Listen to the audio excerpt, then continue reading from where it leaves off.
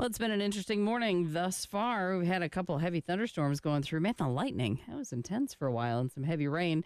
Expecting scattered storms to continue really off and on through lunchtime. And then maybe a few storms this afternoon.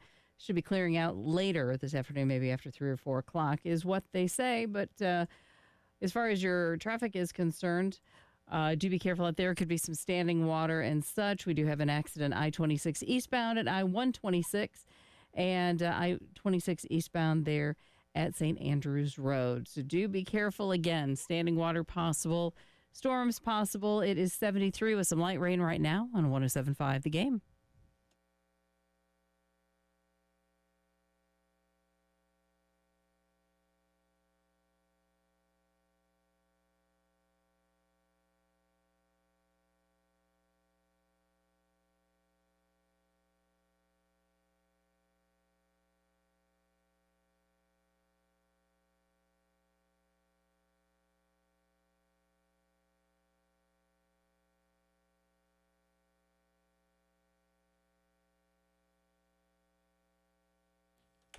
Welcome back into the early game. Preston Thorne, Jen Jensen, Tyler Heads in for Bill. Bill's in the Bahamas, and apparently he's made a call to Coach Tanner, and he's just told him, hey, man, don't do anything until I get back. I know you got a big decision to make, but until I get back into the studio, because we know the world revolves around Bill, so apparently we're all waiting on Bill to get back, and then maybe a decision will be announced. I think he is back. Not back in town, but I think he gets back in town today, so maybe, at that point – Tanner can finish things up. Can go ahead. He's like, all right, Bill's back. We can do something. Do you think he was plugged in at all while he was away? Or he just came back to like, oh, they still hadn't hired a coach, have they? I think he got tired of the kids and said, I got to do something. Yeah. So I'm plugged in. Snuck away. Hopefully, if all things went well, hopefully he was not plugged in. That's what you're supposed to do. Correct. On vacation. But as you said, you probably get sick of everybody, and like we all do, we all sort of trying to drift towards our phones. And, that's probably what he did. But as I said last segment, Gamecock's got a lot of tabs open. Oh, yeah. A lot of memories being drained. As you pointed out, a lot of resources are going to have to be thrown at one time. It's okay if you have to fix one thing in your house at one time, but when everything breaks, the washing machine, the dishwasher, and the sink, a lot of things are happening at one time. It's like, okay, what do we need to fix first? That's kind of one of those things where you just kind of sit there and stare at everything and don't really know where to start. You're like, well, I know 3 things got to fix, but I don't know which one's more important than the others right now. And you got to fix them all. So you're going to have the priority. So because of South Carolina, because where it is, because of the spot that it takes, obviously baseball is going to be a priority. And I was saying, referring to the tabs that were open, there's going to need to be a new softball coach that is hired. There's been conversations about that. The golf coach was dismissed earlier last week, so that position is going to need to be filled. So there's going to be a lot of things that are happening. I'll say this. Coach Tanner, Chance Miller, and staff, they can walk and chew gum at the same time. They can do this. Sure. I'm joking, but they're capable of doing it. However, it does fray your attention. They have different people that are responsible for different things, and so there might not be a concentrated effort on just one particular thing. But again, we don't know where we are in the coaching process, right? On coach hiring process. We could be at the finish line. We could have been close to the finish line. We could be just starting. Ray Tanner keeps things very close to the vest during these processes, which is a good thing. I do think we don't need to have leaks coming out. But that being said, we don't know exactly where we are. Yeah, I mean, you would hope and think that we're somewhere near the end because, again, you're talking about a transfer portal that's only going to be open for a couple more weeks, that you want to make a hire within that time frame so you can not only retain the roster that you have, or at least most of the roster that you have, but also welcome in new guys that know who they're going to be coming in here and playing for. And, yeah, you got one pitcher from Winthrop, that was before Kingston even, I think, officially left. So, you're running the risk of maybe limiting what you can get out of the portal the longer you let this play out. So I did some deep dive work here. Okay. Did some deep dive work. I had to go through and I was researching, comparing dates, looking at things. And I wanted to look at how long it's taken Coach Tanner to make hires in the major sports that he's made hires for. Okay. And I wanted to look at this because maybe we've just put an artificial time limit on when a hire is supposed to be made, because I don't know if there's anything in the books that says you have to make a hire in the first 48 hours. There has to be a hire in the first week. We just don't want it to happen fast. We just want it to happen fast. And I'm here to tell you, based on the numbers, we shouldn't expect anything to happen at least before tomorrow. All right. Based on the numbers. So we're going through the numbers and looking at the hirings that Coach Tanner has made. Now, there's one extreme outlier. And that would be of William M. Muschamp. William H. Muschamp. How long did that take? 54 days. Oh, wow. I didn't realize it took that long. It was a long search. Now, the caveat is that it came after Spurrier left the team early. That is true. So you have to you have to put a little asterisk by that. So you can say, yes, it took 54 days. Were they considering Sean Elliott, who's back on staff, by the way? Right. Were they considering him during that time? When did the actual search start? That could get a little bit muddy. And most coaches, I mean, we have coaches that get fired, in November or what it is. But typically you're not making a change at coach or have a coach leave and retire, midway through the season. Or it wasn't even at the midway point. It was right after it was not long after the Georgia game early on that season. Right. So it was very early in the season. So if we're doing our 7th grade math here, right? Right. You got to take out the two outliers. So we're going to take out Muschamp with 54. We're going to take out Holbrook, which was 0 because he was already there. He was already there. He was ascended to that once Coach Tanner got it listed as the AD. So we're taking those two out. And here we go with what we have. Okay. The average length of time is 24 days. Obviously, that's with the 54. You're going to have your mean. Haven't heard these words in a long time, right? Take me back to math class. Taking us back to 6th grade, 7th grade, or 8th grade for me. Math, right? So right here, you're going to have Kingston and Beamer. Kingston took 23 days. Beamer took 22 days. Okay. Now, that would feel like an eternity because we're only rolling up on official week here. Sure. So could you imagine, Tyler, doing another 2 weeks of coaching search content? I hope we don't get that far, but I guess it's a possibility. It is a very strong possibility. Now, the most recent hire, which was Lamont Paris, that took 8 days. Okay. Now, you weren't here for that. I was not. Oh, you were not here for that. So I was not here. I came in halfway through his first year. Through the first year. Okay. So in that search, there were coaches in the city, there were spottings, there was social media, there were people who thought they accepted the job. It was very much a coaching search. What was the most outlandish thing you heard during that search? I mean, there was a lot. I mean, there was obviously a particular coach who was spotted at a particular restaurant. Uh-huh. People simultaneously said that they had a picture of him. Okay. While other people said he was not there because they were there that day. We don't know what the truth is on that. Okay. We didn't get any clarification on that. We never got any clarification on that was being said. There was conversation about a jet had flown into Columbia. All right, track and flight aware. I like it. Because that particular coach was friends with another coach who was in town, and so they met up in a roundabout way. So it was now, very much coaching search. How were the message boards at this time? Because that's the best part of a coaching search. And we've seen a little bit of it with this coaching search where the message boards where you have, Joe Schmo that says, well, my best friend's sister's cousin's niece's uncle's math teacher's best friend's sister said they saw so-and-so at the grocery store on Gervais Street. Right. So that means they're going to be the next head coach, right? Yeah, we was definitely going down that path. Sure. We was going down that path. And the coach, which was Sean Miller at the time, was the known commodity. Right. Lamont Paris was the unknown commodity, which people didn't know who exactly he was or what he was going to be. And so they were waiting to see what was going to end up happening with that. But Lamont was hired after 8 days, but it felt like it was a very long time. Sure. And now we're rolling up into that time with this period. So based on statistics, based on what we know, we can expect something to be happening, especially based on his recent hiring practices, something to be happening between tomorrow and Wednesday. That's what the analytics predict. But there's a possibility this could stretch out towards the end of the month, is what you're telling me. Now, if you base on the mean, this could go to the 4th of July. Jeez. My goodness. I don't know. I don't know where we are.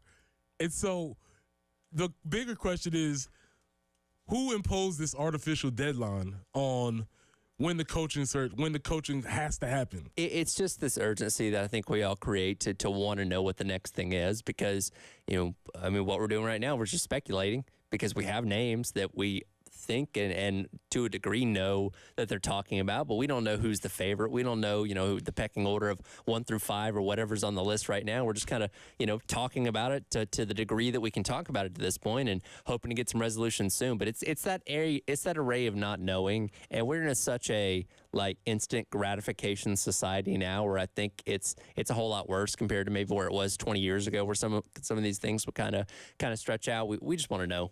And I think that's where this all comes from. We just want to know, and I guess it's the amount of times you refresh your Twitter feed. Oh my that's goodness. why it feels like it's even longer. And that's the thing here with us obviously talking about this, and we plan out our shows to have a segment saying, okay, well, we're going to talk about this candidate or whatever. And in the middle of it, I'm still refreshing Twitter because this could pop at any time, and I don't want to be talking about, hey, maybe they'll hire this guy when 5 minutes ago they actually hired somebody else. Right. We don't want to have those conversations. So as of now, we do not have a hire. When we come back next segment, we're going to do a review. We're going to review the candidates. We're going to rehash. We're going to review, make sure everybody's up to speed on who is in the game, who's not in the game, what's the pluses and minuses. We'll go through that very quickly just so you can be prepared to have the conversation at the cooler. This is the Early Games. Preston Thorne, Tyler Head, Jen Jensen. We'll be back.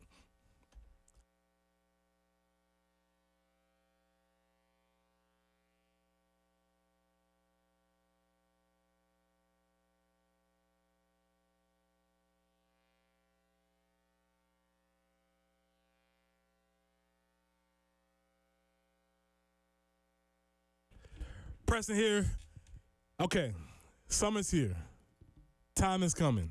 As we stated on our countdown, 36 days until July 16th, which is the release of college football. And it'd be nothing better than to play College Football 25 on a new system set up by our good friends at Integrated Media. You could even do it outdoors. Get a Samsung Terrace TV that's waterproof so you can play anytime. Sonos outdoor speakers for TV and music. I have heard they have officially launched licensed Sandstorm for the game. So wouldn't that be cool?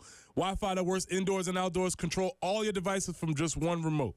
From home theater setup to adjusting your thermostat or monitoring your security systems from your cell phone, Integrated Media is the company that you need to call. So call Nathan and Michael at 803-948-8327. That's 803-948-8327. Or you can reach them online at integratedmediainc.com. That's online at integratedmediainc.com.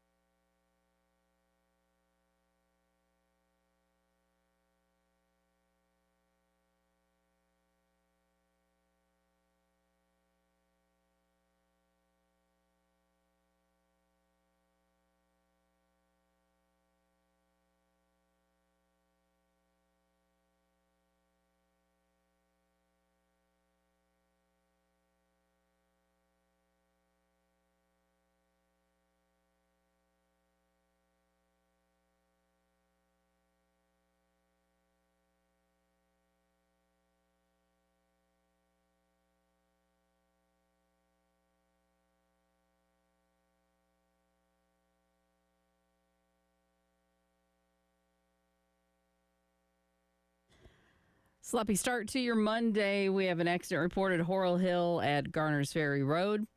Also, I-26 eastbound, both at St. Andrews Road and at I-126. So I-26 eastbound there at exits 106 and 108A, accidents reported in both of those areas. And scattered storms possible this morning and really continuing off and on until about 4 o'clock or so this afternoon. It starts to kind of taper off a little bit. So who knows? But be prepared. Could see some pop-up showers and storms. And then we're looking for high today overall of 81. 88 tomorrow under sunny skies. Then some more clouds rolling on Wednesday. 91 for the high. But some rain and 70 right now on 107.5 The Game.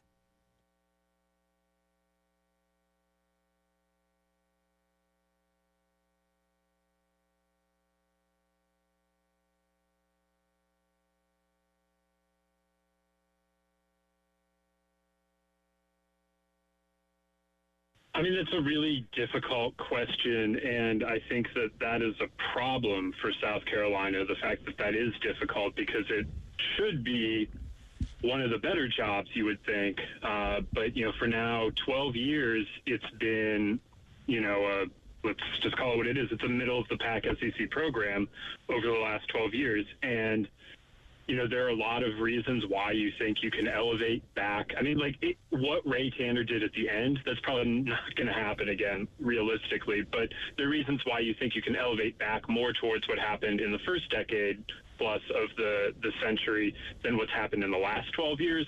You have the stadium, you have the facilities, you have this wonderful fan base that cares so deeply about baseball. But a lot of schools in the SEC have all of that too. So, they've got to find a way to get back to that. Some of that is a matter of investment in different ways. But, when you look at it, it's a solid job. If we're comparing it to jobs nationally, it rates amazingly. But within the SEC, I think it is pretty tricky, especially in a newly expanded SEC as you add Texas and Oklahoma. That was Teddy Cahill from Baseball America last week on Friday with Tyler Head and the crew, and basically talking about where South Carolina ranks as far as the jobs are concerned. And it's the same issue we always come up with. It's good, but how good in the SEC? A lot of times when we see our recruiting numbers, it's like, oh, sure, man, it's great. We were 14th in the nation. I mean, you were 12th out of the 14 in the SEC or whatever. So it's a very similar situation with this. So let's do this, Tyler. Let's review the candidates for those that may have been sleeping on a rock, or maybe you were on vacation in the Bahamas last weekend and you're waking up and you're like, oh, the Gamecocks need to hire a coach. Right. Who are some of the candidates where we stand right now? So we still have Cliff Godwin from East Carolina. Now, again, that's his alma mater, played at East Carolina, been there for a while. He has done everything but take East Carolina to the College World Series, been in several super regionals, been on the cusp. They were a regional host this year. Evansville happened to come through their regional, just kind of ran into the Cinderella team, obviously there, but very successful outside of not making it to the College World Series. He's somebody that would be hard to pry, it seems like, away from East Carolina, but if the money is right, then there might be an opportunity there. Okay, so we got Chris Godwin. Yes. Now, we also have local fare. We have Monty Lee. Yes. Who is the current interim head coach right now. Obviously, he has a long and storied history with Carolina, was an assistant coach with Ray Tanner, was previously the Clemson head coach at College of Charleston. We joked last week that he's looking to get his baseball passport stamped in the state of South Carolina by just coaching about hit all of them. So he's looking to complete the loyalty program. And even if he does not get this job, he's likely going to the Citadel to go to another school. There are not reports, rumors, rumblings that he is the lead dog in the head for the Citadel job, which, by the way, they have not announced a coach yet either. Which that's so interesting, because that was leading up to before Kingston got fired, where it can seem like, okay, well, if Kingston 6th round, Monty Lee's just going to go, but that probably threw a wrench into everything, where Citadel's probably still waiting. Now, I imagine that we've gotten into the second week. If they were going to hire Monty Lee, I feel like they may have already done that. Now, they still could, but, when you have somebody that's already in-house, already leading the ship as of right now, if you're going to make that call, you feel like you could do that pretty quickly. Maybe. You would think. Maybe. All right, who else we got? Obviously have the former Gamecock and Landon Powell coaching in North Greenville, who'd been very successful in his time up there. And the knock on him is that, hey, he's Division II, and yes, that's a lot of success, but could that translate over to the SEC level? We don't know. Now, again, you have the connection of being a former Gamecock and all that kind of stuff, which is great. What does that mean for the coaching search? Who knows? And then we have the assistant coach from University of Tennessee, Josh Elander. Josh Elander, who's been a big part of why Tennessee's been so successful as they punched their third trip to Omaha in the past 4 years yesterday, taking care of that Cinderella team in Evansville, but definitely a name that comes up a lot, when it comes to head coaching searches, given how good of an assistant he's been. But again, do you want to go that assistant route like you did with Chad Holbrook? We'll see. Yeah, so those are some of the candidates. Now, is there anybody else that you have? Chris Pollard as well, head coach at Duke, and he's been at that helm for over a decade now. Again, kind of like Cliff Godwin, he's not taken that team to Omaha specifically, been to a couple super regionals, but he's been somebody that has been viewed as a good program builder, somebody that came into a Duke program that wasn't having a lot of success, and he's continually made them a NCAA tournament team, including going to a regional once again this year. So he's another name that's been thrown out there for this job. And that name's really interesting because the tag that's right behind him is that he's a do more with less type of guy. Exactly. Now, and I don't know how much that applies to this particular program. Is that the same thing? That sounds cool, but are we in that such situation where that needs to be appealing to us? You would think not, because again, high caliber talent does come to South Carolina. There's a lot of talent within this state, and some guys committed to the team for next year that are very good. And I don't know if Peter Molando is going to come here because he's going to get drafted so high, but yeah, I don't think you'd have to work with lesser talent here if you're Chris Pollard. But the thinking would be, okay, well, if he does this with less, then give him, high caliber talent, and should be able to take that even further, right? Like, that's kind of the thinking that you have with somebody like him. But as of right now, he's still a name that's in the mix. Yeah, so all of those names are in the mix. People sort of had their favorites, and the best thing about coaching searches as it goes on, what I haven't seen, what usually happens with coaching searches is new names pop up. Have you seen any new names sort of pop up, or names that are rumored to be interested or involved? There was a name, I believe it was Nate Thompson, one of the assistants at Arkansas, that popped up about midway through last week. I think it was one of Chris Clark's reports. I have not seen anything else about him since then, or heard anything else about him since then. So maybe that was kind of one of those things like, hey, here's another assistant that's going to be a hot name out there.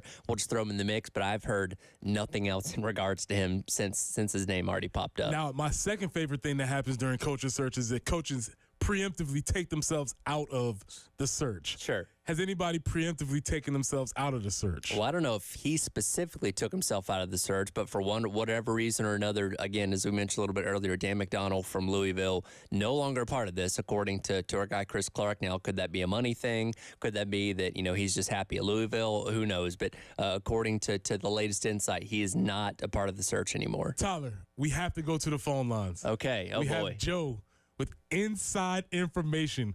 Now, is this inside information coming from sources, credible sources, the water cooler? Joe, you got us real quick. What you got, Joe? Hey, good morning, guys. Wanted to let you guys know that today at 7 o'clock, the Citadel was having a baseball coach search committee meeting. That includes our HR department and some other folks from the school administration, to finalize a contract for a coach. So we are very, very close in getting that accepted by the board, which means if we're that close, I think you guys will also be finding out who your next head coach is very, very soon. Oh, now see, Joe, that's the type of information that we need, sir. This is the interesting inside info from the flip side of things, because this is about the Citadel coaching job, which in turn would let the dominoes fall if they did end up hiring Monty Lee to say, okay, well, maybe we're closer to getting a decision here. Now, Joe, I heard you said a lot of we and us. Would you consider yourself a reputable or credible source? I would consider myself a credible source who has some ties to maybe that committee as well. There we go. To not say too much. There we go. And, I think Monty's been on the board for a while. The one thing that we had to go back and forth on a good bit is this would be the first time the Citadel has not had a graduate of the Citadel as a coach in, I would say, 60 to 70 years. Well, Joe, I appreciate your contribution. You've just maybe giving us a very vital piece of information. Well, we'll be looking forward to hearing that and seeing where we go. Appreciate you listening. And if you got any more inside info that you want to dump on Jen, maybe off the air, we will definitely take that and use that. Joe, we appreciate that. Great. Thanks, Al. Have a good day. Yes, sir. All right. Maybe we just got some information. And that wasn't like 12 degrees of separation either. Sounds like somebody that's in the know. That was fairly close. And again, we'll take all types of information that we get. And that's how Coaches Searches works. You get a little bit of information here, you piece this with that, you take this with that. So maybe things will be happening pretty quickly. You know the meme of Charlie from It's Always Sunny in Philadelphia where he's got all the pin boards and he's got like the crazy look in his eye? That's what coaching searches feel like, because you're taking all these pieces that may not be connected and trying to put the puzzle together, saying, oh, okay, now here's where we're going. Yeah, we got that. We got that. So when we come back on the side, obviously we continue with our music reviews. We didn't get the countdown, but there are 82 days until Old Dominion, which means we're on our 82nd best album according to Apple Music. And this one is a doozy. Coming up on the other side, Preston's review of 50 Cent, Get Rich or Die Trying. Find a Coach or Die Trying, the Ray Tanner saga. We'll be back on the other side.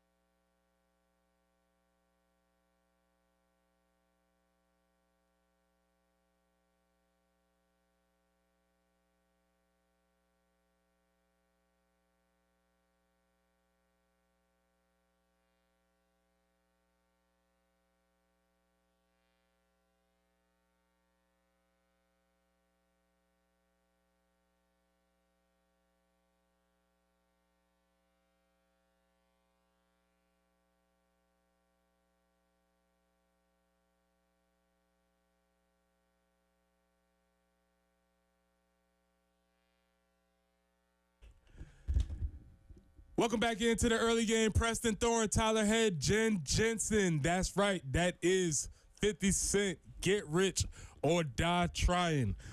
That is the first song on what would be a massive album. Again, now, Tyler, I'm so interested in listening to our generational gaps. Okay. Who is 50 Cent to you? What do you mean by that?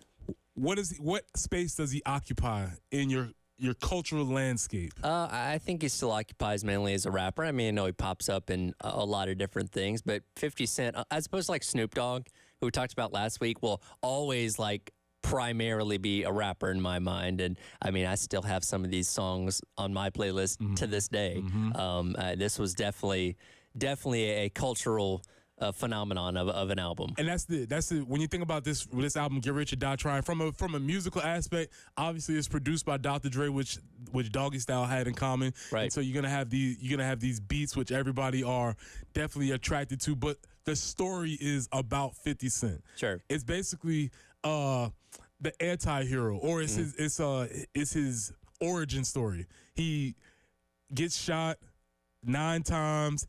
He goes into hibernation, basically. He comes back as this new guy, and the album is essentially a spaghetti western. Right. And he's just coming back to exact revenge on all of his enemies, and we loved it. Sure. We loved it to the tune of 872,000 copies sold on the first week. Whew. I go back again to make sure for those listening, when you think about those numbers, 872,000 CDs at this time Right. were physically sold. That's not to mention the amount which were at this time Napstered, LimeWired, whatever, ShareBear, Right. whatever your service was in which you were stealing music. Some deep cuts there. Whatever your service was, that's not to mention that. So 872,000, the album eventually goes on to sell 9 million copies worldwide. Now, when you're at a club or a party or anything at this point in time, and one of these songs comes on, something like In the Club, which is probably the most popular out of all these, what's the vibe? What's the reaction to these when they get played? I mean, this is perfect. So 50 Cent is the evil genius, and a lot of artists have done this, is all you got to do is make a song about your birthday. And he stated this. If you make a song saying, it's your birthday, go Tyler, it's your birthday. You know what? Guess what? Today's somebody's birthday. That's right. And tomorrow will be somebody's birthday. That is true. And every Friday, Saturday, Sunday night in a club somewhere in the world, it will be somebody's birthday. And so the song just becomes this thing that you hear all of the time, everywhere you go, anytime you go out somewhere.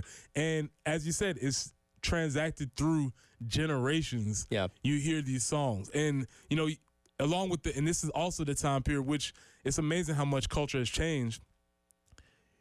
This is when the music video was still a thing. Oh, yeah. And so 50 Cent is running on the treadmill, and he's doing the sit-ups, which, by the way, you remember from the Super Bowl when I do, where he's upside down, yep. Yeah, he didn't quite look the same in the new Super Bowl as he did in his video. It wasn't quite the same thing. So there's all of this stuff that is surrounding 50 Cent as a cultural phenomenon, Sure. which makes this album so important. Right. And he delivers. He delivers an album that's consistent, it's full of energy, it's a really fun listen.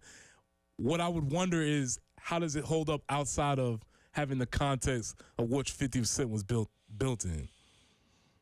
What do you mean outside of the context? Outside of the context of knowing the backstory, knowing the understanding of how he came up with the time, just from a purely musical standpoint, how does it stand up? I still think it holds up pretty well. Yeah. I mean, again, you don't have to be the biggest rap fan in the world, the biggest 50 Cent fan in the world to enjoy some of these songs because they are so iconic. Again, In the Club, Mini Men, things like that you just hear in general in a lot of different places. And again, some of these songs are still on my playlist. Yeah, it's an album that continuously goes on. And again, this is 21 years ago now. Which, by the way, I looked it up, you know, while we were in the break there. I'm surprised he's only 48 years old. You just kind of figure guys that have been around for that long, wow, he's got to be like in his 50s now. Like, no, he hasn't hit that mark yet. Yeah. And again, 50 Cent is somebody who is really interesting because when you go into the deep cuts and the mixtapes and all that stuff, he had a run up till this point, and then he's gonna be everywhere. So again, what's this have in common with Snoop?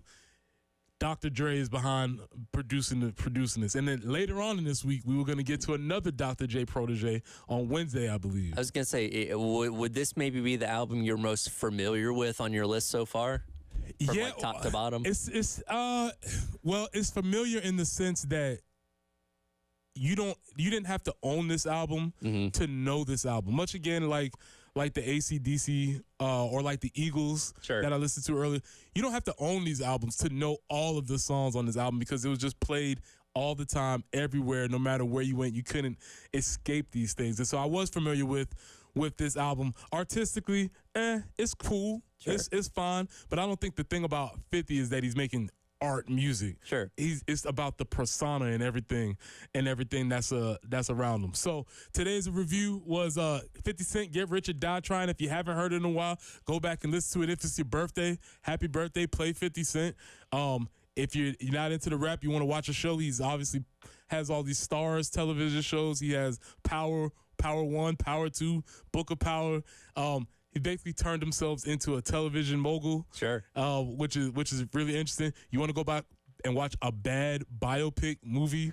You can go back and watch Get Rich or Die Trying, which was not very good. Okay. But it was right after 8 Mile, and so they just made another one. Trying to capitalize on this fame. And so 50 Cent, Get Rich or Die Trying. Okay, coming back on the other side, we've tried to get all of the juice we can get out of the coaching search. Hopefully the things will be happening. But on the other side, have you ever been snubbed? Sure. I have. 50 Cent would say he got snubbed by the whole industry. Maybe Caitlyn Clark is going to go on a 50 Cent like revenge tour because of her getting snubbed. We'll come back on the other side. We'll talk about that.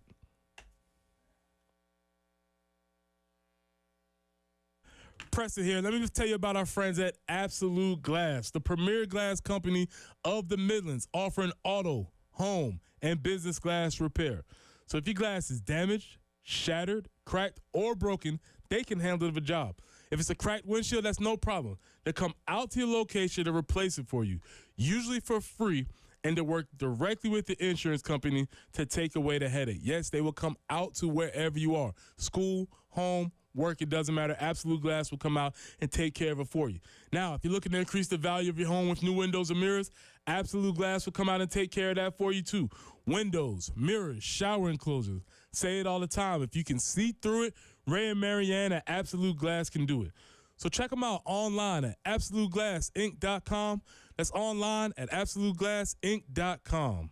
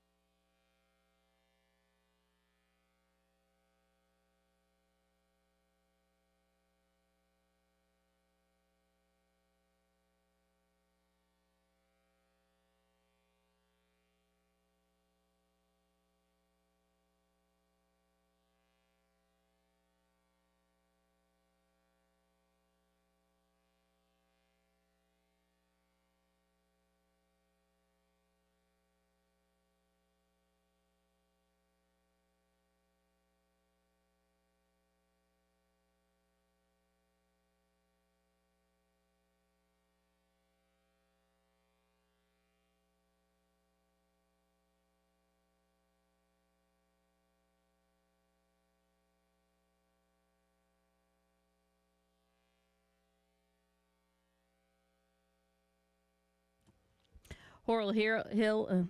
Okay, take two. Horrell Hill at Garners Ferry Road. We have an accident there. Also, I-26 eastbound at St. Andrews Road and at I-126. We have accidents in both locations there on I-26 eastbound.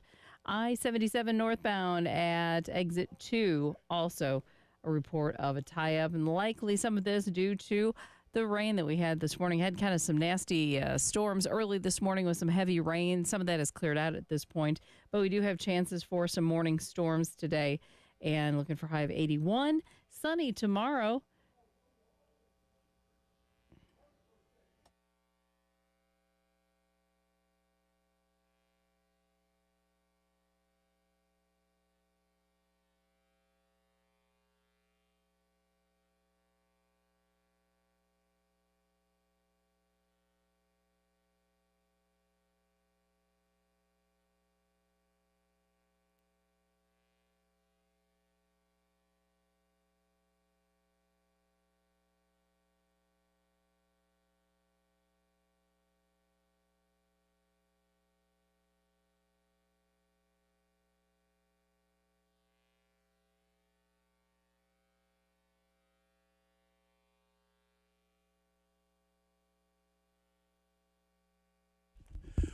Welcome back into the early game. Preston Thorne, Jen Jensen, Tyler Head. Bill is in the Bahamas.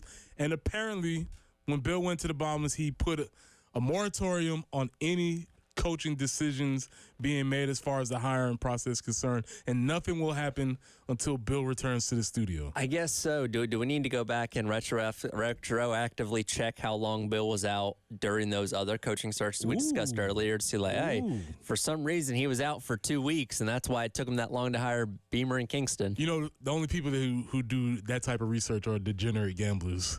That is true. Yeah, if you see somebody coming up with, well, you know, there was a time when Bill was out 9 days last time, so let's just make sure we make some of these connections as far as what is concerned. But if you're just joining in, welcome into the early game. I'm Preston Thorne. That's Tyler Heddes. We're out here hanging out today.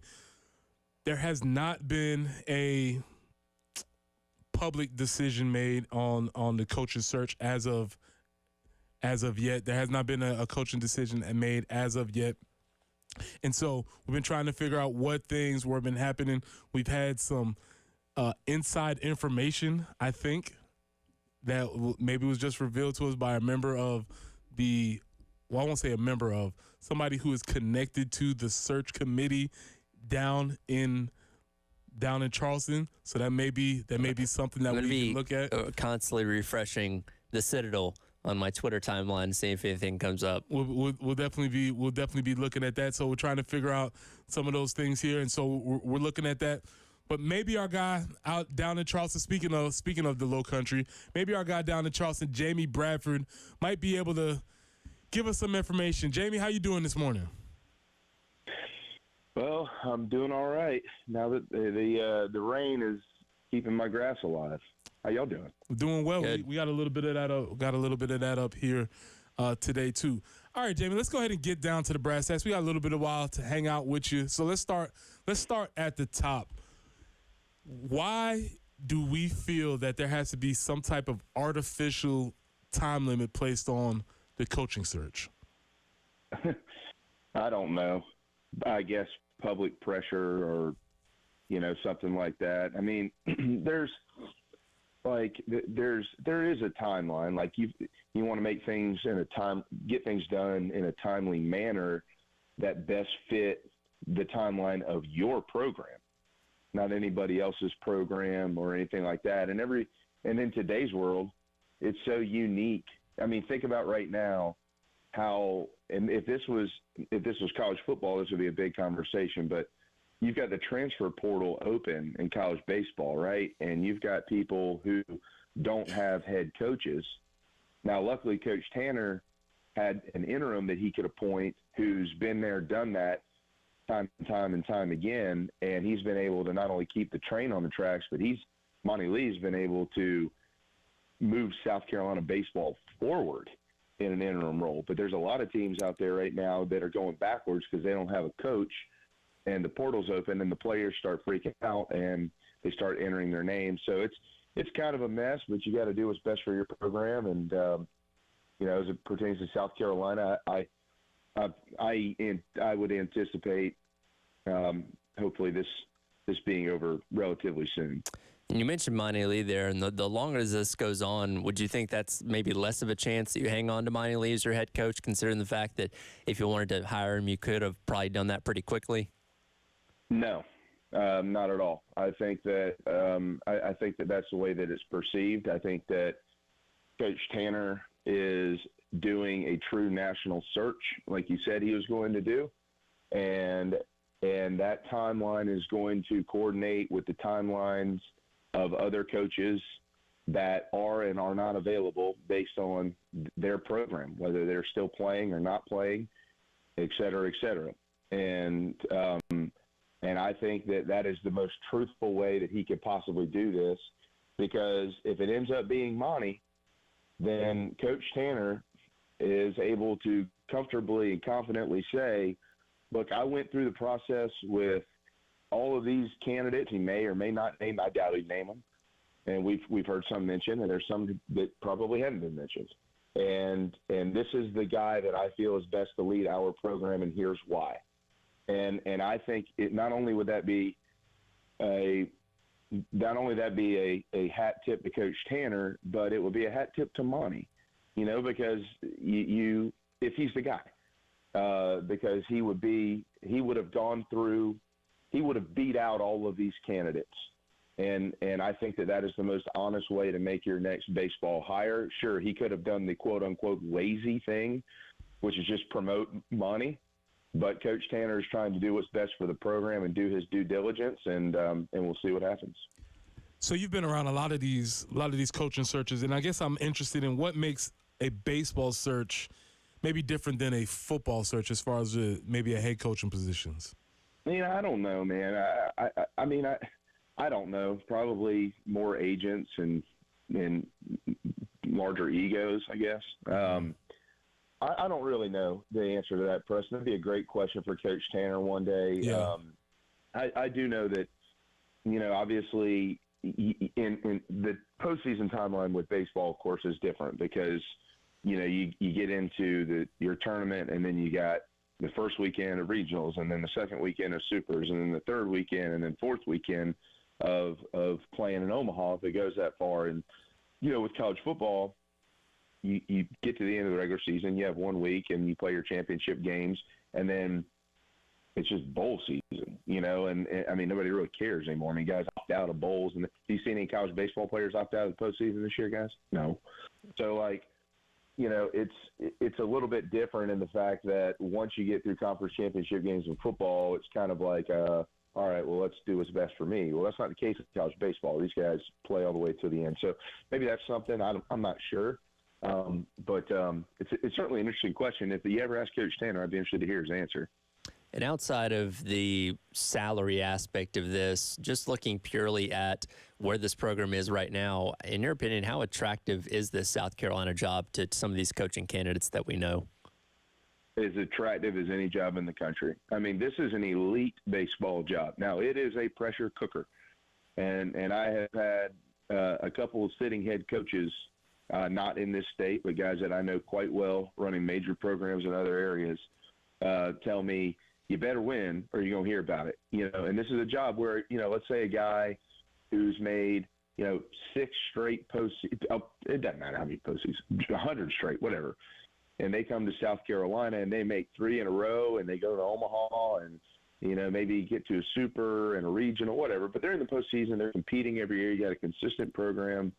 And then you happen to slip up and miss the postseason one year. It doesn't matter for what. It could be injuries, could be misses in recruiting, just could be poor performance, whatever. They want you fired.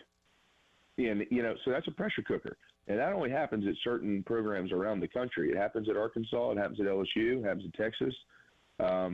Mississippi State has entered the chat now that they've won a national championship.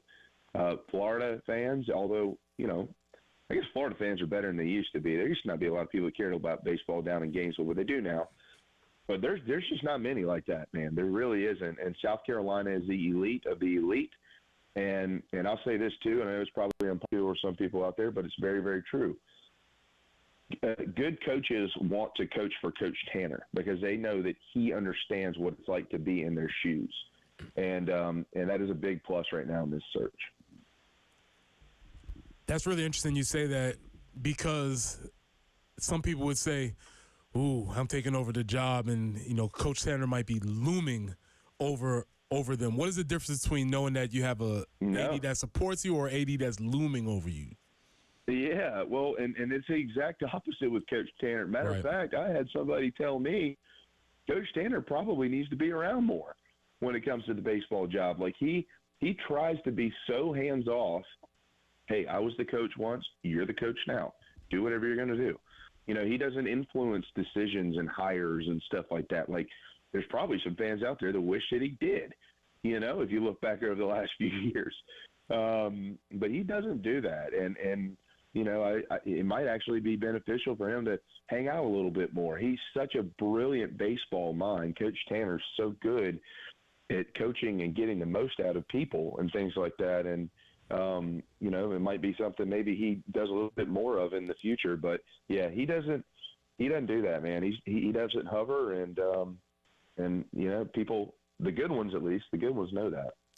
Given, as you mentioned, how great of a baseball mind, Coach Tanner is, compared to other ADs around the country that don't have that coaching background, how differently does Ray Tanner approach this hiring process, given the fact this is his sport?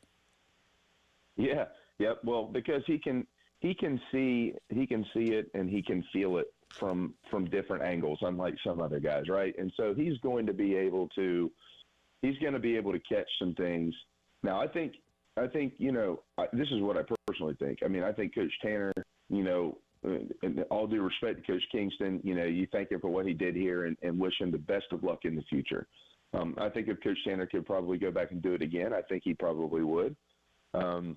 I think there's probably some things he learned in that process because he didn't make a hire the first time. They promoted Coach Holbrook, which was the 1,000,000% right move to do. Everybody in the country was trying to hire Chad Holbrook. And then, that was his first real hire, and I think maybe there was some overthought that went into some of that. And I think Coach Tanner, he's able to go back to his roots and understanding what characteristics it takes to run a major baseball program that has the highest of high expectations. And most guys can't do that. They hire search committees, and they do this and they do that. That's not what's going on here. He has a very insulated, very teeny, tiny little group of people that he'll lean on from time to time. But Coach Tanner doesn't need somebody to influence his baseball, and I think that's what makes it different. Jamie, when we come back on the other side, I want to ask you a question about the differences between being an assistant coach and being a head coach, and why that may make a difference in the hiring cycle. This is Preston Thorne. This is Tyler Head. Jen Jensen. This is the early game.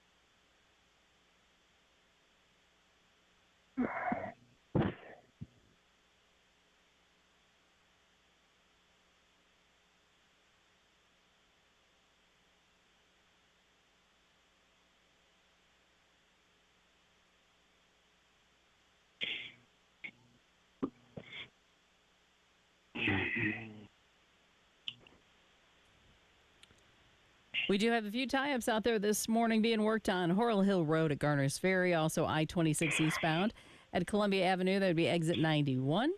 I-26 eastbound at Airport Boulevard, exit 113, also a slowdown. I-77 northbound at exit 2 and I-77 northbound at Forest Drive, about 10 miles up.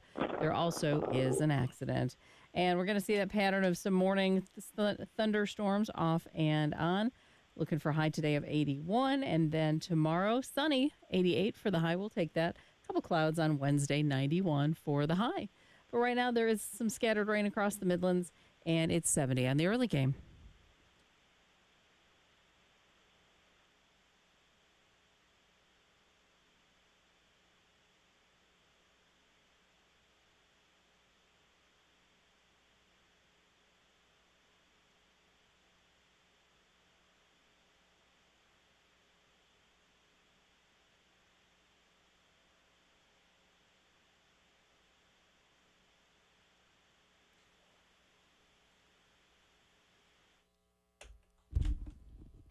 Welcome back into the early game. It's Preston Thorne, Tyler Head, Jen Jensen's behind the board as normal.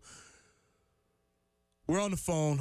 We got our guy Jamie Bradford down in Charleston. We've been talking about this ongoing coaching search, and I started the program, Jamie, with looking at how long it's taking Coach Tanner to make some hires, and I basically came to the conclusion that we put an artificial time limit on when this is supposed to be hired. I know we want it to happen very quickly. We want things to be happening, but I think we're all in agreement that we would rather make the right decision than make a fast decision, right? Yeah, absolutely. 100%. And you've got, to add on to that, you've got different ways now to rebuild your roster and things like that. So if it takes a little more time, when you hit some bumps in the road, it's not the 4 and 5 year builds that it once was. Like you can cut that in half to be able to kind of get your program back where you want it to be. All right. So here's the thing that I'm very interested in, because there's candidates from, if we just said generic candidates, obviously if you've been following the search, you may know some of the names that are associated with these generic characteristics. But let's start with this. An assistant who's never been a head coach. What is some of the changes that an assistant coach would have to be aware of in order to be sitting in as the manager of a ball club instead of an assistant? Yeah, you mean like how would they handle becoming a head coach? Yes. Is that what you're asking? Yes. Yeah. Well, I mean, I think most of that, and it's kind of a universal answer, Preston. Anytime, like I've talked to Shane about this before, Coach Beamer, and I've talked to Monty about this before, and I've talked to Coach Holbrook about this before. I mean, I can name probably 100 coaches, so let's just not do that. I'm trying to name coaches who everybody knows. But I think all of them give you the same answer. It's, dude, that first little while, like you're dealing with everything but whatever sport it is that you're coaching. Like you're trying to be a coach, but you're kind of a coordinator. I mean, this hits your desk and that hits your desk and this hits and you got all these different things that you're worried about, and you're worried about, like you Preston, if you were coaching on Coach Beamer's staff right now, you'd have a position group. Right. And if I was coaching on the baseball team, I'd have a position group and then another title. And then all of a sudden you become head coach and you have to figure out how to balance all of that and get the most out of every player and every staff member in your program every day. Like, how do you squeeze the most juice out of that? And it's harder for some guys than others to make that transition. So it's not like assistants can't be hired and can't work. Of course they can. There's a ton of head coaches across the SEC who were assistants and became incredible head coaches and have had wonderful careers. But it does take a little bit of time, and I would argue in today's landscape it's even more difficult. But there's only one way to become a head coach, and someone's got to give you a shot. And but doing that in the SEC is much more difficult than doing that at a level that's probably a little bit lower than around here. And Jamie, given the fact that they went the assistant route with Holbrook after Coach Tanner retired a decade ago, would they be maybe less likely to want to go that route this time, considering the fact that it didn't work out for them last time? Well, I would say yes, but an assistant without head coaching experience. I would add that on to it. So like that, because if you just say assistant, like that kind of throws a dart at Coach Lee in this thing, and that's just not true. He is very well in the thick of it. So, but yes, I would say that would diminish those chances a little bit, Tyler, for sure. Okay, now my second question: what about somebody? I don't have to be coy here. So Landon Powell's obviously been very successful. He's been a Gamecock native. Aside from all of that, he is coming up from a lower division. In a generic sense, what are some of the adjustments that somebody would have to make coming up from a lower division to coach in the SEC? Yeah, for sure. So, I mean, kind of a lot of what I just said. Landon is an elite baseball mind. He's an elite baseball mind. But, you know, when you step up to this level from a place D2 like North Greenville, the challenges in recruiting, the challenge, it's not about like, can you identify the best players? We know that he can. It's can you sign them? And know that when it comes to coaching baseball, Landon is everything about him as a baseball mind is phenomenal. But you take a big risk, and sometimes it's less about like can he do it, and more outweighing the pros and the cons, or the failures against the successes. Like, could this be a massive success? Could this be a massive failure? And what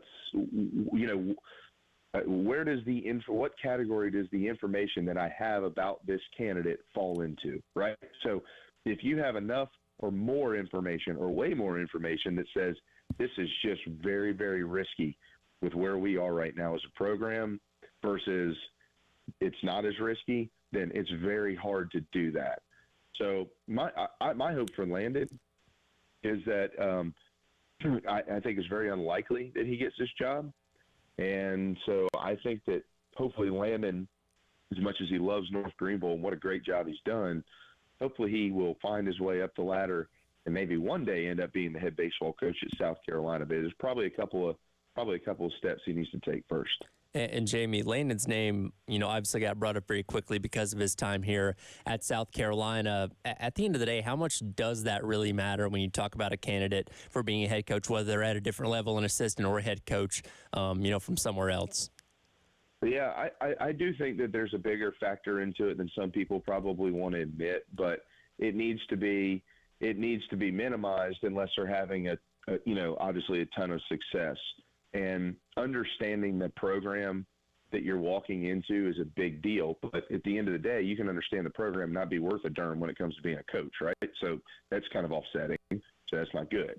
But if you're an excellent head coach and you either played for or coached in that program, have some familiarity with it, I think that certainly helps when it comes to the hiring process. All right, Jamie. So we're going to switch gears because we've been trying, as I joked earlier, we've been trying to stretch and squeeze all we can out of this coaching search. We're really hoping that Coach Tanner and crew make a decision. But I want to come back and talk to you about the new things that are happening as far as camp season and football recruiting is concerned. 'Cause this is a whole new world, and I'm not sure that we do enough in illuminating how much things have changed. So I need you to help me with that on the other side. This is the early game.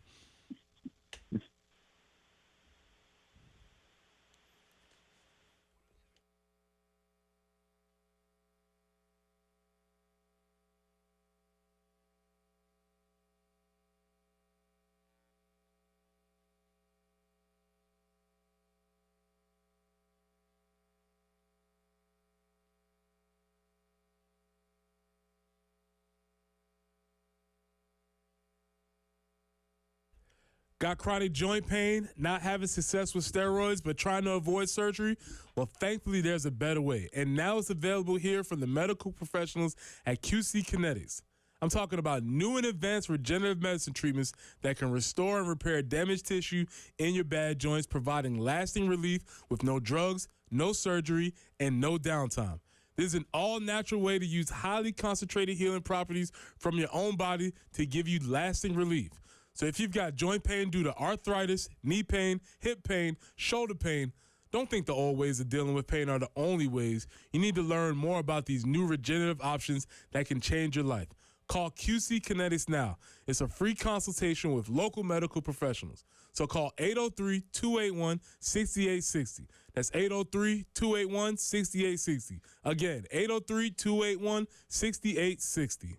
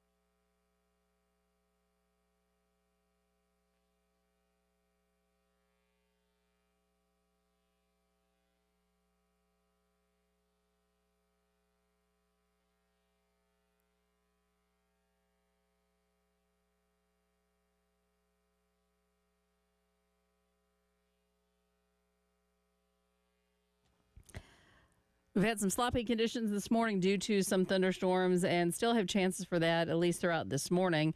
But accidents we're still working on. Horrell Hill at Garner's Ferry. Also I-26 eastbound at exit 91. Also coming into Columbia More, exit 113, an accident on I-26 eastbound. I-77 northbound, exits 2 and 12. Also reporting slowdowns.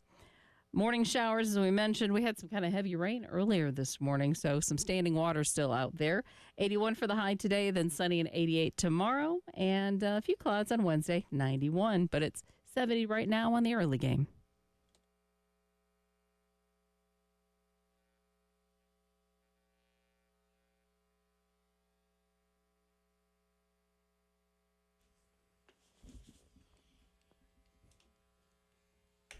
Welcome back in. It's the early game. Preston Thorne, Tyler Head, Jen Jensen, Bills in the Bahamas.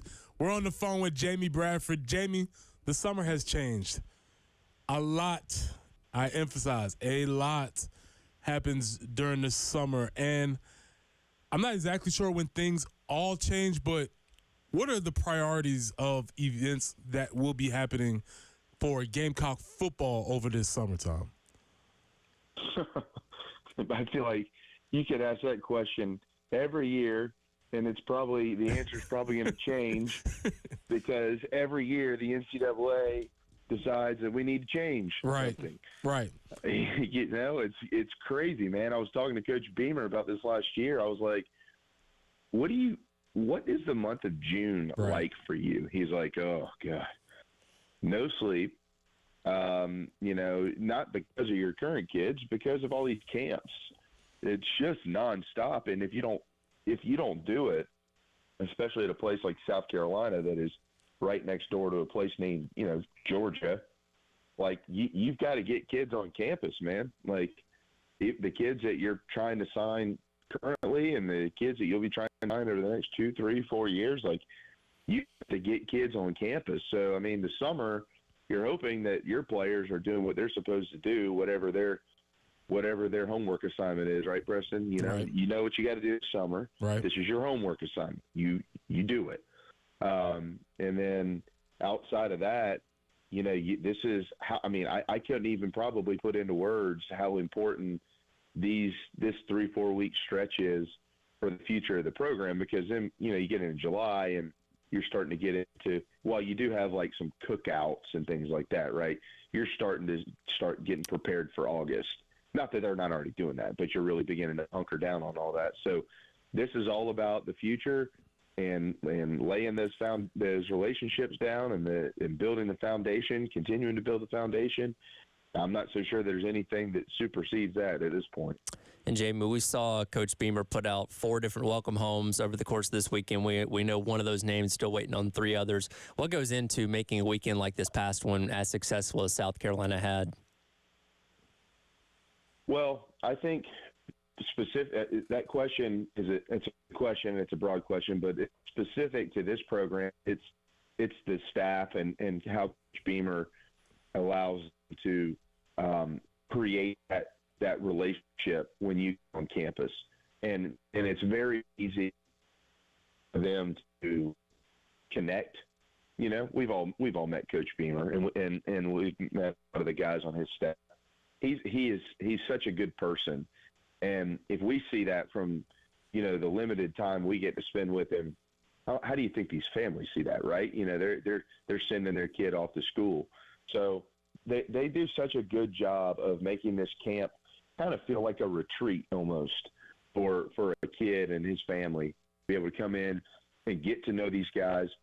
They're so good at doubling down and making sure that, like, when you come on campus and you show up for camp, that you're not just kind of relegated to, oh, well, he's a wide receiver, so we need to make sure the wide receivers coach talks to him. Like, it's a collective effort in that building. And when they see a kid that they like, it becomes very natural to them to recruit that kid. And that kid feels recruited, but he probably almost doesn't know he's being recruited at times. You know what I mean? He just feels like they're just having a conversation with him and enjoying the moment, and whatever it is, little does he know, that's kind of their recruiting pitch is like, hey, look, that's how it is around here. So I think that question probably would be answered differently in a bunch of different programs, but at South Carolina, it's more about the relationship and less about the full court press, if that makes sense. Yeah, that does make sense, because a lot of times they'll have the students on campus, and kind of a lot of programs you hear about them putting athletes in a hot box and basically making them come out of there with a decision being made. And for all indications, that's not how this staff operates. And thankfully, I do think that is not the way to operate. But Jamie, I know you've heard stories and probably have seen things along those lines. When an athlete commits during this summer, what is the recruiting process after that? For the same kid? Yes. I think it intensifies. Yeah. You know what I mean? Like, this ain't the days where, all right, man, Preston Thorne's committed. All right, on to the next DT, baby. Yeah. Nah. You know, you get the kid committed, and then the horns come out. If there's other teams that want him, you know, the horns come out, the knives come out. You know, they're trying to get him. Well, why'd that kid commit to South Carolina? What's going on? So I think if anything, it speeds up, and you gotta stay on top of it. That's why these coaches, like, when they get into the fall, and you'll hear, you know, okay, Preston Thorne is committed. He plays at Somerville High School. He's been committed for 4 months, and then on Friday night before South Carolina hosts Ole Miss, you find out that Clayton White and Travian are down in Somerville watching Preston Thorne play. And you're like, it almost doesn't, you know what I mean? It's like, shouldn't you be watching a kid that you're trying to sign? No. Sometimes you got to go watch the kids that you've already got committed, because if you don't do that and they don't, quote unquote, feel the love, they've got 15 other guys that are banging down their door, and it's very easy to let that in. And you got to continue to close that off. And Jamie, there's no perfect timetable when it comes to putting your class together, but you know, this class for 2025, a little bit late developing. You had Sellers that committed at the end of last year. If you guys added to that in April, was there maybe any sense of urgency going into the summer that Carolina really started needing to pick up steam with this class to get a good group of guys in before the fall? I think so. I think there was a little bit. I mean, not something where, like, they're freaking out. Like, it's not that. I know they're not freaking out. But I think that, you know, they've had some staff changes, and we have to remember that, you know, right? I mean, these guys are good, but when you get changes that happen, I mean, it just takes time to kind of reestablish relationships, and you want to get kids on camp. You know, you got guys who maybe this coach has seen, and that coach hasn't seen, and he wants to be a little bit more comfortable before they kind of put the full court press on them and whatever it is. So I know that they've got a plan. I mean, I don't know if they've executed it perfectly or not. Nobody's told me. But I would venture a guess that there's probably a little bit of urgency in there, and saying, hey, look, we probably need to, the guys that we want to attack, we probably need to go ahead and attack here and get it done. And I from what I understand, and I don't know when I've heard who they are, but I don't know when everything's going to be public. From what I understand, this has been a pretty darn good weekend for South Carolina with those 4 guys they've got committed, and I'm not so sure that they're done getting guys this weekend. It doesn't mean they're going to have a guy that commits today, but I think this weekend went a long way in what this overall class is going to look like. All right, Jamie, I got an over-under for you. When we come back on the other side, I'm going to ask you an over-under. You have no idea what it is, but just be ready for an over-under. This is Preston Thorne, Jamie Bradford, Tyler Head, Jen Jensen's behind the board. This is the early game.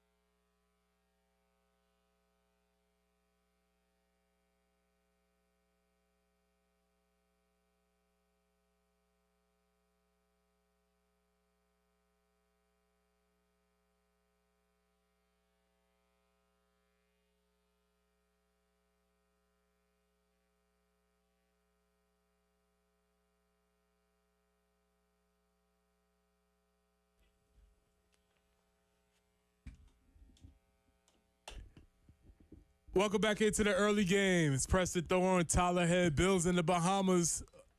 Jen Jensen's behind the board. Jamie Bradford's on the phone. Jamie Bradford, over under. How many times do you think you've heard 50 Cent in the club? Over under 300.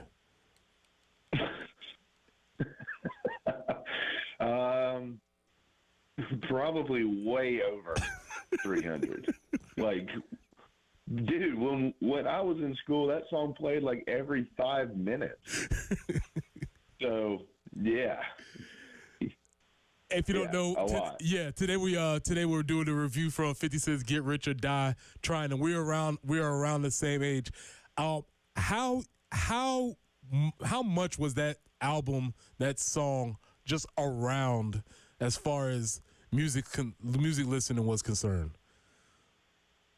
How much? How does it? What now? How much was it just around as far as how much did people just listen to that song, that album in that time period? I don't know. I don't know if I know anybody that didn't listen to that song.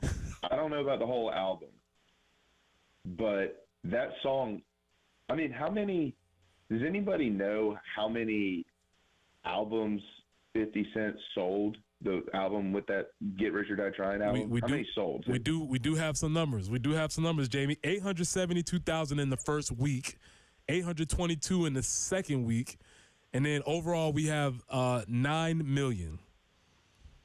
That's it. That's a really interesting reaction, because you would think, like, how much would you think? You would say, if somebody told you 20 million, you'd be like, yeah, probably. Or like 100 million. I'm not kidding. Like, I thought that song has got to be one of the most popular songs ever. Got to be. Yeah. I would not doubt that at all. I just wanted to check in, because I know the time frame we're talking about. We know how much that was around, and I was asking our younger brother here, Tyler, what his sort of mileage on 50 Cent was, and he was saying also that he still had some on his playlist. I mean, the In the Club, Mini Men, like those are, I'd say, still pretty heavy in the rotation. We listen to the radio or just kind of music in general, hear those quite a bit. I mean, we play In the Club instrumental on one of our rejoins later on in the day, and I think on the halftime show with me and Terry. So it's still around. It's still very prevalent. I mean, again, they hit those things with the Super Bowl highlight halftime show, 2 years ago now, 3 years ago now. So it's never really gone away. I'd also imagine that In the Club, Many Men were selected a lot for walk-up music as far as hitters were concerned. Yeah, it's probably true. Jamie, you have any analytics on that? How many times you heard In the Club or Many Men as walk-up music for hitters? Oh, I don't know if I've ever heard Many Men. Okay. But you have heard In the Club. I know that I have, but I don't. I'm trying. It's been a while. The question is that song popular with today's kid, like college kid?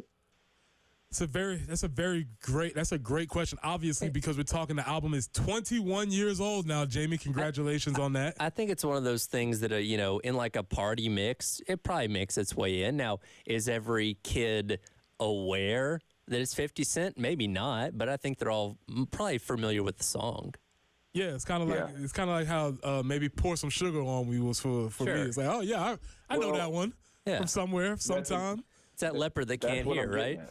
Yeah, it's definitely. Like when we were college kids, what was the 20-year-old jam that you listened to?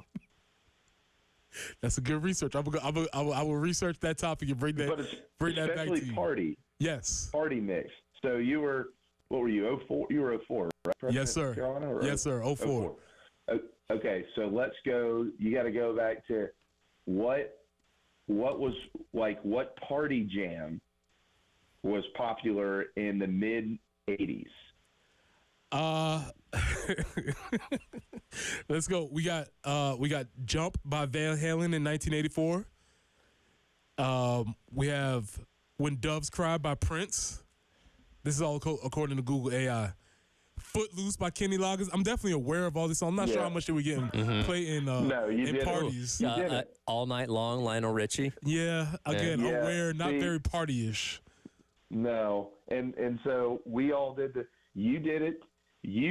My group and your group, we all did the same thing in 5 points.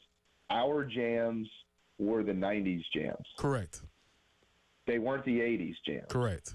So this group, are they like Into Club came out in 2003, right? Mm-hmm. Okay, so before a lot of these kids are even born, but I'm trying to figure out, like, does it still resonate with them, or are they like they're popular, party jams or whatever? I don't even know what you call them anymore. But are those from 10 years ago, like 2013, or are they going way back in the time machine, 2003? And you know what I mean? And it's funny you said that, because it is way back in the time machine, especially if you were. It's like, man, that song came out before I was born, Coach. When you start referencing, that's when you start feeling like you start referencing things that they're looking at you like, I don't know when that happened. Yeah. Well, what was the song last year that Shane? Remember when he did the Soulja Boy? Right. Remember when Shane did the Soulja Boy? Mm-hmm. And a lot of kids were like, he doesn't even know who Soulja Boy is. And Shane's like, I know who Soulja Boy is. Like, you weren't alive when Soulja Boy started this, but I was.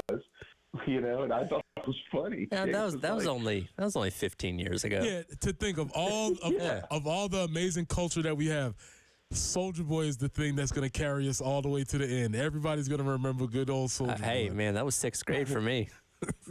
Exactly. Great. Soulja Boy was, yeah. Great times for Tyler. All right, Jamie. So before we let you go, this is June. Is there anything else that we can expect on the horizon? Anything else we need to look at for as coming out of these camps are concerned? Yeah, no. I mean, I try to defer all that stuff to JC and and those get Whittle sometimes, but Whittle right now is hunkered down in the middle of a baseball and softball search, so you're not gonna find him around camp. No, I just think that it'll be very important for the Gamecocks to identify a lot of the guys, or confirm, or even not confirm some of their interest in some future players. I'll say this. From what I'm not a recruiting expert now. This is the information I get from my guys. The 25 class, the 26 class. Of course, I hope I'm alive in 26. It's hard to look at recruiting that far down the road, but those classes have elite players in them. But nobody knows who they are yet unless you live in those towns. And there's some high hope that that both lines of scrimmage have some pretty darn good football players, not to mention some of these athletes. I don't know, one of them committed yesterday. But there's a lot of kids that are just not popular names yet in South Carolina high school football, and that's fine because they were just sophomores or freshmen even. And I think that you're going to start to see some of those names surface, and I do think that people are going to be mildly surprised at minimum at how many talented football players are in these next couple of classes. And so this is going to be a very important time for them as they get on campus at South Carolina. And it'll be very important because it's so important to Coach Beamer and his staff to sign the best players in this state. And, they don't like extending an offer unless it's a true committable offer. And so I'll be anxious to see what that looks like from an in-state perspective. Just to reiterate that, it's always interesting to me how things move in cycles. You have up classes, down classes, etc. And for my old brain, you're saying the class of 26, which would be 10th graders now, correct? I think so. All right. Yeah, it's tough. I know. You're saying that's going to be a pretty strong class in the state of South Carolina? Good class. 25 and 26. Yeah, there's some guys, especially that 26 class. There's some dudes on both lines of scrimmage that would be pretty darn beneficial to have them in the boat, and more. I mean, you guys all over the place. I mean, I can't name them all, but I just know based on kind of my team, the guys that I'm working with, they're like, man, these classes have a chance to back-to-back be really, really good. And South Carolina's been really, really good at recruiting the in-state guys. And so I'll be anxious to see how they perform and see how many of them not only get offers, but ultimately end up playing football for the Gamecocks. All right, Jamie. Well, we appreciate your time as we said, and as everything develops, maybe we'll hear from you by the next time we talk to you. Maybe there'll be a baseball coach in place. I think there will be. All right, I think there will be. that sounds like a plan. Well, we look forward to talking. That's Jamie Bradford. We appreciate your time, sir. You got it, guys. Take care. Yes, Thank sir. you. So sometime within the next 7 days, we'll have a baseball coach. Well, again, according to statistics, we feel like something should be happening soon within the next week, or maybe it'll just be when Bill gets back into the studio. When we come back, Tyler, have you ever tried out? Yes. Have you ever been snubbed? Sure. Have you ever been cut? Not cut, but I get it. The snubbed. We'll come back and we'll discuss a little bit about that. It's the early game.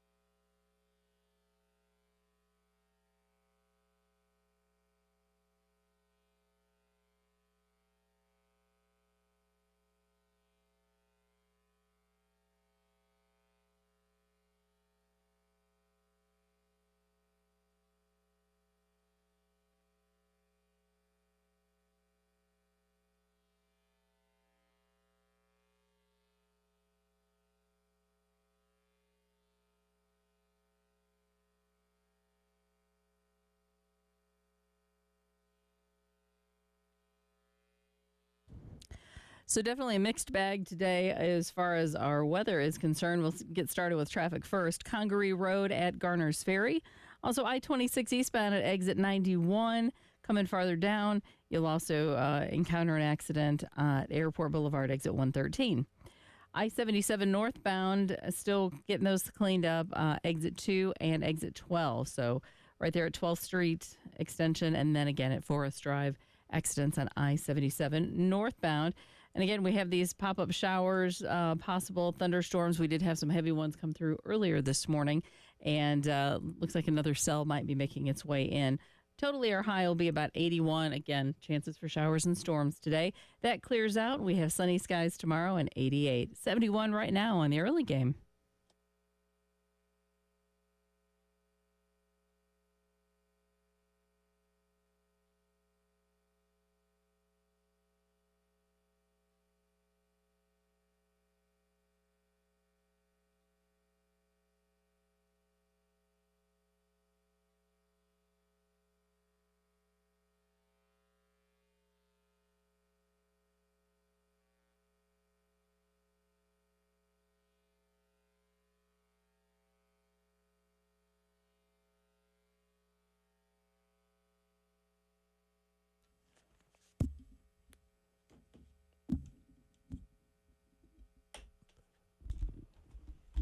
Welcome in at the top of the hour, 8 o'clock, the early game. Preston Thorne, Tyler Head, Jen Jensen.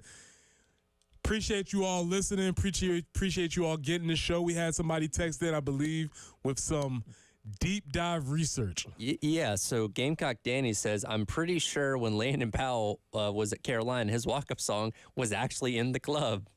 You, sir, you get the show. What a connection. What a connection.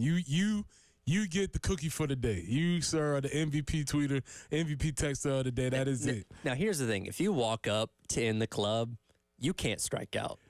Yeah, no. Like, you've got a swagger about you. For sure. If you're striding up to the plate to that song, you can't look silly. I mean, the timeline lines up perfectly.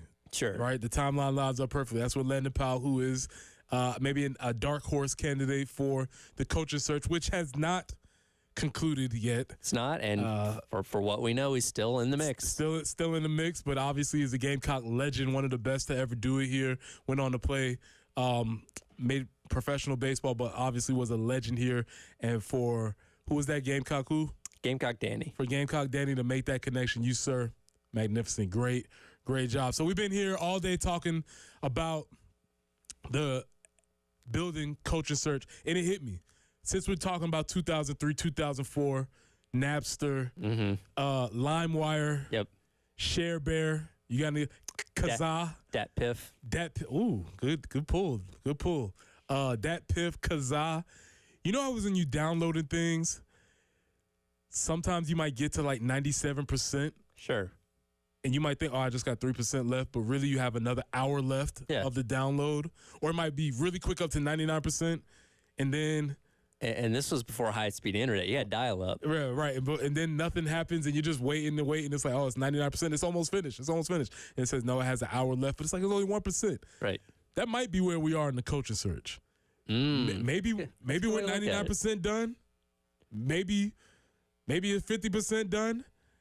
Well, when you think about it, because, okay, you fire Kingston, and then you just get this flood of names, right? Like, all right, we're looking at Cliff Godwin, looking at Chris Pollard, Landon Powell throws his name in the mix, and like, okay, here's the candidate list for that we know of at least. And like, okay, it's going to be one of these guys. And again, we don't know the conversations that Ray Tanner and this committee of people that are in charge of helping make this decision are, but, we just assume that it's going to happen fast, because in a lot of other places, I mean, look what happened with Alabama and Nick Saban, who retired, and 48 hours later, Kalen DeBoer's head coach. Like, that's not the norm, but it's kind of one of those things that we think about when it comes to finding your next head coach. And unfortunately, in this case, and again, we're right at a week. It's only been 7 days. It's not been a month, but it feels like, right. And our friend Colin Taylor told me last week, he's like, coaching searches, a day feels like a month. So it's 21 days. Pretty much, or day feels like 3 days. So essentially it does feel like 21 days, which would be right in line with your mean of how long it usually takes Ray Tanner to hire a coach. So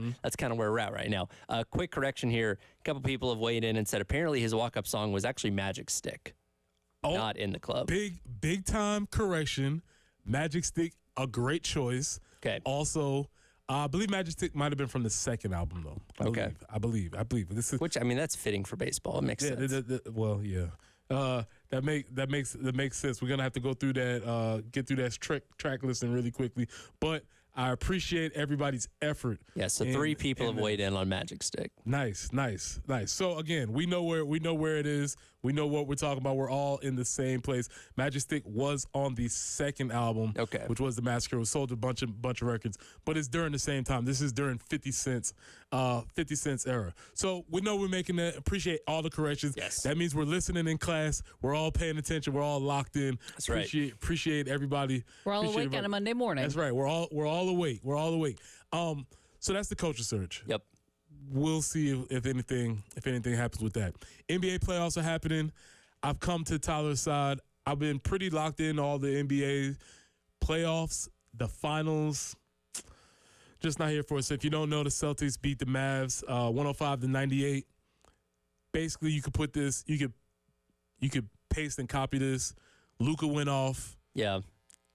This very much has the feel of like a 4-1 series for Boston. Like, I mean, you go back to Dallas now, and Mavericks will probably pop a game or two, But then the rest is probably all Boston. The old gentleman sweep. It seems like that would happen. That seems like there's a possibility. And then so you got the NBA playoffs that were happening. We'll see that and then they don't play again until Sunday. I'm sorry. Wednesday. They didn't play again until Wednesday. They played on Sunday. They don't play again until Wednesday. I think it's Saturday after that. Right. So they're spacing the games out. I'm not sure how that's supposed to work. Luka's not going to get any better. He's not going to get any healthier or in more shape by then. That's not going to help him. As we've seen, I mean, Porzingis had the magic touch from being off for over a month, and coming back fresh as a daisy for the finals. Right. So that leads us to the next conversation. So we go from that basketball to the other conversation. And boy, talk about a lightning rod. No kidding. I'm not sure how this happens so much, but with new eyes and new attention comes new conversations. So the women's basketball team for the Olympics was selected. Mm-hmm.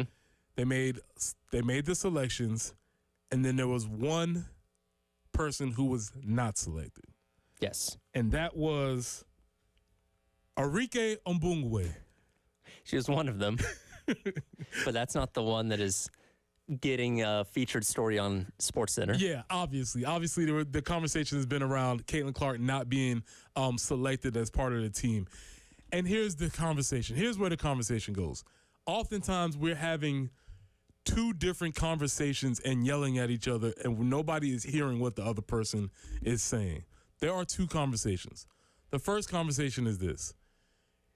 If they were picking and selecting, which they stated they were, selecting the roster based on the prospects of going to win a gold medal and trying to pick the best 12 women to make that particular team, then Caitlyn Clark is justified not being selected. Sure. Because all of the women are well accomplished and, quite frankly, more accomplished than she is in the international game, in the women's games, in the professional women's game at this point. Right.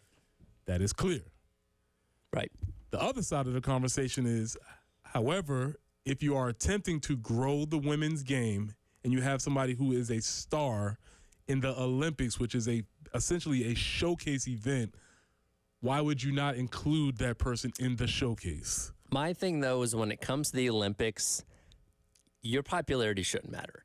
To me, I feel like this is truly, you have to look at who's going to give you the best shot to go and get a gold medal. Now, does Caitlyn Clark certainly deserve to be in that conversation? Absolutely.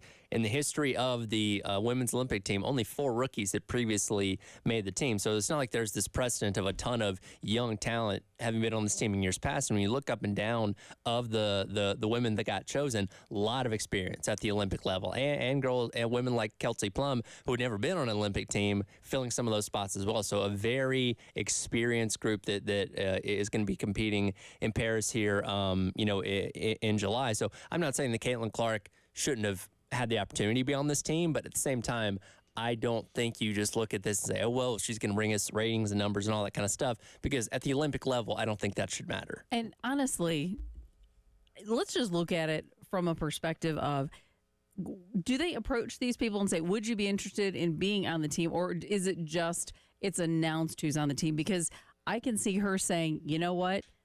It's a hard pass for me. I'm exhausted. Because if you think of the run she's been on, played deep into the college women's season, then the whole tour being, the top ranked pick, and then, all the media things, all the sponsorships and all of the flying across the country back and forth within a couple days of the media tours. I mean, she really has not had a break. All of her games, or most of their games, are on TV, so then that's extra media. I would think she would just welcome a 3-week break, like, stop. Well, it's probably going to end up being the best thing for her, for sure. I think so. And she's put up solid numbers so far through the start of her WNBA career. But there are some things that she's still getting up to speed on. As a rookie would. As a rookie would. She's turning the ball over a lot. Still needs to work on that. So she's not playing perfect. You know what I mean? There's still elements of her game that are still coming along. And you don't say. You know what I mean? So it's the drive-by crowd that's kind of getting a lot of run out of this. They say, oh, Caitlyn Clark, most popular women's basketball player in the world right now. Why is she not on the Olympic team? But when you really kind of look at it in a deeper way, it makes sense. Right. Yep. Right. She has When time. Yeah, she Yeah, has. she's going to make plenty of Olympic She's going to play. Yeah. Yeah, because Diana Taurasi, speaking of 03, 04, Diana Taurasi made her first Olympic team in 2004. Yes.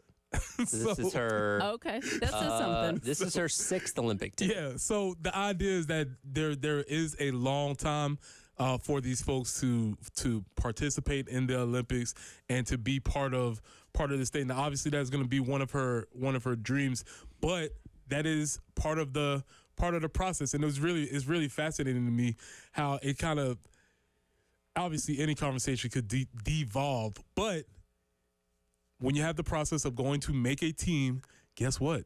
Somebody is not going to make the team. And that's why We've all been there. that's why I was talking about this conversation of, have you ever tried out for a team?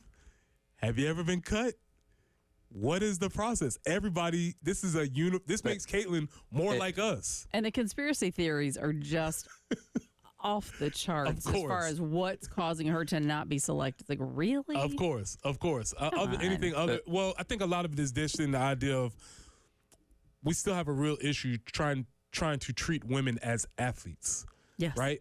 Trying to treat them as athletes who would be judged based on the merit of their performance on there. Not saying that she won't get there, not even saying that she didn't have an outside chance, but there are other women who also probably felt like maybe they could have claimed a spot to a team as any team would have. Sure.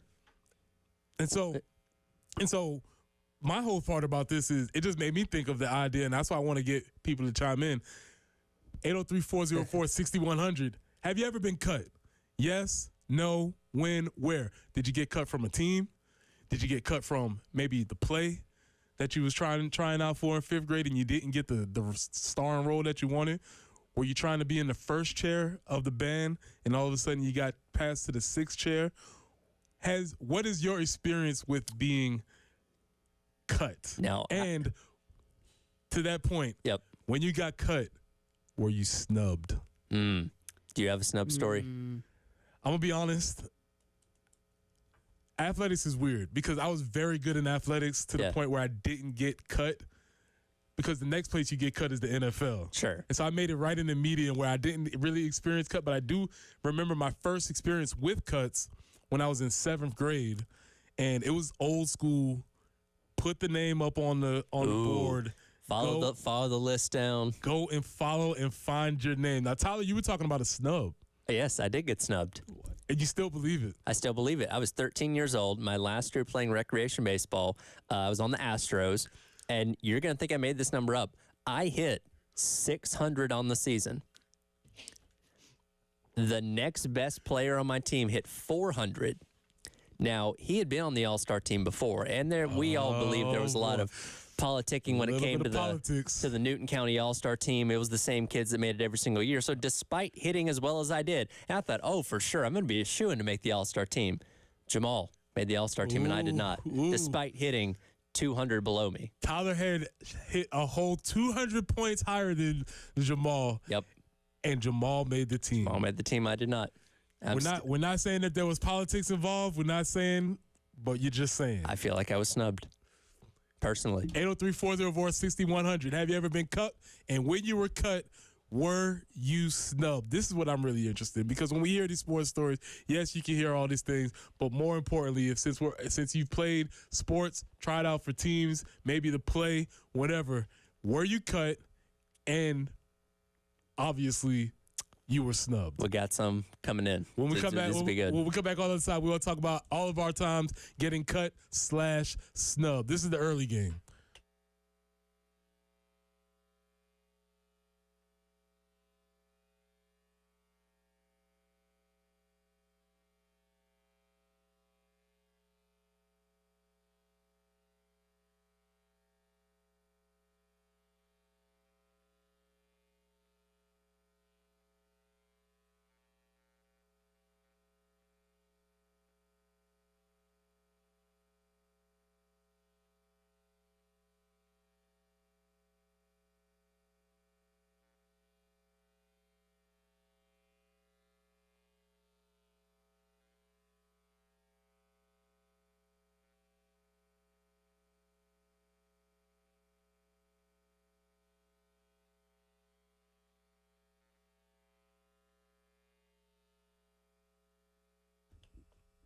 Preston here. Let me tell you about our friends at Benzie Getzi at Buford Lending.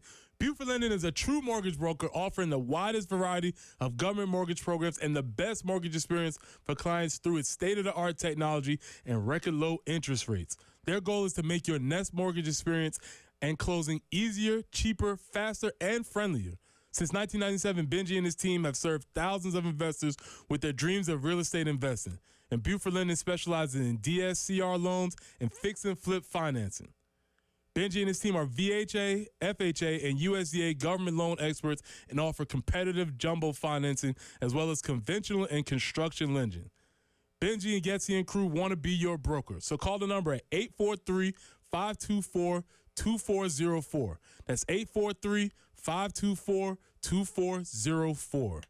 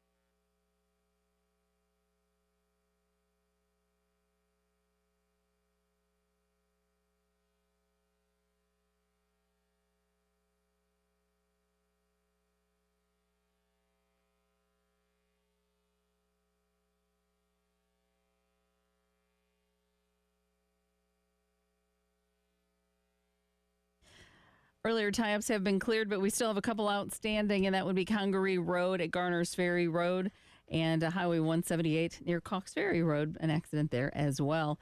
And we are looking for a high today of about 81, but scattered storms are likely through lunchtime for sure, then a little more scattered chances for sure. But we're looking like a little bit of rain and storm activity off and on today.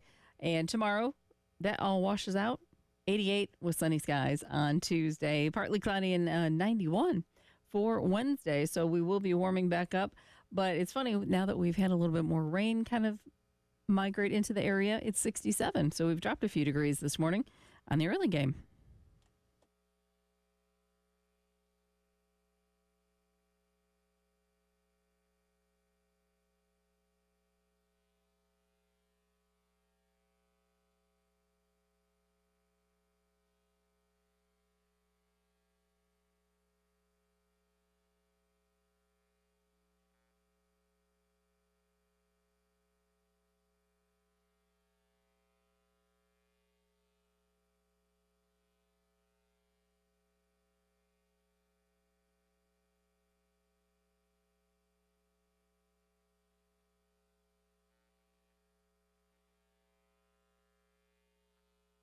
Honestly, no disappointment. Like, I think it just gives you something to work for. That's a dream. Hopefully one day I can be there. And I think it's just a little more motivation.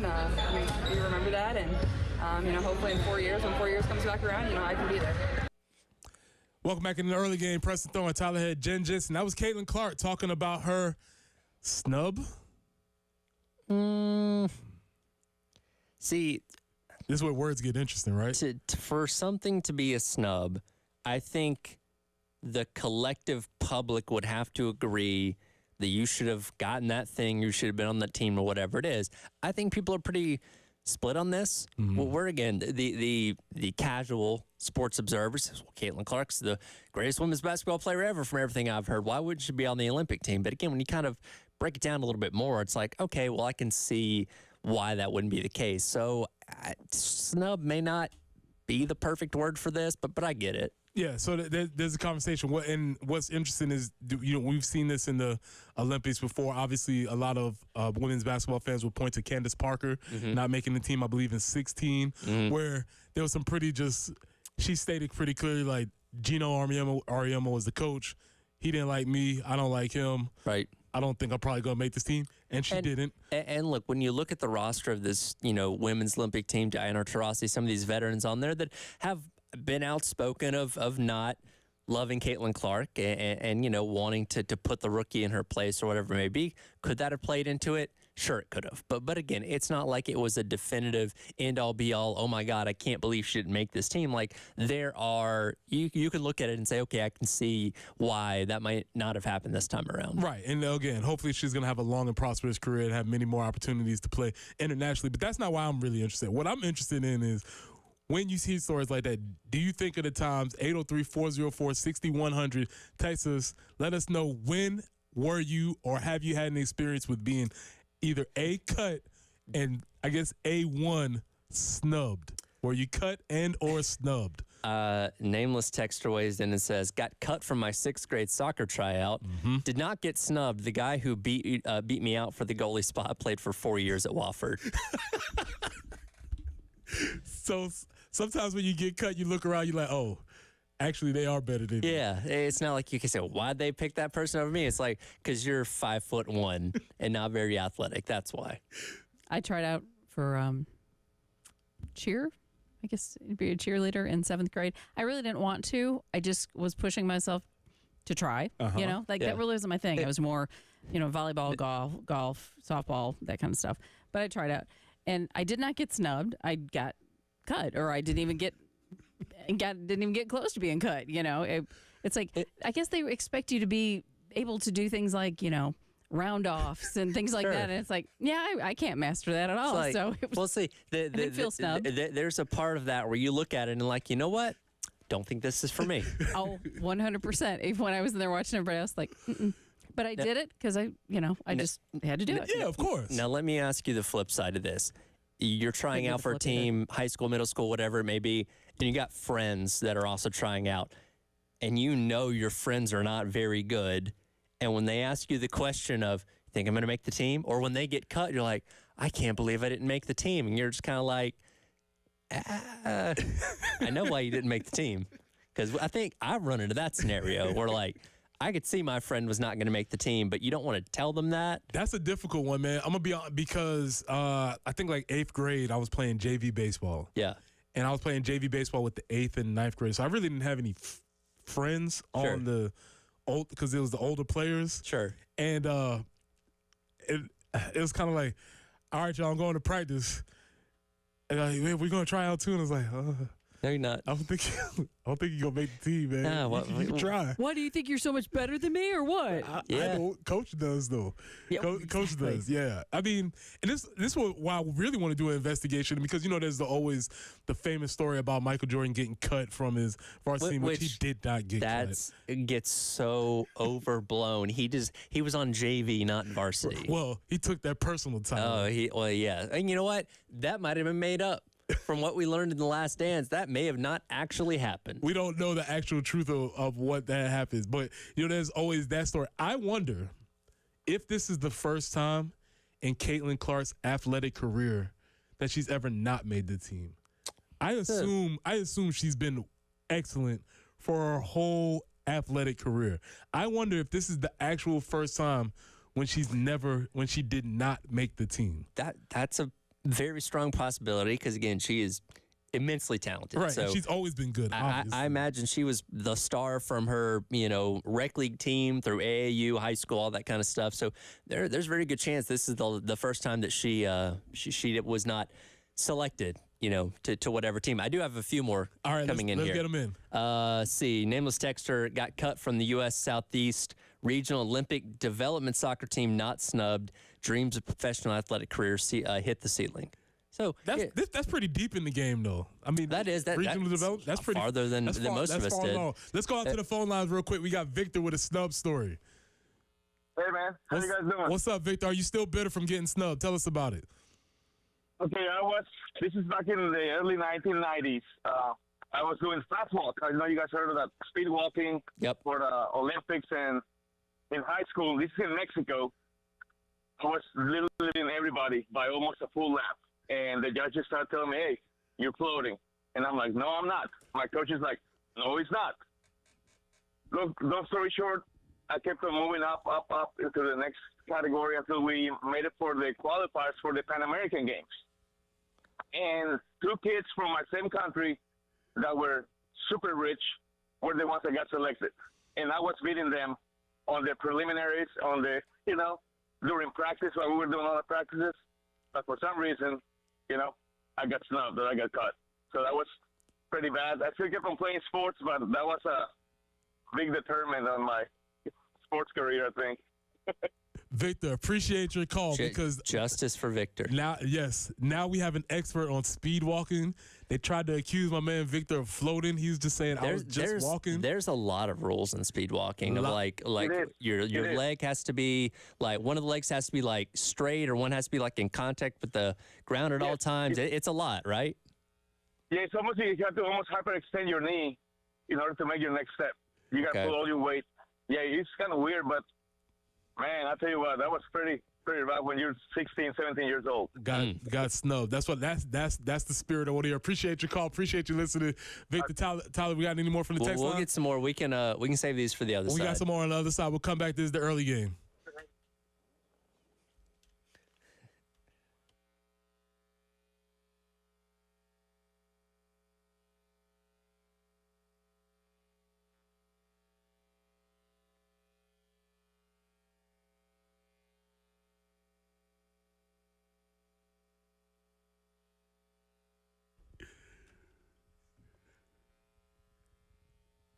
Listen, do you have chronic pain? Do you have joint pain? Are you not having success with steroids, but are you trying to avoid surgery? Well, thankfully, there's a better way, and now it's available here from the medical professionals at QC Kinetics.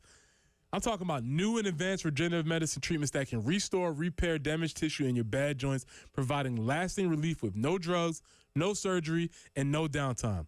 QC Kinetics is the nation's leader in precision regenerative medicine with over 100 clinics across America and literally thousands of satisfied patients. So if you got joint pain due to arthritis, knee pain, hip pain, shoulder pain, just don't think the old ways with dealing with pain are the only ways. You need to learn more about these new regenerative options that can change your life. So call 803-281-6860. That's 803-281-6860. Again, 803-281-6860.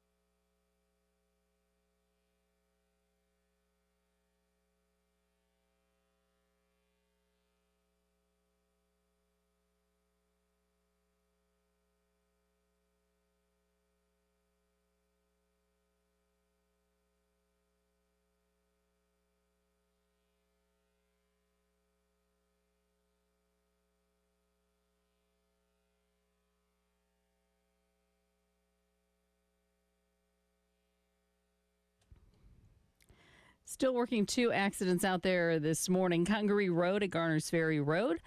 Highway 178 near Cox Ferry. We do have a report of an accident there as well. And we are looking at chances for rain and storms this morning, kind of continuing into this afternoon. The chances for rain and storms lessening just a little bit this afternoon. But we did have some heavy thunderstorms earlier. Could see a couple more later this morning. 81 for the high. Tomorrow, this all clears out. Sunny and 88. And on Wednesday, some clouds rolling in. 91 for the high, but temperature has dropped. The rain has kicked in again. Kind of heavy out there, at least here on Gervais Street. It is 67 on the early game.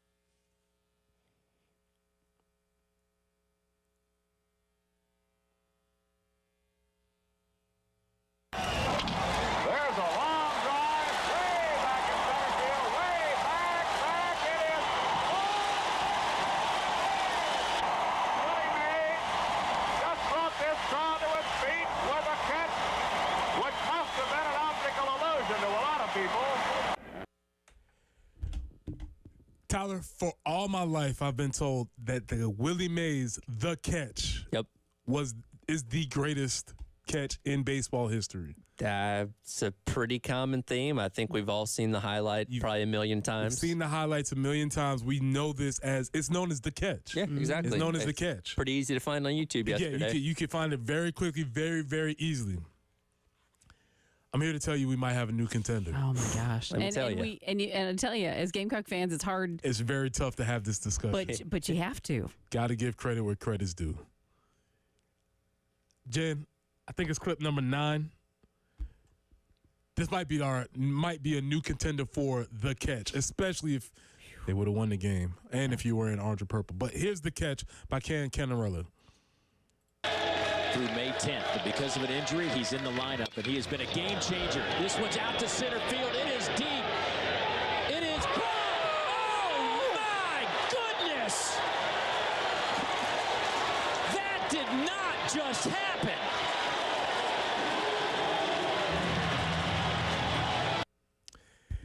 What happened was center fielder Ken Camarella from Clemson Tigers makes a Willie Mays-esque catch, going over the shoulder, running up the warning track, which Clemson does not have a warning track. They just have a hill that goes to the, which is, come on, man, what are we doing? Well, whatever.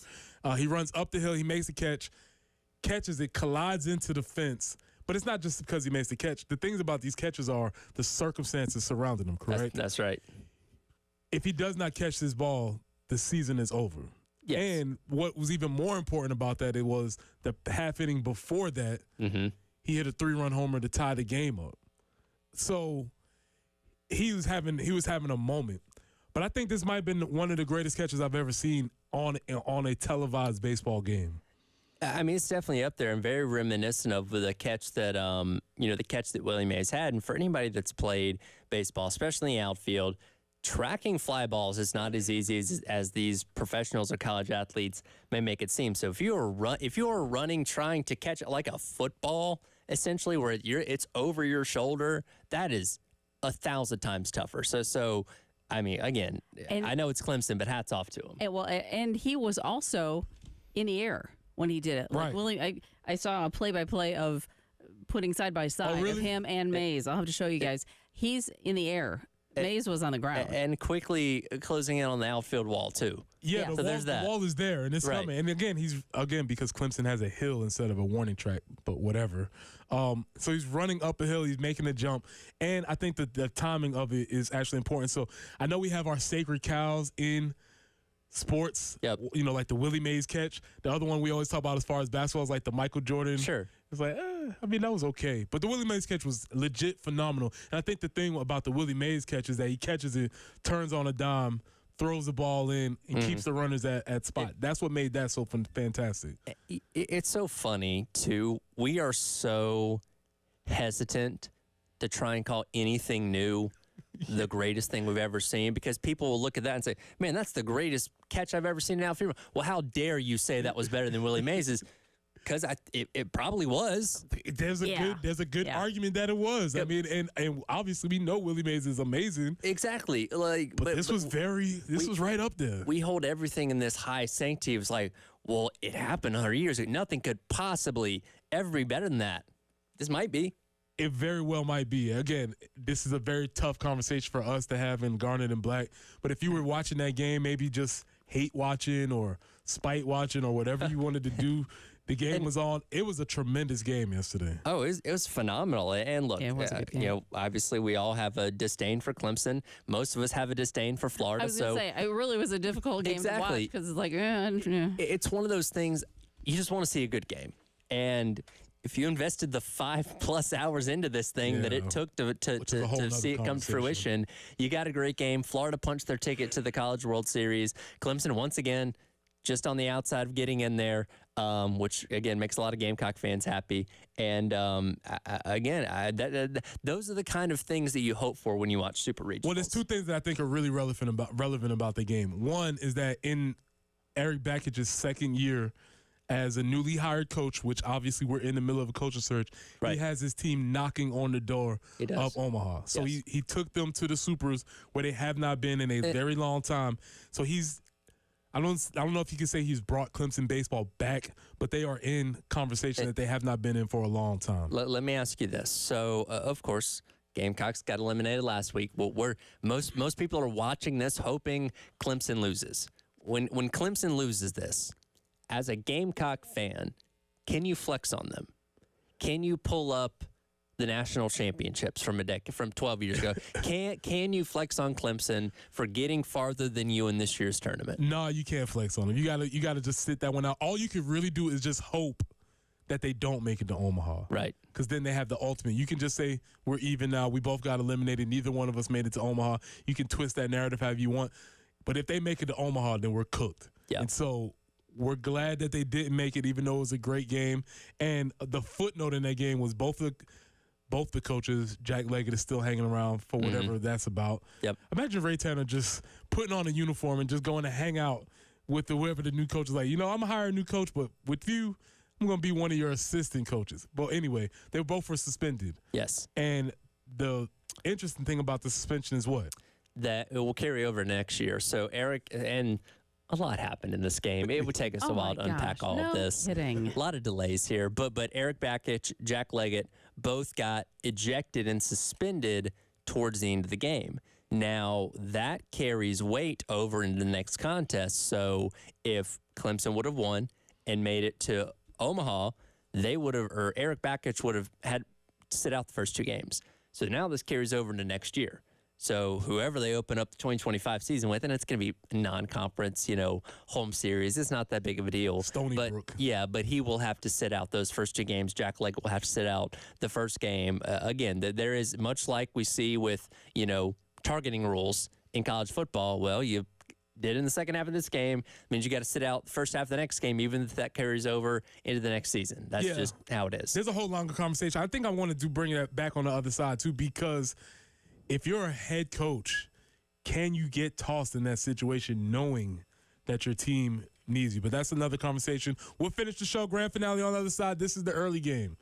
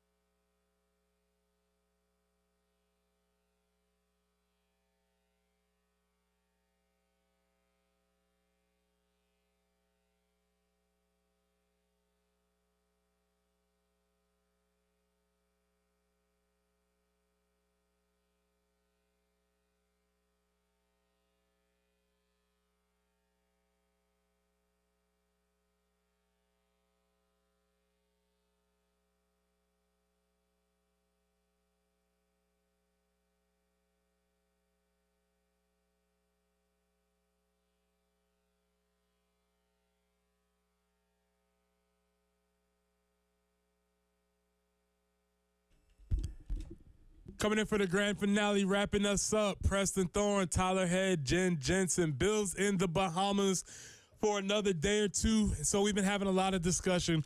We've been trying to figure out things, talking about the coaching search, all of these things. And so to wrap up our show, yes, I do think that Cam Canella's catch and Clemson's loss, thankfully, is one of the best catches I've ever seen in baseball history. Did you see the text I sent? I didn't see it. So there is, and I should probably put it on Twitter, but there is a side-by-side where they're showing his catch and Mays' catch and the similarities of them and stuff. And like I said, it's just an added layer when you see him kind of jumping for the ball.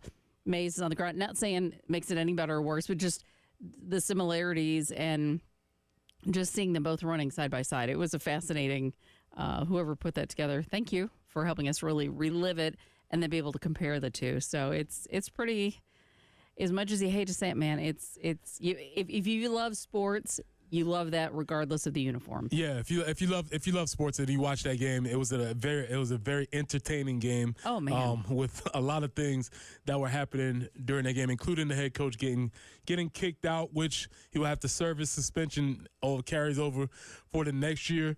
And he went out and he made he kind of got the crowd pumped up, and that was good. I just don't know if the head coach can get kicked out in that moment of a game. You don't think that drives the players? Kind of sometimes they do to motivate them. Yeah, it does. It does to motivate you. I just always feel like somebody got to be the adult.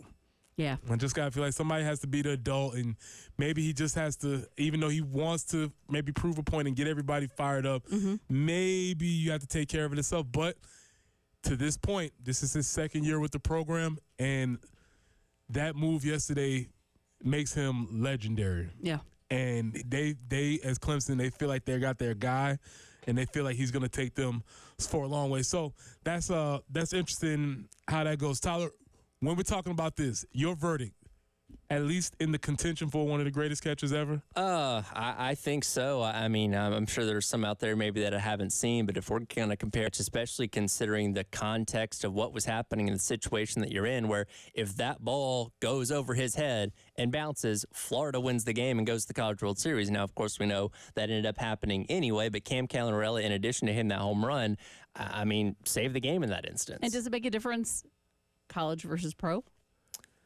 I don't think it should when we're talking about the grand landscape of just great plays in general. I mean, I think you would constitute like the kick six as one of the greatest football plays to have ever happened, regardless of college, pro, or whatever. You bring up a great point, and it doesn't matter whether it's college or pro. What matters is, does the play determine something in the game? Because great plays happen all the time in sports. Sure. But if it's just the second inning in a random Tuesday midweek conference game, that's great, but that doesn't matter. What matters is that there were high stakes, something was on the line, and if you don't make this play, then as you stated, your team goes home. Yep. And I think that's what really makes the play. And as you stated, for those other plays, that's what makes it really, really, really, really, really interesting. We are on a research project to figure out if this is the actual first time where Caitlyn Clark has not made the team. So if you don't know, Caitlyn Clark was not chosen to for this year's edition of the women's basketball Olympic team. We'll see how that goes. We still, as of this time, refreshing Twitter.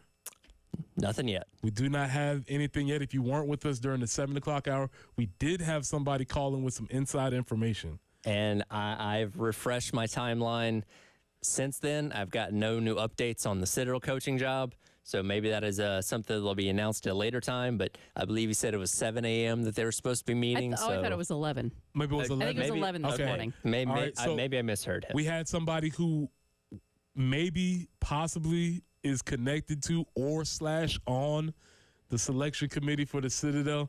And he left maybe some vague clues about who or who might not be the coach. So it just added a little bit of level of intrigue, but yet we still have not had a coach selected. Tyler, I'm going to leave you with this. Okay.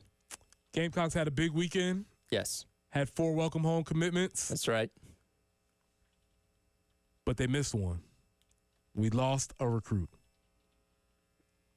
Baby Gronk. Oh, man. Baby Gronk committed to the University of South Carolina on Saturday, and he is decommitted already. Shane, what are we doing? You really brought up Baby Gronk. We only have 3 minutes left. Right. I could have spent an hour on this. Opening up the show tomorrow. That's a big, big tease. Look, everybody has things going on in their lives, but do you ever look at someone and just know that mentally there is something wrong? Baby Gronk's dad. I don't know what this is. I don't know if it's a social experiment. Dude's off his rocker. If you don't know, Baby Gronk is a young tight end recruit who is playing in the Pee Wee League somewhere right now. I thought he gave up football. I thought he retired. Well, he's back. He's back. He has listed his top 30 schools. He's already committed to Ole Miss, Tennessee, Minnesota, South Carolina, Texas, Auburn, Alabama, Florida, Georgia, and Tennessee. So he's had commitment. So we did at South Carolina. We secured Baby Gronk's commitment. It was Twitter official, so you know it's real. But he's decommitted from us. In the last 15 hours, he has flipped to Ole Miss. Oh, so after flipping from Texas A&M. Won't be the first guy we lost to Ole Miss, will it? After flipping from Louisville, was there earlier on yesterday. After flipping from Kentucky, after flipping from Minnesota, after flipping from Pitt, after flipping from South Carolina. So we had him. I guess, according to Jamie Bradford, maybe we didn't recruit him hard enough, because we all know once the commitment comes, then that's when you have to really start recruiting. So we lost one. We gained some other ones. We gained some in-state processor in the month of June, but Baby Gronk is no longer in the 2033 recruiting class. Like, this kid's like, what? He's like 8 or something like that. Like, he's still a young kid. I don't blame him for any of this. This is clearly his dad. And there was last year, they were taking him on like podcasts and stuff like that. Like, I really hope this kid grows up to be okay, because I feel like his dad is setting him up for failure. Oh yeah, it's absolute failure. This will be the best time of his life. What I wonder is where they're getting all these uniforms, because those pictures don't look photoshopped. Oh, they're very clearly photoshopped. Oh, look at the South Carolina one. What is going on with the number? What is that? Yeah, and yeah. It's very. But it has Under Armour on there. It's got to be real, right? No, that's very fake. Well, look, I will click through the photos. Every single one is the same base with just a different uniform. So yes, it's very like average photoshopping that I'm assuming his dad is doing. My favorite part, though, Twitter community notes are fantastic. Yes, because every time they tweet out, Baby Gronk flips to whoever, the community notes like, this university has not offered this kid anything. Not yet. Not yet. I guess. We talked about the 2026 class. Well, we know with these recruits, you got to get in early. Well, this kid's like 2037 or something. I don't know. Thank y'all for listening to the show. Tomorrow we'll be back. Tyler, appreciate you hanging out, getting up early with us. Jen, appreciate you behind the boards. It's Preston Thorne. This is the early game. We will see y'all tomorrow.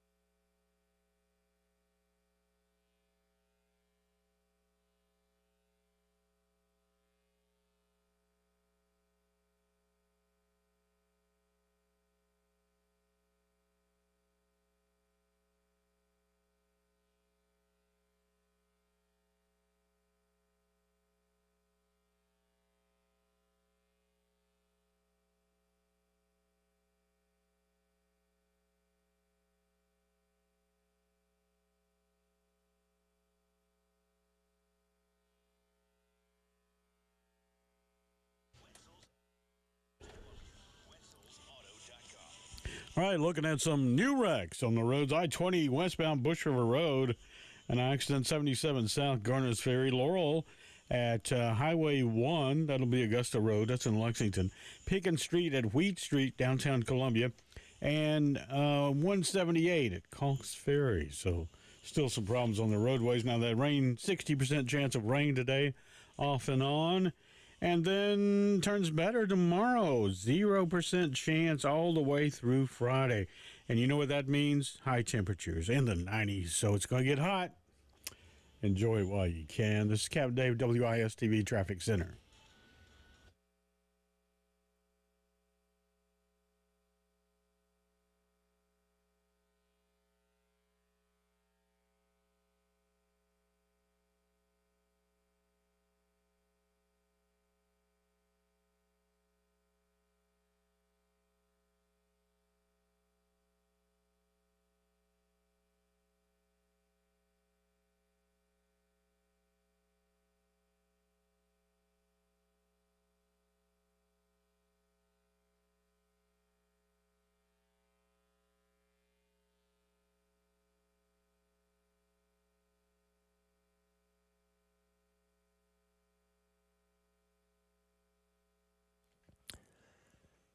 Nine o'clock on your Monday morning. Welcome in. It is the Extra Point here on the game. Tyler Head along with you.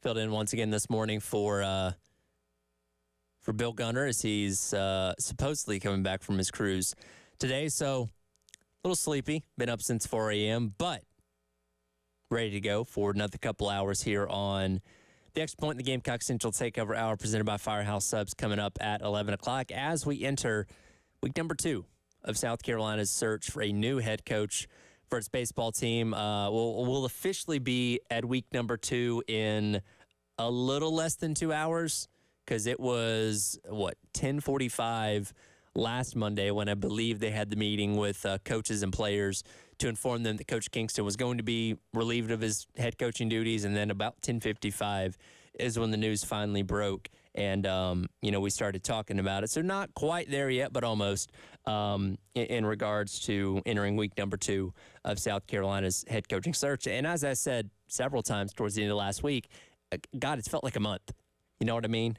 We have looked at this so many different ways. There has been speculation. There has been conversation, and we certainly have a list of names that we've examined kind of 6 ways from Sunday.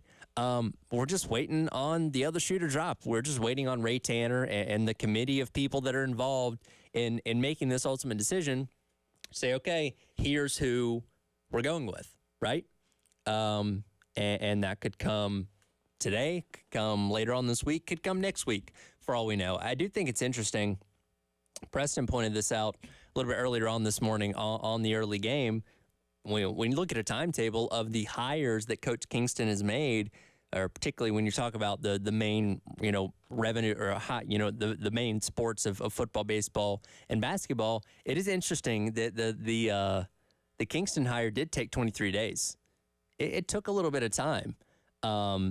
Coincidentally, the Beamer hire also took 22 days, which, football hires maybe can drag out a little bit longer, while the Lamont Paris hire took 8 days.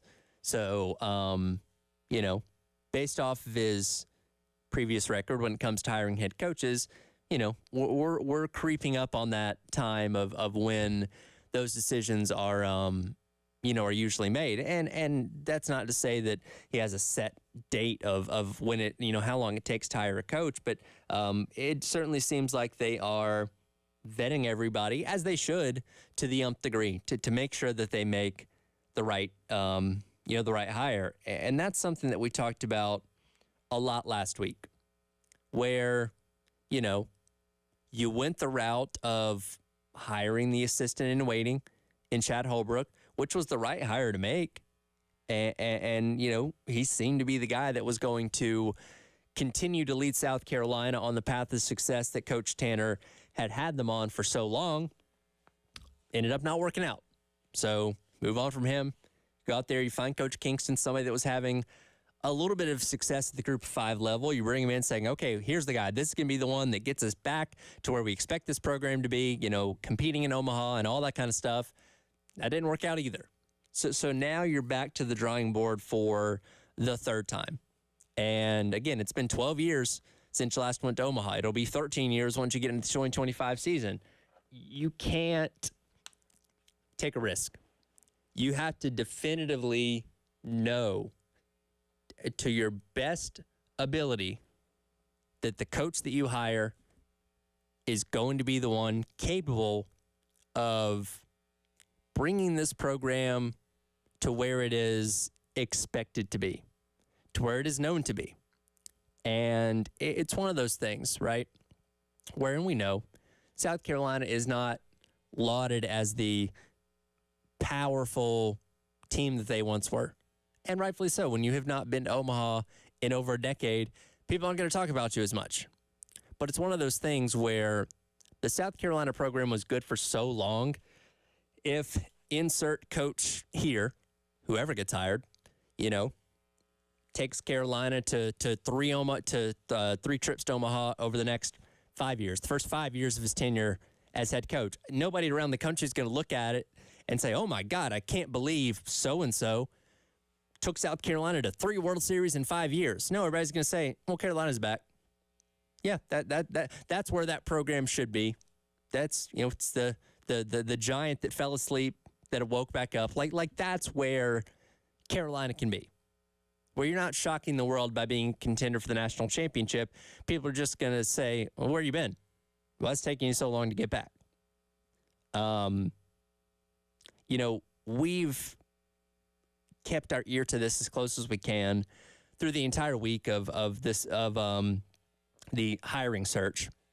And really the only update worth sharing up to this point in time, and this happened on Friday going into the weekend, was that Dan McDonnell from Louisville is no longer on the table as a candidate. Now, the specific reasons for that vary depending on what you read and who you talk to. But what we know is Coach McDonnell not in the mix anymore. Now, out of everybody on the list of potential candidates, there's no denying Coach McDonnell was the most decorated of them. 5 trips to the College World Series, countless, regionals, super regionals, and all that kind of stuff. And would have made sense as a hire from the standpoint of something that we talked about a lot last week as well, hiring somebody that's been there before. Hiring somebody that knows the lay of the land in Omaha and has experience taking teams there. Now, the one red flag that we were discussing quite a bit was the fact that he's not had a lot of post-COVID success. When you look at his seasons from 2007, 2019, he had 4 total seasons in that 12-year time span, 13-season time span of at least 20 losses. Only 4 seasons out of his first 13 in Louisville had 20 or more losses. Since 2020, which of course was a season cut short, nobody had postseason that year, all of his seasons have had at least 20 losses. In addition to that, the NIL aspect of things did not seem to be his wheelhouse. And the debate that we had is that from not wanting to, maybe that old school coach mindset of, well, I don't want to have to deal with this, or were the resources at Louisville not what he needed them to be to where he could not capitalize on that as much. Regardless, he's off the table now.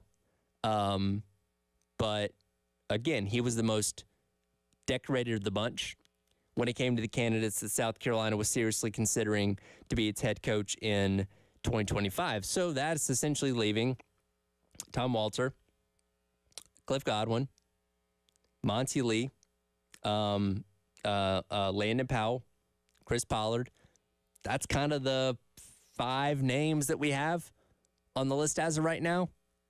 And at this point in time, if you sat here and told me any of these names were hired, I'd believe it.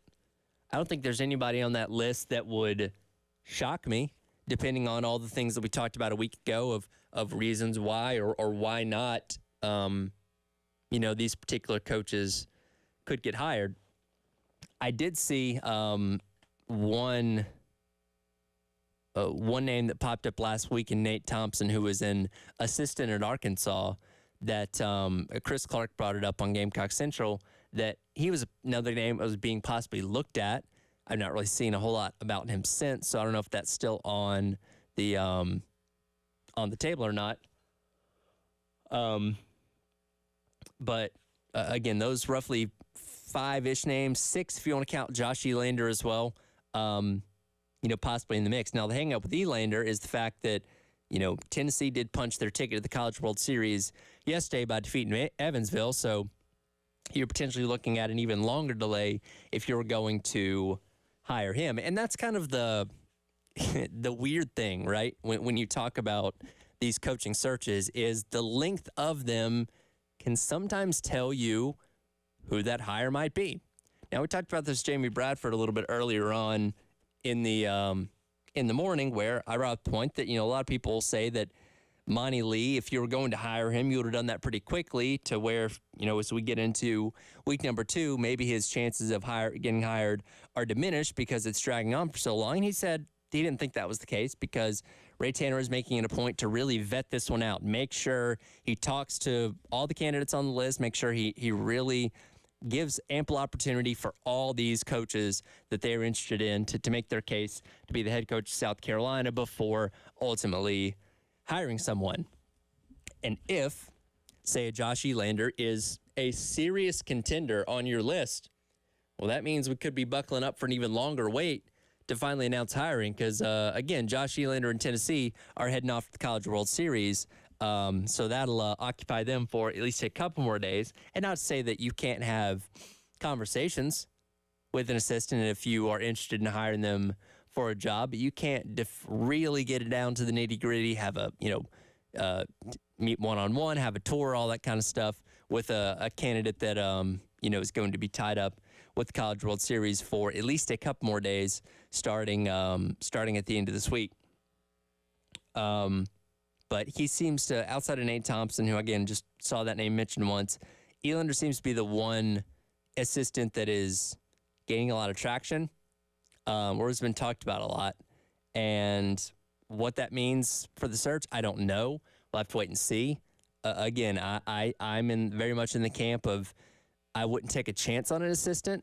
And not to say that Josh Elander can't be a good coach, but again, you have a little bit more of a safer route, if that's the best way to describe it, when you take a coach that has been a head coach somewhere before, especially if they've had success already in the postseason with Supers and College World Series and stuff like that, where you have a little more of an idea of what they're going to be within your program, as opposed to the guy that is the assistant coach that has never had prior head coaching experience. Now, that doesn't mean that being an assistant coach with no head coaching experience can't be successful.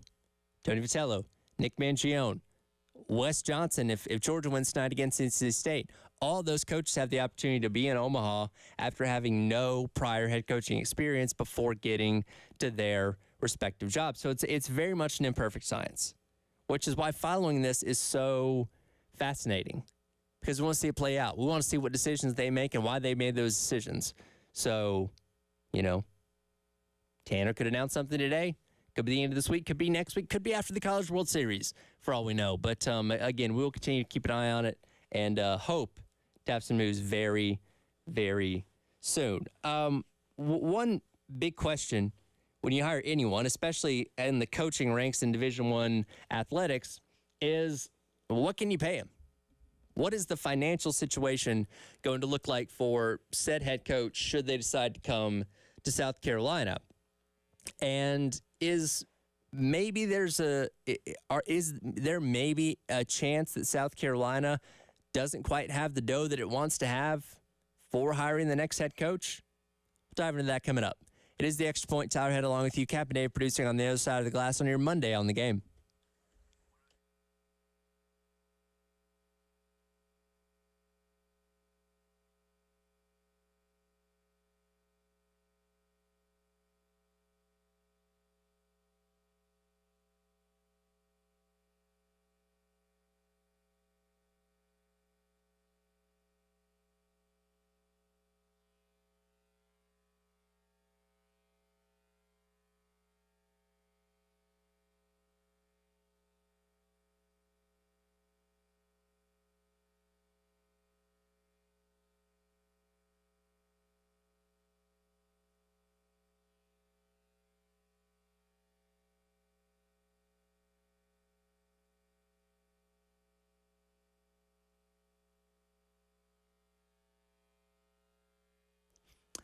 Oh, it is officially bikini season. No better place to celebrate than down with our friends over at Twin Peaks. If that's not reason enough to visit the lodge this weekend, epic deals on your favorite summer cocktails are also in session. Try a Tito's Transfusion or Hennessy Spicy Mango Lemonade to kick off your summer at the Neon Bikini Party, taking place through tomorrow, June the 11th. And also don't forget about the Miss Twin Peaks live stream coming up tomorrow night, again, June the 11th at 7:30. Witness the pulse of the peaks at your local lodge. Join them for the bikini party and the live stream. Wall-to-wall views of the Miss Twin Peaks. Take in the scenic views. It doesn't get any better than that. Again, all this with our friends over at Twin Peaks, right down the street from us here in the Vista.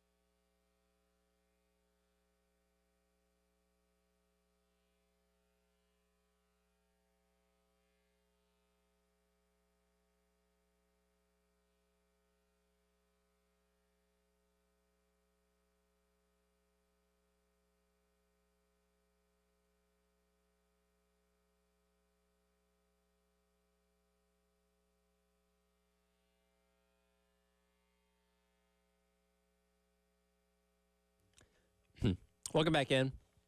Extra Point, Tyler Head along with you here on the game. Appreciate everybody checking us out on the Game TV, sponsored by our friends over at Shepherd's Glass and powered by Integrated Media. We all hear the phrase, you get what you pay for, right? Where if you want something of good, high quality, you might have to fork over a few extra dollars for it. And that doesn't mean you can't find good deals, but we've all been in the grocery store. When you look at the generic store brand item, maybe it's the generic chocolate sandwich cookies with cream filling, and then you look at the Oreo cookie next to it, You might save $2 on the chocolate sandwich cookie with cream filling, but man, we love those Oreos, right? So you might fork over those extra couple dollars knowing you'll get a better quality cookie despite having to spend a few extra bucks for it. And in the same way, when you're talking about hiring coaches, a lot of times you get what you pay for. If you go the cheap way, you're going to get a coach that may not bring you a whole lot of success. Now, that's not saying that's the end-all be-all every single time, because there are plenty of coaches that you can find at a good deal that will lead your team to good success. But if you want to get a coach that has accomplished a lot prior to coming to your school or organization or whatever, you're usually going to have to fork over a decent amount of dough to do that. And look, South Carolina's search for the next head coach here at South Carolina is no different. There are some coaches on this list that are going to command some pretty decently high salaries, and those that are on the cheaper end. And again, that's not bad that they're on the cheaper end, but you are running maybe a higher risk in hiring them because they've not had as much experience as a head coach, at least at this level, prior to coming to South Carolina. Teddy Cahill, Baseball America, was on with with Jack Veltri and myself on Friday on the Gamecock Central Takeover Hour presented by Firehouse Subs. And we'll go with cut number 2 here, Dave. This is Teddy Cahill talking about the importance of the financial investment that South Carolina needs to put into its baseball program. I mean, I think it's crucial. You look around and, like, head coaching salary is probably a poor measure of how invested a program is. There are probably better measures out there, but it's a quick and easy one. There are like 9 programs that spend $1 million on a head coach in the SEC, and South Carolina is not one of them. And so if we're going to sit here and we're going to talk about, like, how does South Carolina get back? Like, well, you know, that's a big part of it. And if you're now in the bottom half of the league in salary, like, you know, what else are you in the bottom half of that, you know, takes me a little bit longer to look up, you know? Where are you in terms of, you know, overall coaching salary pool? Where are you in terms of, you know, what's available to NIL, you know, and on down the list. So, I mean, I think that investment is crucial. That's just the reality of SEC baseball in the 2020s, that, you know, you have to be ready to pony up if you want to compete with the likes of, you know, a Texas, an LSU, you know, the Mississippi schools care as much as anyone, you know, what Arkansas is doing, what Florida's doing, Tennessee now. And I mean, even Kentucky, you look at them, you know, new stadium, you know, hosting a super regional for the first time. Like, these are all like schools that have gotten serious or have been serious for a long time and have stayed really serious. And it's just a really hard league in terms of keeping up with the financial might that everyone else is throwing in there. And as he mentioned, Coach Kingston was 13th out of the 14 coaches in the SEC in terms of the salary that he was making prior to being fired at South Carolina, just over $695,000, which again is next to last in the league. The top earner in the league is Tim Corbin at Vanderbilt, making $1.9 million. And, of course, coaches like Kevin Sullivan, Jay Johnson, Bianco at Ole Miss, Vitello at Tennessee, all these guys are making 1.5 and above, and their run of success certainly backs that up. My question is, how much money does South Carolina have to play with when it comes to this job?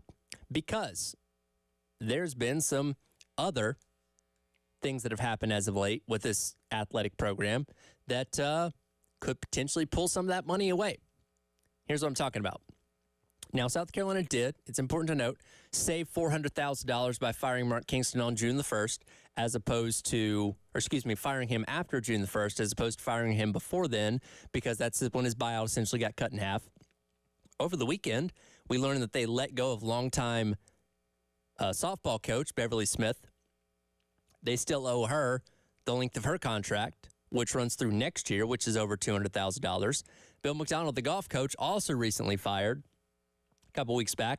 Now, could not find anything on his buyout, but his last published salary was in the six-figure range, over $100,000. So I imagine that's somewhere in that range of what they're going to have to pay him. So you have a couple $100,000 that are going to be tied up in buyouts of 3 different coaches, in addition to going out there and searching for a new softball coach, searching for a new golf coach, and whatever those new salaries are going to command. And again, these may seem like minuscule numbers in the grand scheme of things when we're talking about athletic departments that command millions of dollars every single year. But when you talk about the individual budgets of hiring coaches, hiring assistants, because that's another thing too. You got to look at this, when it comes to especially, like firing softball and baseball coaches, you're probably cleaning house on their assistants too when the new, when the new coaches come in. So you have to set aside money for whatever the salaries of those assistants are going to be as well. So there's a lot of money the school is having to pay as of right now when it comes to turning over the coaching positions on multiple teams. How much does that ding South Carolina from baseball? I don't know. But I know this, when you're talking about even a couple $100,000, if what has happened in these other sports, it prevents South Carolina from paying somebody over $1 million, then you're cutting out a couple of these head coaching candidates at least, based on the salary that they would command. Now, you can still go out there and get somebody like Cliff Godwin, because he's making $600,000 at a place like East Carolina. You can get him for under $1 million probably, unless you just need a boatload of money to convince him to leave his alma mater and come to South Carolina. I don't know that for sure, but it is interesting. And it's something worth noting in this head coaching search is, what are they able to pay? What kind of number are they able to lay out on the table when they're talking to these head coaching candidates saying, here's what we could pay you? And did a guy like Dan McDonnell look at that situation of what South Carolina could offer and say, yeah, it's not enough for me? Because it's possible, because he would have commanded a pretty high dollar figure given all he'd accomplished in his time up there in Louisville. So it's just something worth thinking about. And again, we are almost a week into this, right? Where, we talked about things surface level initially of, hey, Kingston got fired, here's some candidates and all that kind of stuff. But with every day that's gone by, it's allowed us to get deeper and deeper into this.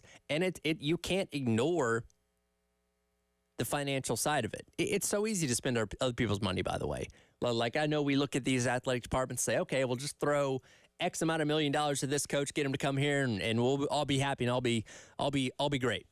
It's not that easy. There's a budget. There's certain amounts of money that are set aside for certain things, including coaching salaries. So what's South Carolina going to be able to pony up? What are they willing to spend? And is it going to be a get-what-you-pay-for scenario where if you have a coach that commands over $1 million and puts, becomes one of the higher earners in the SEC, does that guarantee success? Hopefully. If you hire somebody that is on the lower end and, you're still ranked towards the bottom of the SEC in coach salary, is that somebody that can jump up and surprise you? We don't know. We'll have to see. But it's definitely worth noting how much South Carolina can fork over to whoever this new head coach is going to be, and see what the ultimate decision there is. We'll stick with baseball. A lot of action around the country going on with Super Regionals this weekend, including a Florida State team that just tore the cover off the baseball. Talk about that coming up next. It is the Extra Point. Tired along with you on your Monday on the Game.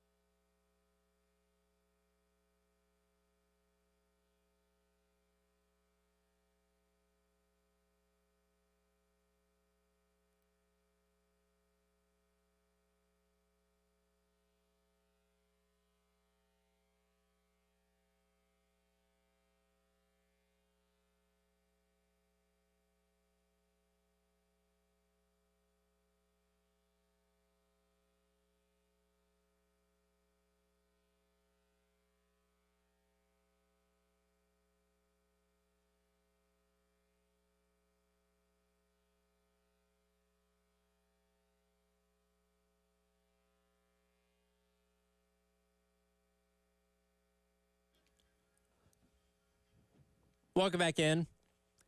Is the Extra Point. Tyler Head along with you here on your Monday on the Game. It's Talking Hardwood segment brought to you by our friends over at Georgia Pacific. It is made to highlight, impressive stat lines, individuals or teams that really show out typically over the course of a weekend that we can really dive into their numbers. And I can't think of a better program to highlight than Florida State and the ungodly amounts of offense that they displayed in the Tallahassee Super Regional this weekend against UConn. Now, if you haven't been following Florida State baseball closely this season, very good offensive team. Top 10 in just about every major category when it comes to offense in all of Division I. And you knew they were capable of scoring a lot of runs.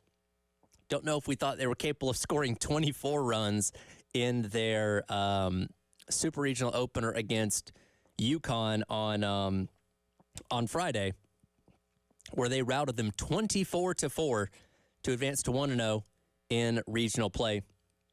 And they did so on the back of 5 home runs, 1 double, 1 triple, 15 walks, with 18 hits, 9 different players on the team with RBIs. So again, it's just absolute offensive onslaught for Florida State, imposing their will on UConn and not even making it close. Well, which it's funny because you look at the box score of the game. Florida State had a 9-1 lead going into the 6th inning. Again, not a close game, not an insurmountable lead by any means. They proceeded to score 17 runs over the course of the next 2 innings, between the 6th and the 7th inning, just absolutely mauling UConn, again, 24-4 in that game. And when you look at some of the records here, Florida State's 24 runs were the most recorded in Super Regional history in the NCAA tournament, and the 20-run margin victory is also the highest ever in the Super Regional round. Florida State held both previous records, by the way, when they defeated Sam Houston State in 2017, 19-0, and scored 23 runs against Texas A&M back in 2011 in a 23-9 victory. Now, this is a Florida State program that has a very long and rich history when it comes to accomplishments and when it comes to the postseason. They're regarded as perhaps the best program or one of the best programs to never win a national championship. Of course, everybody, remembers Coach Martin that was there for the longest time, took the team to countless Omaha trips, including in his final season back in 2019 before he retired. Coincidentally enough, Coach Martin did pass away back in February, I believe, right before the 2024 college baseball season started. And this is a program that had dipped a little bit in the past couple seasons, and now seem to be back towards being towards that mountaintop of college baseball. And again, that was just game number 1 that they had this offensive onslaught against UConn. Similarly, not 24 runs, but put up a fair amount of runs in game number 2 on Saturday. Though UConn did make it interesting, but Florida State pulls off the 10-8 victory in 12 innings to, again, punch that ticket to Omaha for the first time since 2019. And again, this is a team that is top 10 in most offensive categories, in all of college baseball this entire season. So they're going to be tough to deal with when you get to Omaha. Again, capable of scoring a lot of runs. Made it look easy to a degree at times, in the postseason, especially on Friday in game number 1. So it'll be interesting to see who they eventually match up with when it comes to the College World Series. So they punched their ticket on Saturday, Tennessee had a chance to punch their ticket on Saturday after they had taken care of business against Evansville on Friday night, 11-6.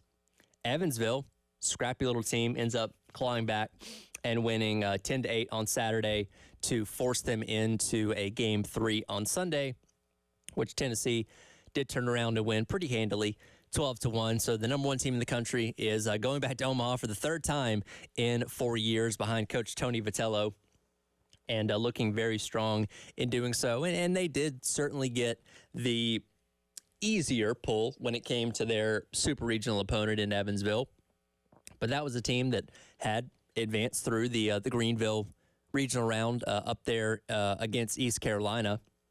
So, you know, they're a team that was playing with a they were a team that was playing with a lot of momentum and was going to be tough. As I mentioned, that they managed to pull out that Game 2 win, but Tennessee at the end of the day, more talent, better team overall, ends up winning out and punching their ticket to Omaha as well. And just tons of great action over the course of the weekend. And I love squeeze play that you can watch on ESPN Plus through these first two rounds, where it's just taking you from game to game to game. You're watching key moments. You're watching big things happen.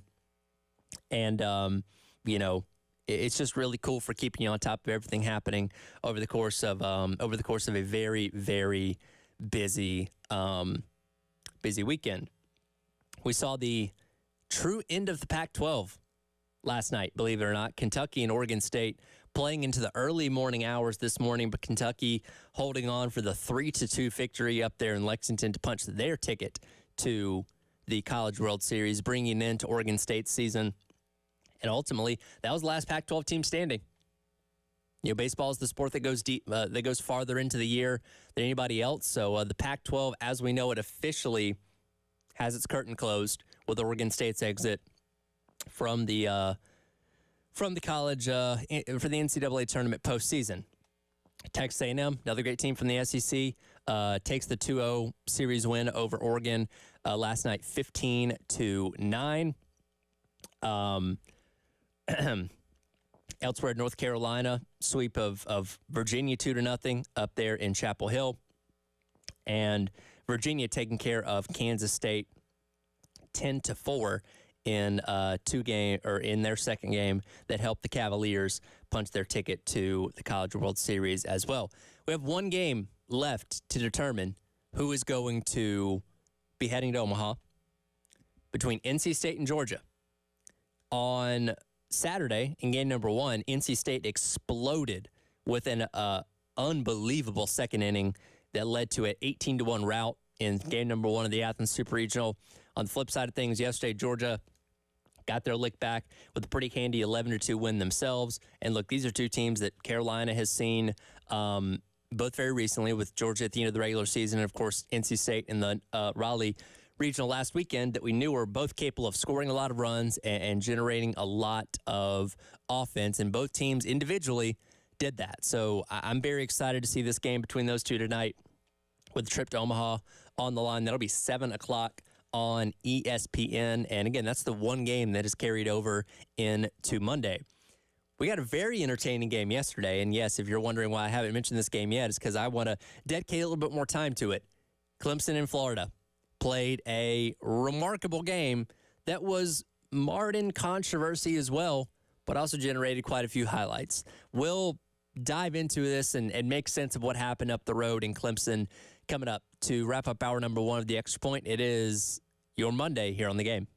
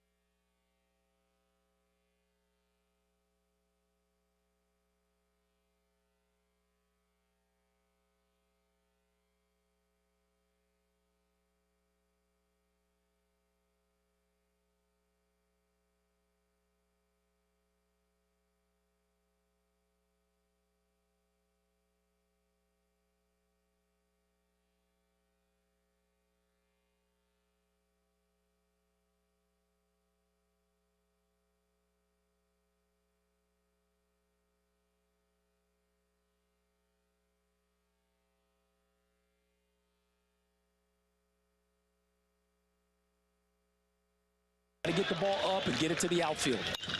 There it is. That's going to drop in, and the Gators are going to walk it off. They're going to Omaha. They win it 11-9.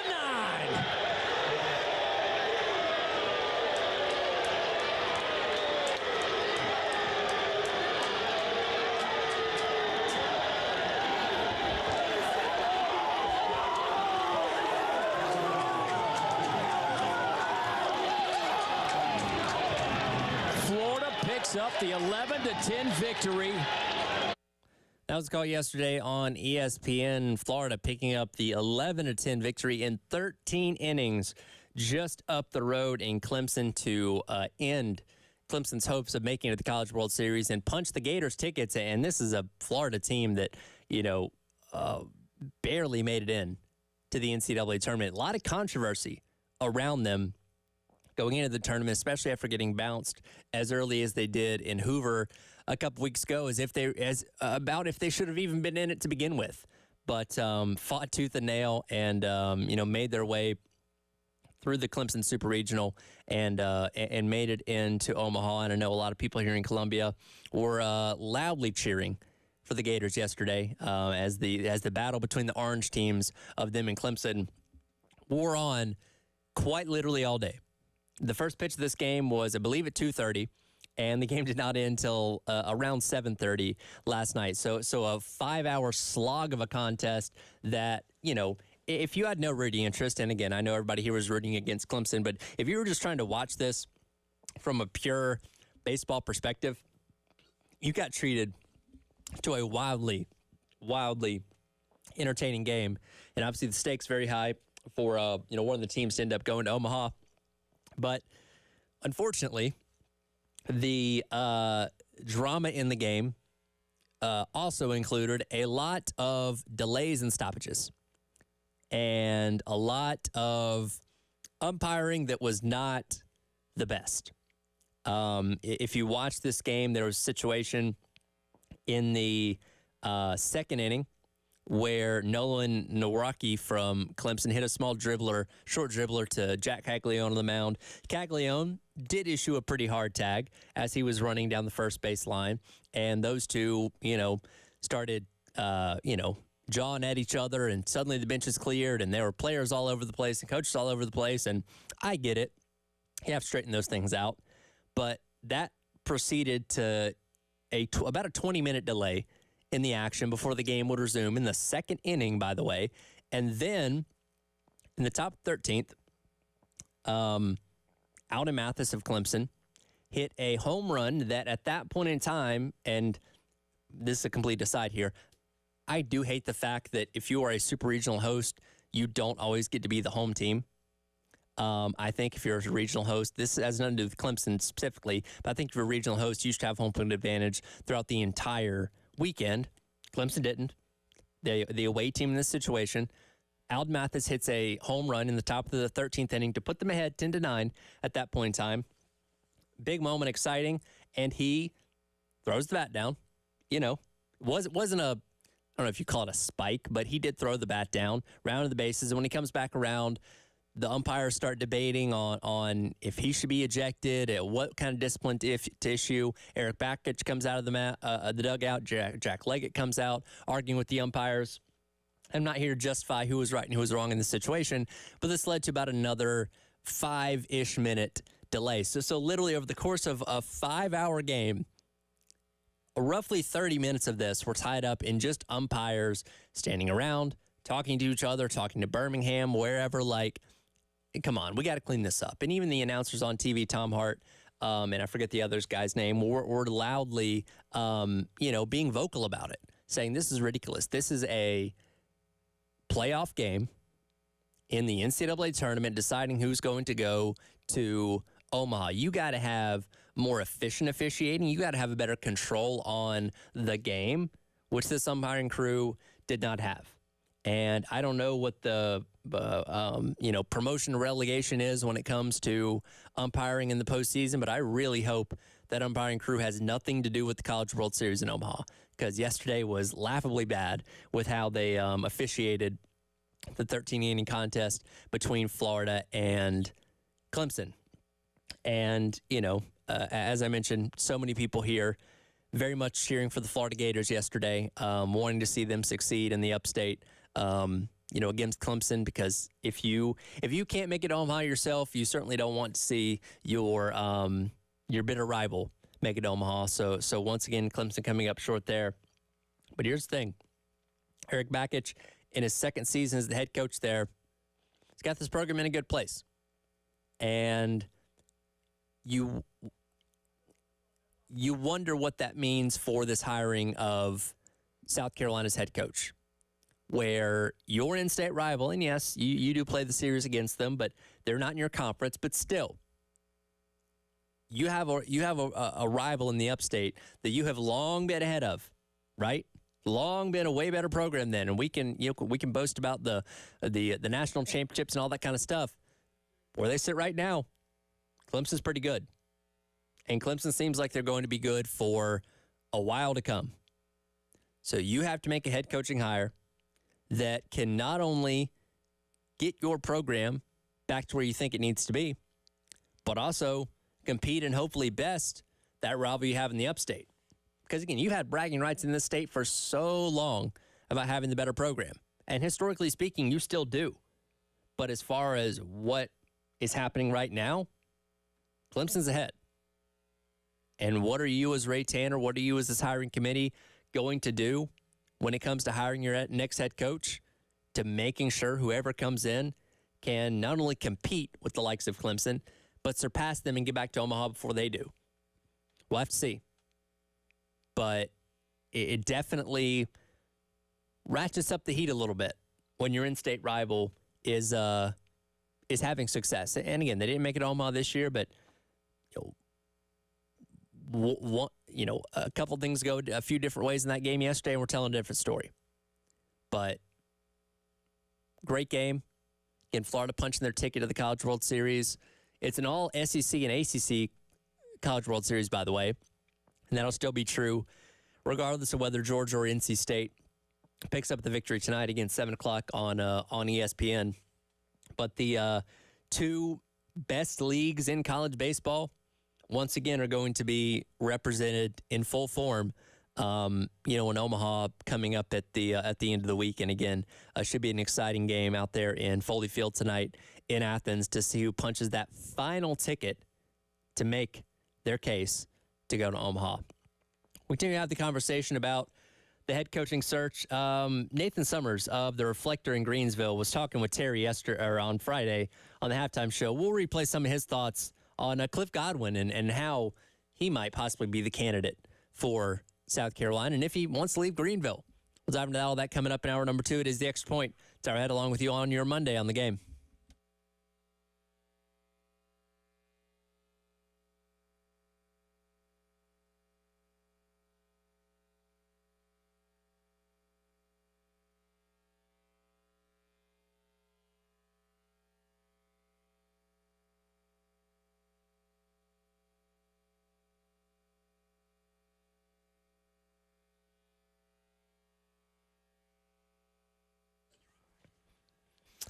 Well, if you've been out and about so far this morning, you know it rained pretty darn hard. It was coming down like cats and dogs on my way in this morning. You recently experienced some hard rain like today. You have an open crawl space in your home. You might have standing water underneath that home. High humidity and condensation in your crawl space can create an environment for mold, mildew, and pests, including things like termites. The moisture can also lead to things like wood rot and floor joist problems. Musty smells or awful odors can come from mold and mildew in your crawl space and might cause health issues such as runny nose, itchy eyes, and coughs. Up to half the air that you breathe in your home comes from your crawl space, which is why you need to keep it in good working order. That's where our friends at Canty Foundation Specialists can come in. If you have any issues, things like standing water in your crawl space, head online to cantycanfixit.com. Schedule an appointment with a professional today. They'll come out and evaluate your home's foundation and crawl space. Get you fixed up just right. Again, Canty Foundation Specialist online at cantycanfixit.com.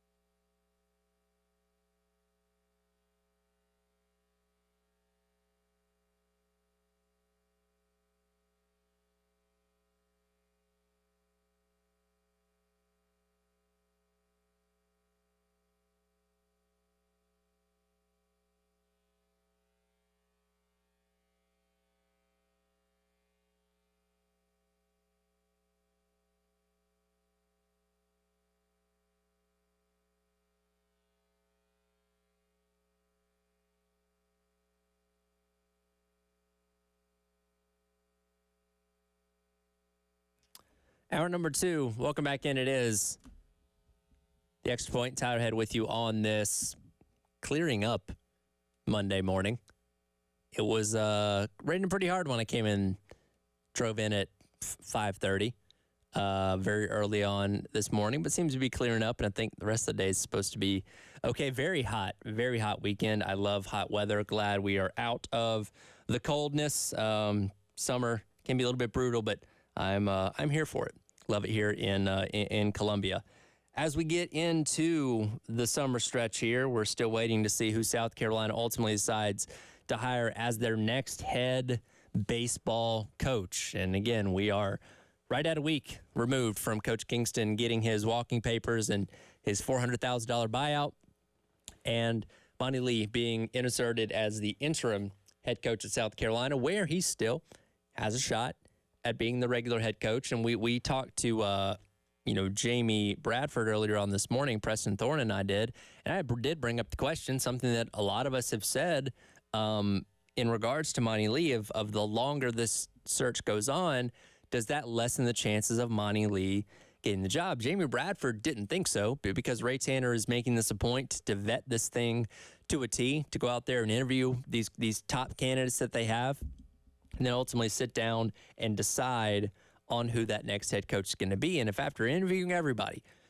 sitting head coaches, assistants, all that kind of stuff, they determine that Monty Lee is the best guy for the job, then there's still a chance they can name him as a head coach. Now, it seems that the Citadel is still waiting, I guess, to see what happens with Monty Lee, because he was heavily linked to becoming their next head coach, leading up to Coach Kingston getting fired, which again threw kind of a wrench in the plans overall. So we will see what all that fallout is, and when one domino falls, what happens. Because if Coach Lee got announced as the Citadel head coach first, well, that means he's not going to be the South Carolina head coach. And if somebody else gets announced as the South Carolina head coach, does Lee immediately get announced as the Citadel head coach? How's this going to work? I don't know. We'll see.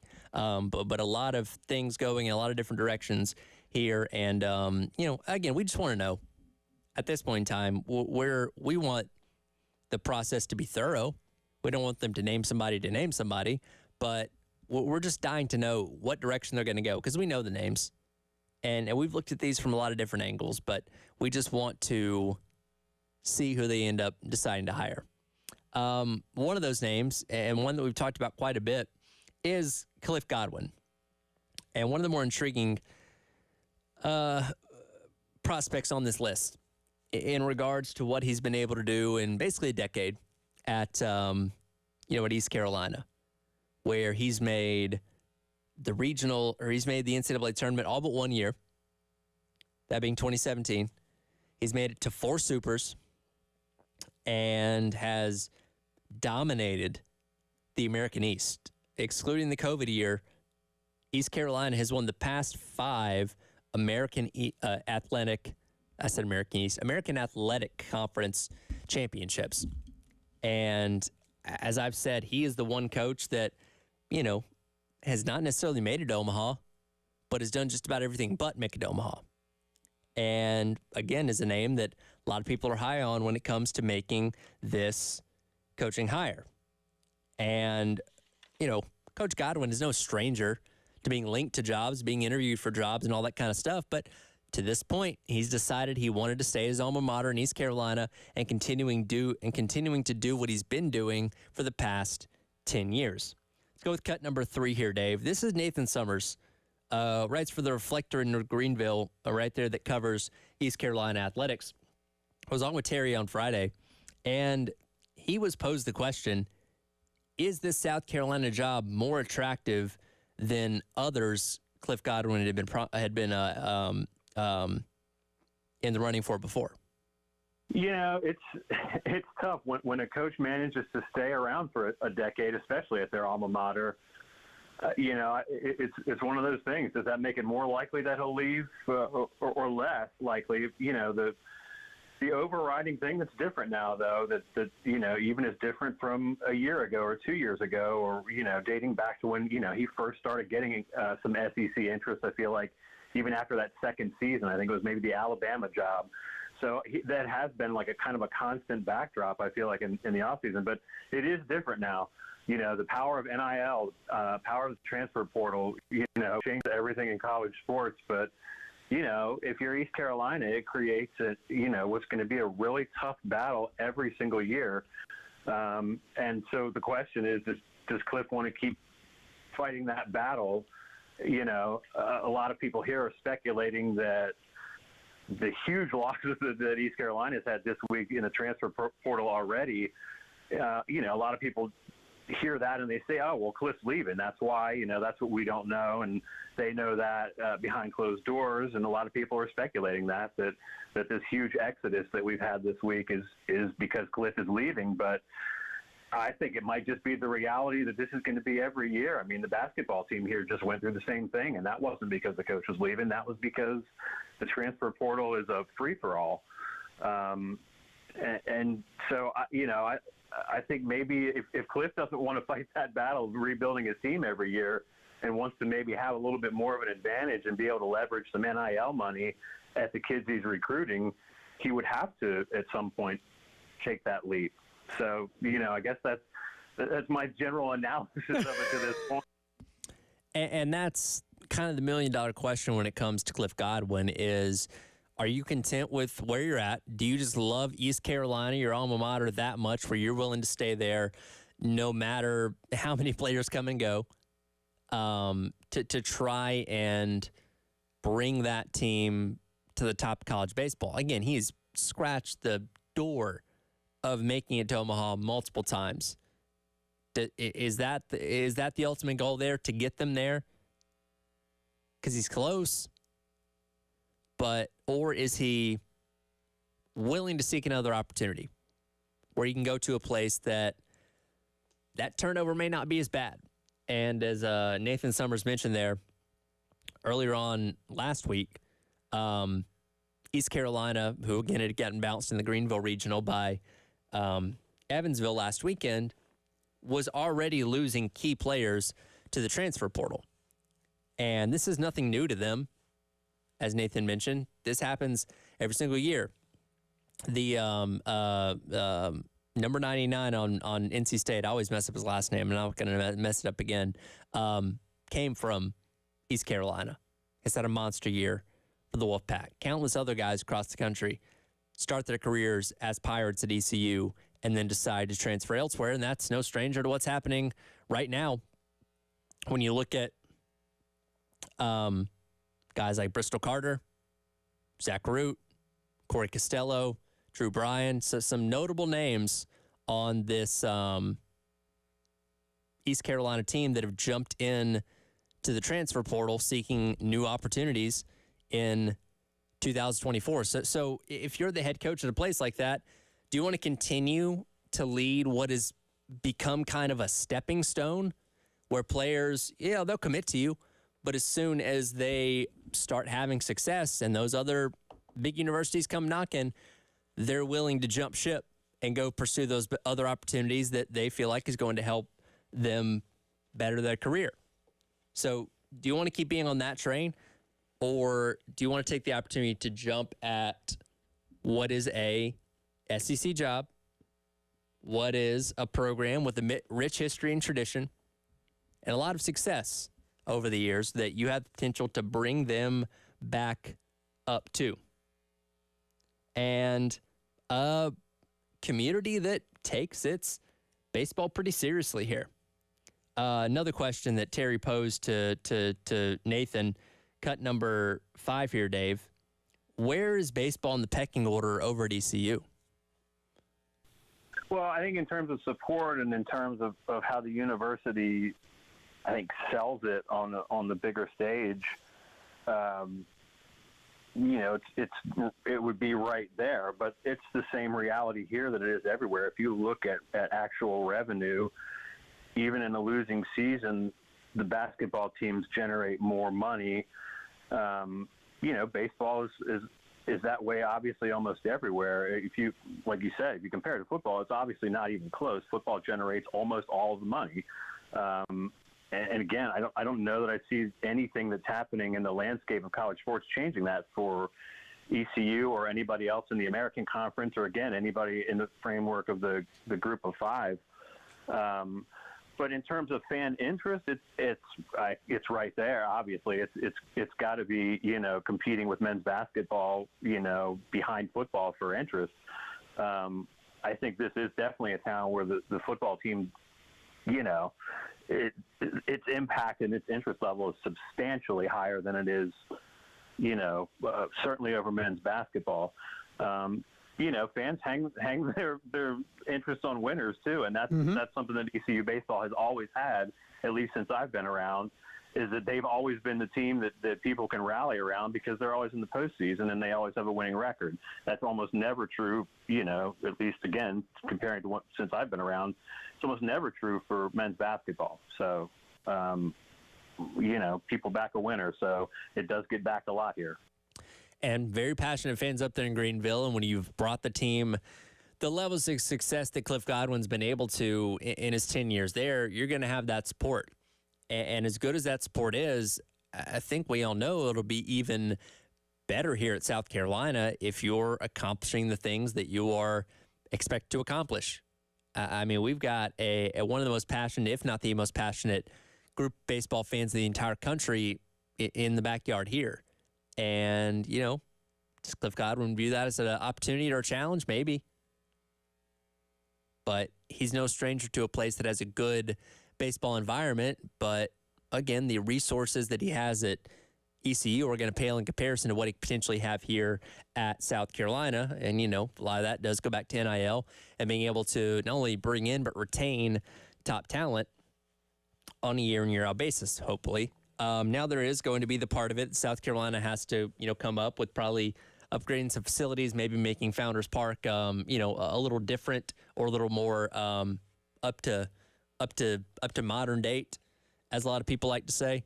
But it might be enticing enough. And also Godwin is somebody, if you are not able to, afford in the $1.5 million range or something like that, he's somebody you can get on the cheaper end of around $1 million, probably, maybe a little less. Now, again, you do get what you pay for, but that's somebody that in Cliff Godwin, who, again, has not proven himself at the SEC, might have a shot being pretty good. And that's a risk that you'd probably be willing to take there if Cliff Godwin did decide he wanted to come to South Carolina. But that's easier said than done. Again, we're just kind of waiting and seeing, hoping that Ray and company will make a decision soon, and hopefully it's one that everybody can be pleased with. Now nobody's going to be, not everybody, there's no decision that you can make where everybody's going to be happy about it. There are going to be detractors. There are going to be people that, say, oh, we should have hired this guy, should have hired that guy. Like, that's just going to happen no matter who the winner of this coaching search ends up being. But I do feel like a lot of people would be very much in support of Cliff Godwin if it did indeed come to that. So we will see if his name's the one that emerges on top when it's all said and done with his coaching search for South Carolina baseball this off season. Speaking of the off season, football still 80 some odd days away from kicking off against Old Dominion, but that does not mean things have not been happening for Gamecock football, including a very busy weekend on the recruiting front. We'll dive into that coming up. It is the Extra Point. Tyler Head along with you on your Monday on the Game.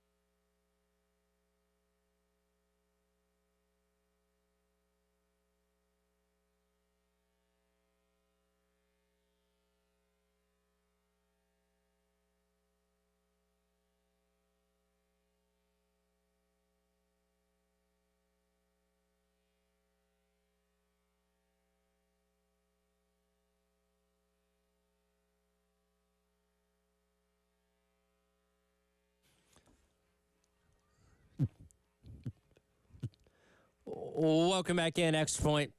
Tyler Head with you here on the game on your Monday morning. Switch gears over to football in just a second here. I want to let you know coming up on Thursday, Jay and Elijah are going to be out at Angry Fish over in Lexington from 3 until 6 doing the post-game show. So go by and see those guys again Thursday from 3 until 6 out there at Angry Fish in Lexington. The month of June is a very busy month.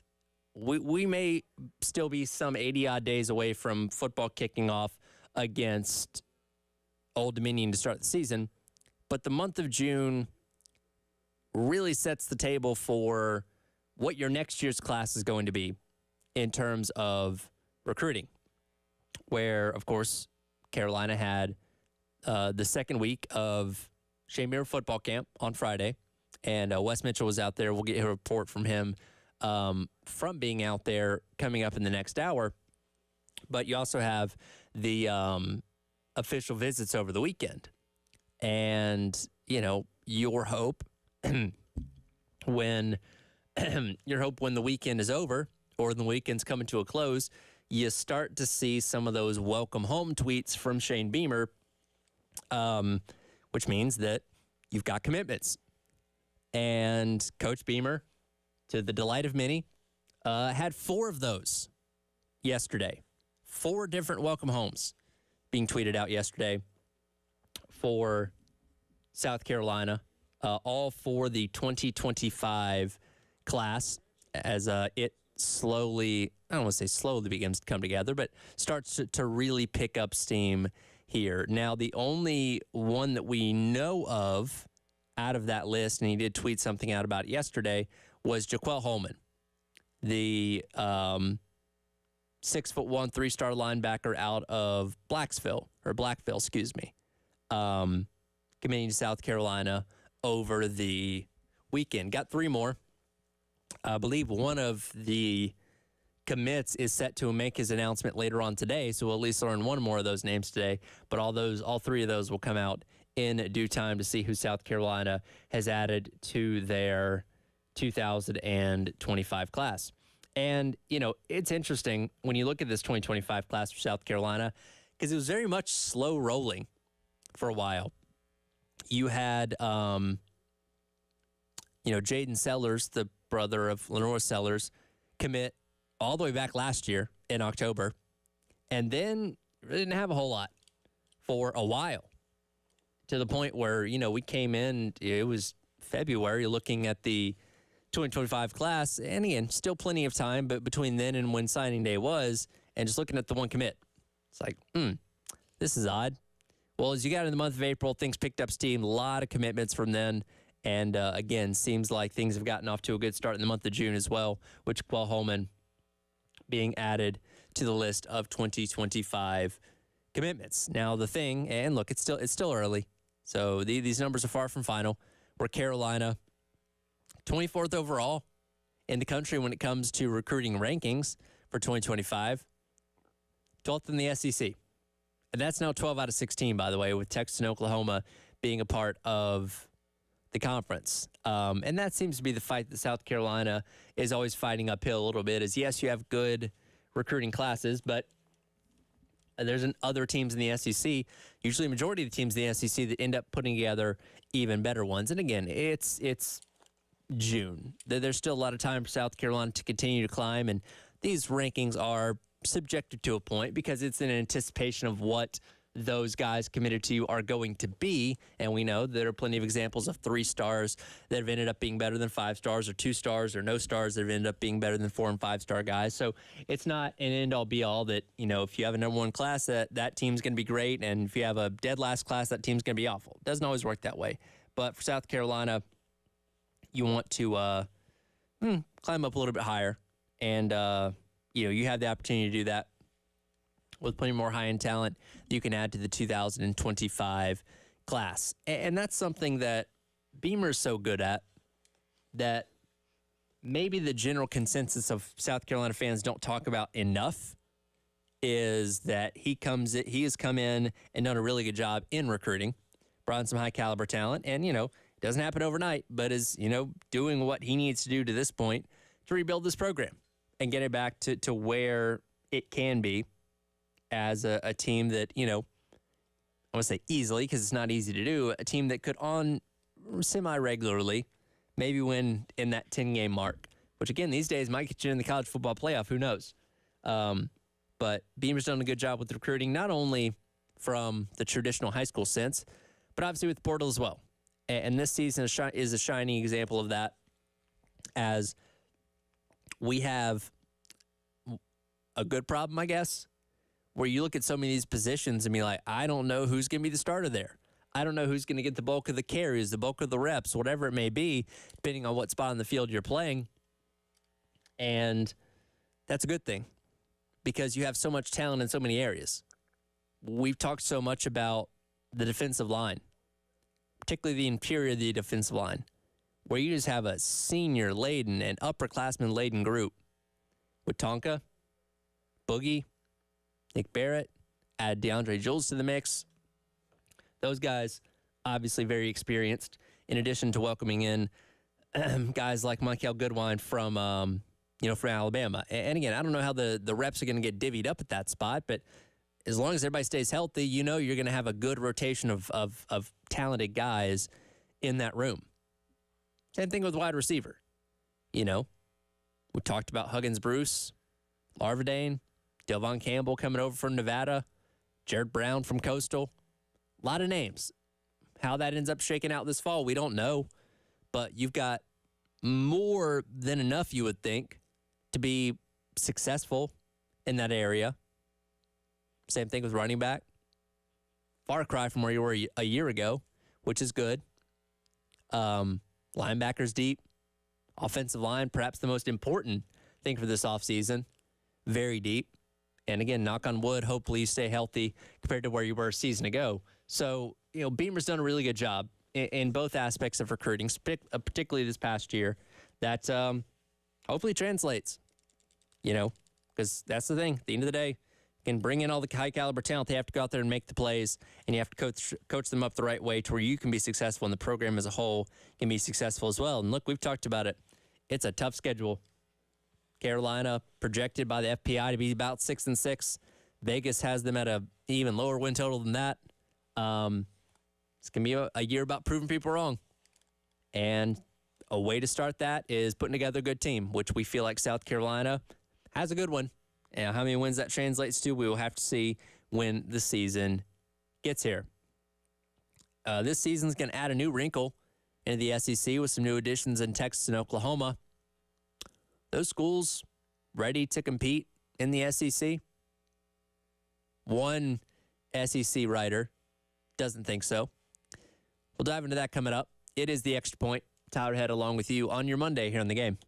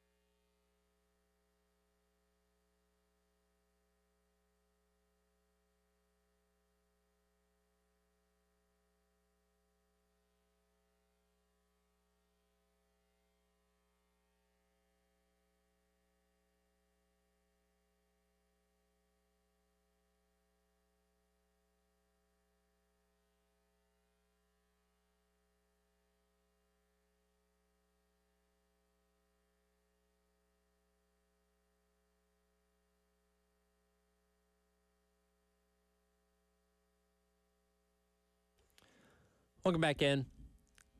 Extra Point. Tyler Head with you. We talk so much about the change of the 2024 landscape of college football, and a lot of that revolves around realignment. Pac-12 going under, tons of new teams going to the Big Ten, shifts of teams going into the Big 12, and also Texas and Oklahoma coming to the SEC. And given how selective the SEC has been over the years, I mean, think about it. They've added 6 teams over the course of more than 30 years, going back to when Arkansas and South Carolina came in the early 90s, some 20-odd years later, you got A&M and Missouri, and now you get Texas and Oklahoma. This doesn't happen a lot, so when it does happen, it's a big deal. And no 2 teams, I think, have ever come into the SEC, at least in the modern era, with as much momentum as Texas and Oklahoma you have, where, both teams won 10 games season ago. Texas obviously in the college football playoff on the cusp of making the national championship game. And finally for us being able to say, I think Texas is actually back. After all the years of jokes and all that kind of stuff, I think Texas might actually be back now.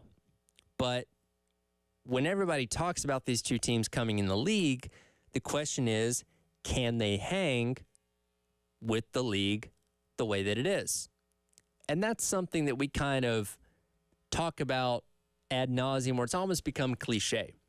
But there's a writer for Dog Nation, which is similar to the Georgia version of Gamecock Central, that said something this weekend that really stuck out to me and got me wondering something. And this writer's name is Mike Griffith, and I'll tell you this from my time in Athens, Mike Griffith is not afraid to be controversial. He's very much against Georgia and Florida playing in Jacksonville, which has him vilified by a lot of people in the Georgia fan base. But Mike is good at what he does and is not afraid to give his thoughts and his opinions. In an article over the weekend for Dog Nation, he was examining the win totals that Vegas has put out for each team in the SEC and whether he thinks they're going to go over or they're going to go under. Now, Texas has the second best win odds, win total odds of anybody in the SEC, behind only Georgia, at 10.5 wins. And Mike Griffith picked under for Texas on the 10.5 win mark. And of them, he said, Steve Sarkisian has a high-powered offense and a slick presentation, but the week-to-week physicality in the SEC will keep the Longhorns under, in reference to that 10.5 win total. And again, it goes back to what so many of us say. Many of us here have said the same things. Well, it's the grind of the SEC, the physicality of the SEC. Can they handle the SEC? Can they? Is it the same SEC that we were talking about 10 or so odd years ago? And that's not to say that the SEC doesn't have the perennial championship favorites every single year. I mean, Georgia is going to probably be the odds-on favorite to win the national championship once again this year. LSU, another really good team. Alabama, probably still going to be in the mix with Kalen DeBoer. Like, you have teams in the conference that are still very, very strong. But I don't know if the perception of the SEC from top to bottom, 1 to now 16, as this juggernaut of unstoppable, from beginning to end, is quite what it once was. In fact, I don't think it's always necessarily been that way. I mean, Vanderbilt's always existed as a usually bottom tier team. There's always a couple teams in the SEC that are really, really bad, but the league does always get presented as kind of this murderer's row, right? Now, if this was a middle of the road team coming into the SEC, then I think that argument might hold up a little better. But this is a Texas team that, again, was in the college football playoff a year ago. They came in to Bryant-Denny Stadium and won against Alabama a season ago. Like, I don't think they're going to have the trouble getting up to speed that some people might think that they might. And again, when you kind of compare the SEC to other strong teams and strong leagues across the country, again, I don't think it's quite the dominant force that it once was, top to bottom. I mean, you look at last year, like I said, Texas came into Bryant-Denny Stadium and beat Alabama. That was one of Alabama's 2 losses. They lost to Michigan in the college football playoff. LSU got dominated by Florida State. Missouri, as good a season as they had 1-score wins over Kansas State and Memphis. 2 good programs, but not, oh my God, amazing programs. So, the line, the gap between the SEC and these other conferences isn't leaps and bounds like it once was, to where I think a team like Texas can come in and have success probably pretty quickly, I would think. And realistically could be a threat for not only the SEC, but the national championship this season. When talking about the greater landscape of the SEC, I think the portal has a lot to do with that. To where, the teams in the SEC are still recruiting very, very well, but every team loses players every single year. Alabama loses players. Georgia loses players. Florida loses players. Like, this talent's getting spread out across the landscape of college football so much now that those guys that used to be able to say, well, all right, he's going to sit for 2 years and then he's going to be a starter in his junior year at Alabama. Well, those guys still stay to a degree, but a lot of them leave. A lot of them go to other conferences, to where that talent pool is getting spread out. Now, that's not evening the playing field in college football by any means, because, again, we still have the same collection of a handful of teams compete for the national championship every single year, and that's not going to change with the advent of the 12-team playoff, by the way. It's still going to be the same usual suspects competing at the end of it for semifinals in the national championship, but it does, create some more intrigue in the middle of the regular season, to where, again, the teams that always used to be super, super deep in the SEC aren't quite as deep anymore. So it's not crazy to think that Texas and Oklahoma, to a degree, can come in here and be very successful right out of the gate. In fact, let's hear what Coach Steve Sarkisian had to say last week in reference to Texas coming in and making their impact known right away in the SEC. So it was interesting when I took the job and I was meeting with Chris Delcani and Jay Hartzell, our president, and what is needed and how are you going to build it? And you talk about your plan. And I said we're going to have to build a roster that can compete and ultimately beat Alabama, Georgia, Clemson, Ohio State, Notre Dame, because those are the perennial teams that are in those Final Four games. And that's the goal at Texas, is to go win the national championship. So when they exposed it to me that we were going to the SEC, they said, what needs to change? I said, nothing, because that's what we were already building for anyway, right? And having the size and the depth at the line of scrimmage is critical in the SEC, as you guys well know. You got to have speed and playmaking ability on the perimeter, and at any level, you've got to have quarterback play if you're going to try to win a championship. And I think Texas checks most of those boxes, particularly when it comes to offense. We saw how electric their offense was a season ago. Quinn Ewers coming back for another year. I mean, he's going to be thought of as one of the top picks. Probably one of the, if not the Heisman favorites going into this season. Yeah, you lose guys like Xavier Worthy, but you went out there, you got Isaiah Bond, you got Amari Niblack from Alabama. 2 guys that should be big components in this Texas offense this upcoming season. And when you look at their schedule, it's not, as daunting as it might seem at first glance. And they do go on the road to Michigan in week number 2. That's a Michigan team that has a lot of turnover this year. Lost a lot of good talent to the pros. Obviously lost their head coach. I don't see Texas, struggling too much up there in Ann Arbor. I think they can come away with the win. When you look at their SEC opponents, Mississippi State, I think they should be able to handle them. Oklahoma in the Cotton Bowl, they did lose that game a year ago. That could go either way.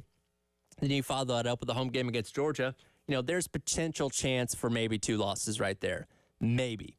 But then Vanderbilt, Florida, Arkansas, Kentucky, you close out the regular season with A&M, and that's a rivalry game that's been stewing and boiling for over a decade. So anything could happen there. But I mean, I really see this Texas team as being probably around that 10 to 11 win mark.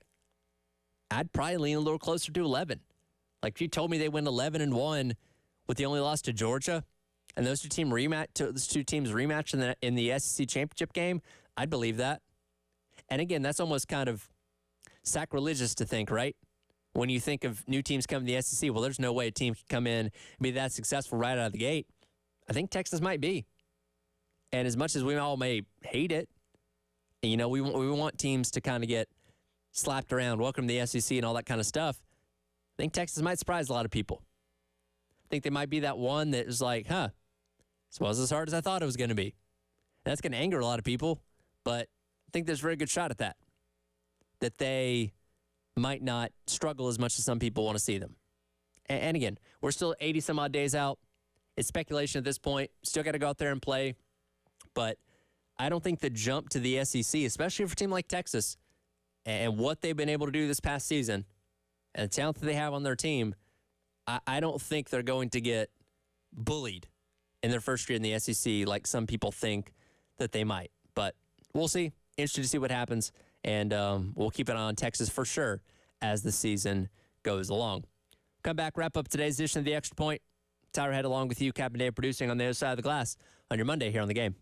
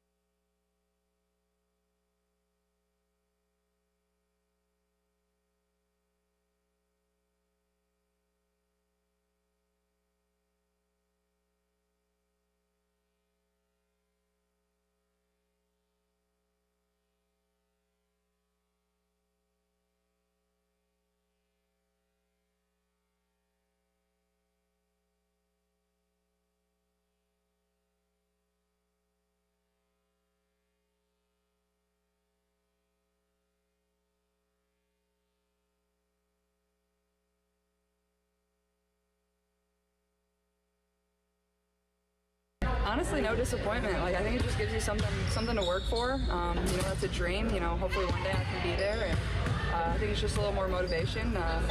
You remember that. And, hopefully in 4 years, when 4 years comes back around, I can be there. Welcome back in. Next point. Tyler Head with you here on the game.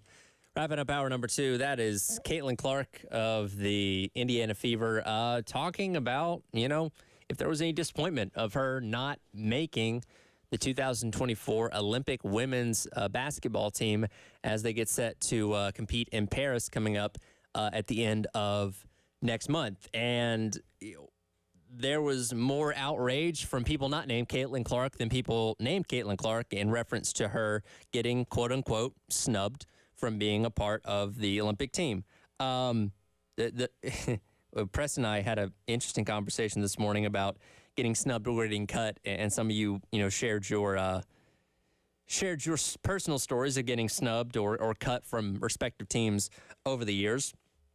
But Caitlyn Clark, as Press and I were talking about, this is probably the first time in her athletic career she's probably not been included on something. I mean, you go back and watch some of her high school film and AAU and stuff like that, and she's always been an incredible basketball player. And I imagine she made every rec league team and middle school team and all-star team and all that kind of stuff coming up through the ranks. So being put in a position where you don't get selected for something is probably new to her. But at the same time, I don't think it's the most shocking thing in the world. The U.S. or the Olympic women's basketball team doesn't have a great history of rookies being a part of it. There have been a few over the years, but she would have been only the 5th one ever. So it's not like it's this, thing that happens every single time around. And when you look at the roster of the team, a lot of Olympic experience up and down for those that are on the team. And for the ones that don't have Olympic experience, some of them like Kelsey Plum, they've been around for a little while. You know what I mean? In the WNBA, and have obviously earned the right to have the opportunity to play at the, at the Olympic level. And Caitlyn Clark, for an incredible player in college and was the number 1 overall pick for a reason. She's still, she's playing well in her first season in the WNBA. She's turning the ball over a little bit too much. Like, she's still coming to her own at this point. Now she is selling out arenas, and she's bringing a lot of eyes to the product, which is fantastic and so great for the sport of women's basketball. When you're, and this is the problem that I've had with some people when they're getting angry about her not making the Olympic team is, what could she do for the viewership? What could she do for the eyes of women's sports at the Olympic level and all that kind of stuff? That shouldn't matter.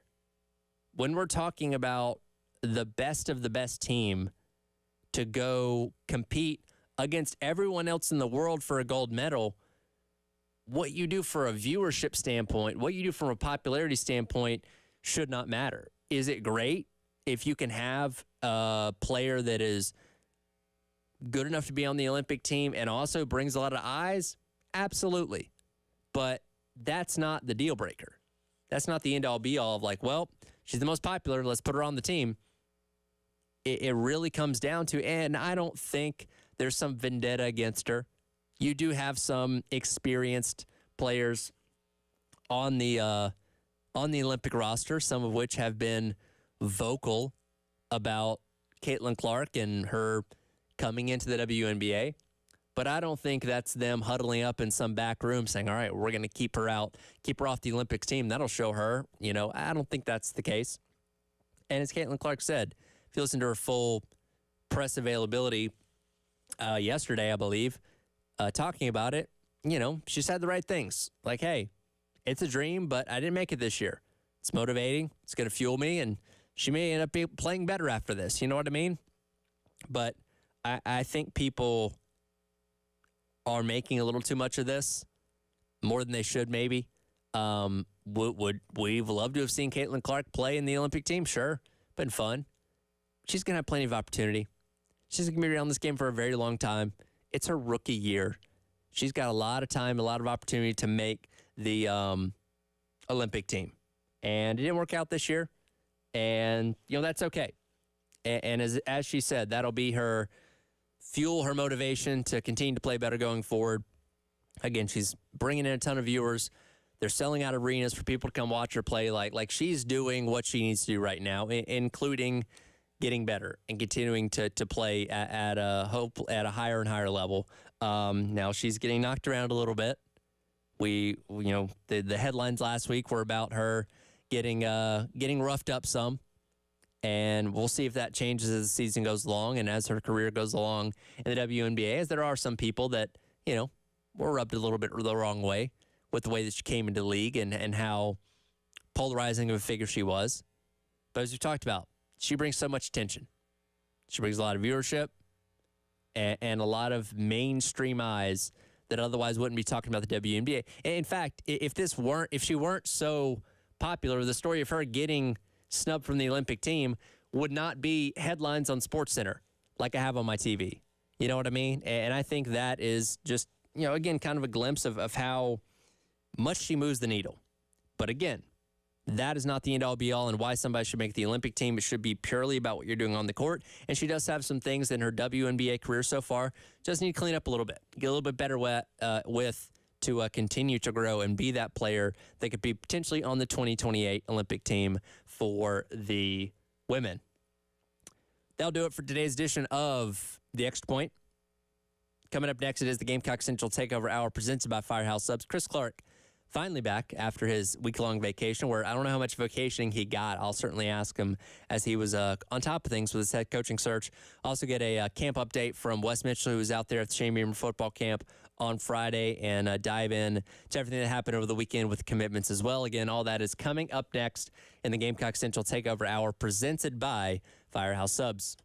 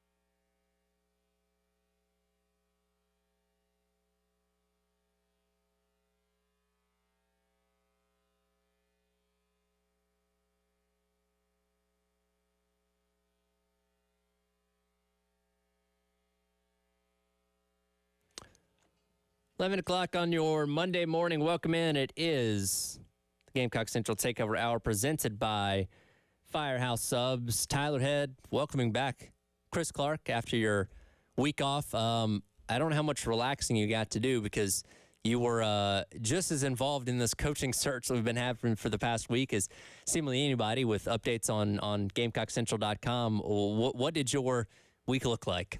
Yeah, I did. Got to turn on the right microphone here. It's on. There we go. Okay. That was not my fault that time. I think Dave may have had to turn that one up, so we're good now. No problem. It was unless you're watching the video stream, you couldn't see my air quotes week off, but I did get some relaxation time. But yeah, it was busy. It's kind of funny. Wes and I joke a lot that normally when I go on vacation in June, and because of school schedule, it's gotten moved back a little bit from where it used to be. Right. But June recruiting has gotten really, really big. Sure. And so when it first started getting bigger a few cycles ago, typically I would leave, try to really unplug, and then there would be like 17 commitments for Wes to deal with. Sure. So, with June being even busier now, that's one thing where you're like, okay, I got to be a little bit more engaged. Official visits, camps, and we're going to hear from Wes shortly on camps. He was out there at the last one. I did have to miss that one, but obviously the biggest thing was the baseball coaching search, Right. And so, yeah, a lot of, phone calls and text messages and maybe even some emails thrown in there trying to figure out kind of what's going on with this search. And it's, I know you guys talked about it a lot last week, going over the candidates and where things are. And it's been very entertaining. And it's been because I think there's some polarization, among the fan base, among the listeners, on which direction this thing, is going, could go, and obviously the biggest point where people go back and forth and have disagreements is, which way it should go. Oh yeah, we had plenty of those discussions last week. The Monty Lee debate alone was quite an interesting day. Before we get into that, you are praised for your prowess when it comes to coaching searches. You've been through quite a few of these across different sports. Why are you so plugged in and so good at these kind of things? Oh, that's very awkward and uncomfortable. I mean, I don't know if I agree with that, but I appreciate it. The thing, when I first started doing this, and I'm not going to talk forever, about this aspect of it, but when I first started doing this, like coaching searches seemed like out of reach, like as a young, reporter, whatever you want to call this thing that we do. Sure. It's just like, wow, like how do you even get information on that? But I think, you just learn over time with coaching searches and with the amount of information that comes out and the way that media has changed over the past, I don't know, I've been doing this 15 years now this year, it's attainable. It's hard. There's a lot to sift through. The amount of people that actually know what's going on with coaching searches, not they, send out a tweet or post on a message board or whatever that, some crazy rumor. I mean, there are tons of rumors with every single coaching search. I mean, every single one that I've followed in football, basketball, whatever. I mean, the rumor mill is definitely fun. But at the end of the day, you're trying to figure out what is actually going on. And so I think it's just about, building relationships and trying to have an ongoing conversation like throughout the year with different people who do have insights into what's going on, being able to sift through what's right, what's wrong, which things have agendas attached to them, which things don't. And it's just a learning process, really, I think. And nobody bats 1,000 on anything in reporting, whether it's coaching searches, whether it's recruiting. You just, I think try to get as many things right as you can, I would say. And again, now that you're finally back in here this week, we can get your full perspective on things. What have you noticed? What have you been keeping up with this search now that we are at the week mark?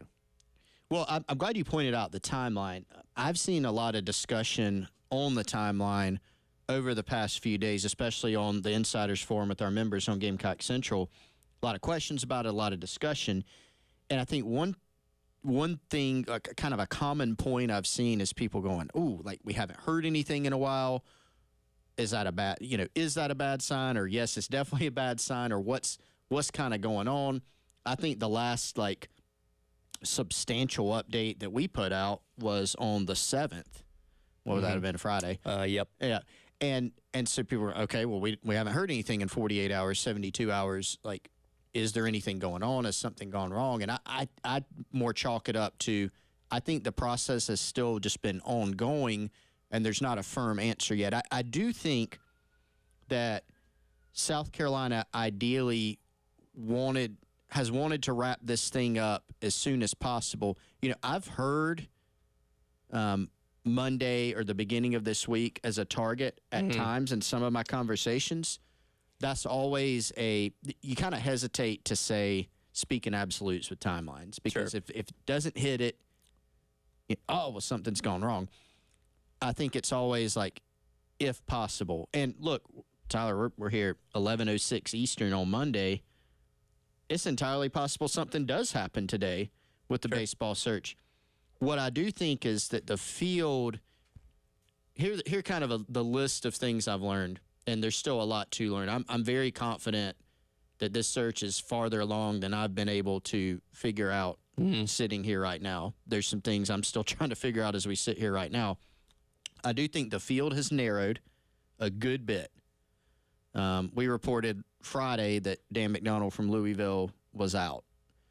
Has it narrowed beyond that from the list of like 3 or 4 candidates that have kind of been the names that are out there? Probably so. I just can't confirm that yet. Now, do we know why McDonald was removed from the list? The reasoning behind that? I don't. McDonald was interesting, and we knew he would come up because there's a history there. When he was one of Bianca's first hires at Ole Miss. Yep. He was an assistant at the Citadel. Ray Tanner, then the coach at South Carolina. Jack Leggett, then the head coach at Clemson. Both thought very highly of Dan McDonald. He was a really good recruiter and getting in-state guys, et cetera. And so Bianca had heard about him. Ray Tanner and Leggett both called on his behalf, and he got that job, and he parlayed that success at Ole Miss to the job at Louisville. And he's past 2 years have slipped some, but he's been outstanding there, and he's been to Omaha multiple times. Like, he checks all the boxes you look for. Tanner knows him. He's kind of behind the scenes. McDonald has been involved with either openings or possible openings at South Carolina for the baseball job over the years. But I know there was conversations, and he was involved earlier in this process. I don't know which end it was on or whether it was mutual. I just know at some point I heard he's out. He's not in the mix, and from multiple sources, so I couldn't tell you why.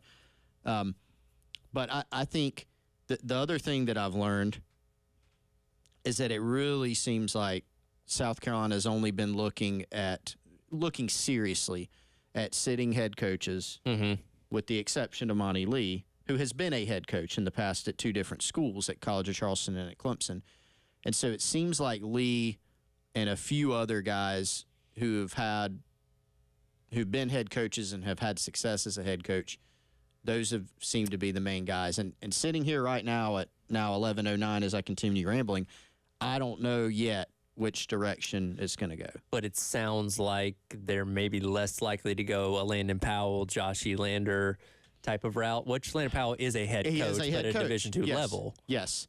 So that's the other thing. I'm glad you said that. The other thing that I'd heard was guys who have been at higher levels, because you think about, East Carolina, they may not be in the SEC. Still right? D1. It's D1, and they've been to the Supers, right? Multiple times. Right. They've been to the tournament. So they've played that high-level competition. And look, that's not to say anything. I'm just passing. This isn't my opinion. I'm just passing what I've heard. Sure. So, Elander from Tennessee, or, the assistant at Arkansas came up in some conversations, and maybe some others.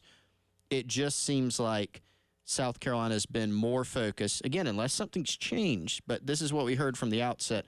They've been more focused on sitting head coaches from higher levels except for Lee, who's the interim head coach, and he's been he's been the head coach. He's been part of the program. And my thought process through all last week when going through these various candidates and who would be the right fit for the job. And again, you missed the minor league conversation because that was everybody's either on one side or the other. There's nobody really in between on if you want Minor League as your head coach. So that was kind of an interesting dynamic. But, I looked at this as, okay, after Tanner retired, you went with Chad Holbrook, who was the assistant in waiting, the guy that was supposed to ascend to the throne and keep South Carolina at this top level.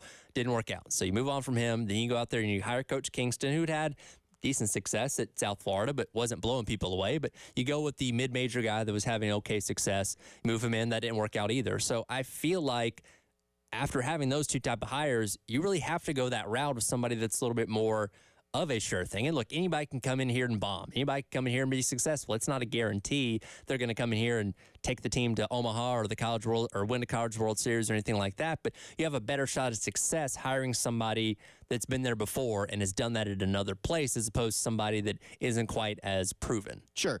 There's never a slam dunk, right? Like, I always think in football, like Scott Frost in Nebraska. That's the one that always comes up, right? Yeah. Like, alum had done outstanding at UCF. Like, there's no way this fails. It failed. It flopped big time. Well, they were the best 4-8 team the country had ever seen.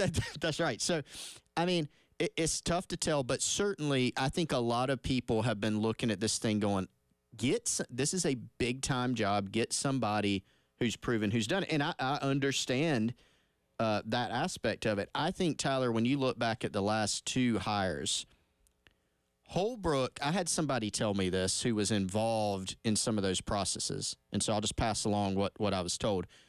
It's kind of like Holbrook didn't end up working, right? Mm-hmm. But who wouldn't have made that hire? And I'm like, that is a pretty good point. Like, you could have gone, no thanks. Yeah. We'll go hire somebody else. And you could have, right? Sure. And so revisionist history, it's easy in hindsight to say that.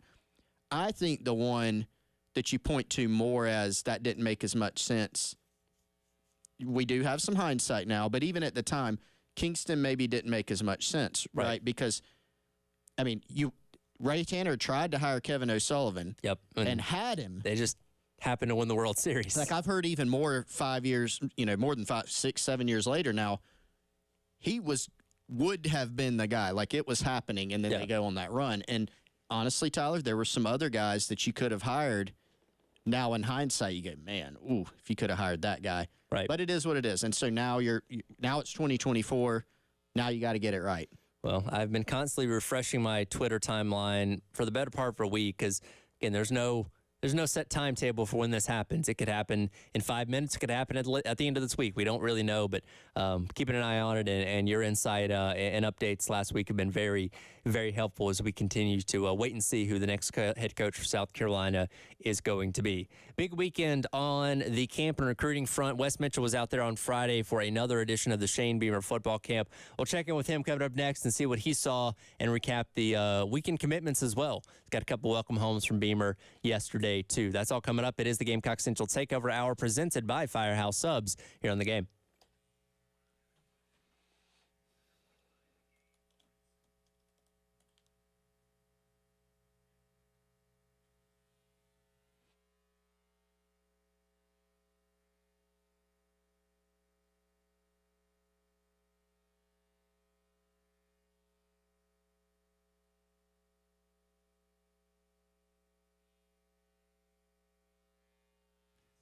Jack's actually going to start coming in studio now. We don't have to call him.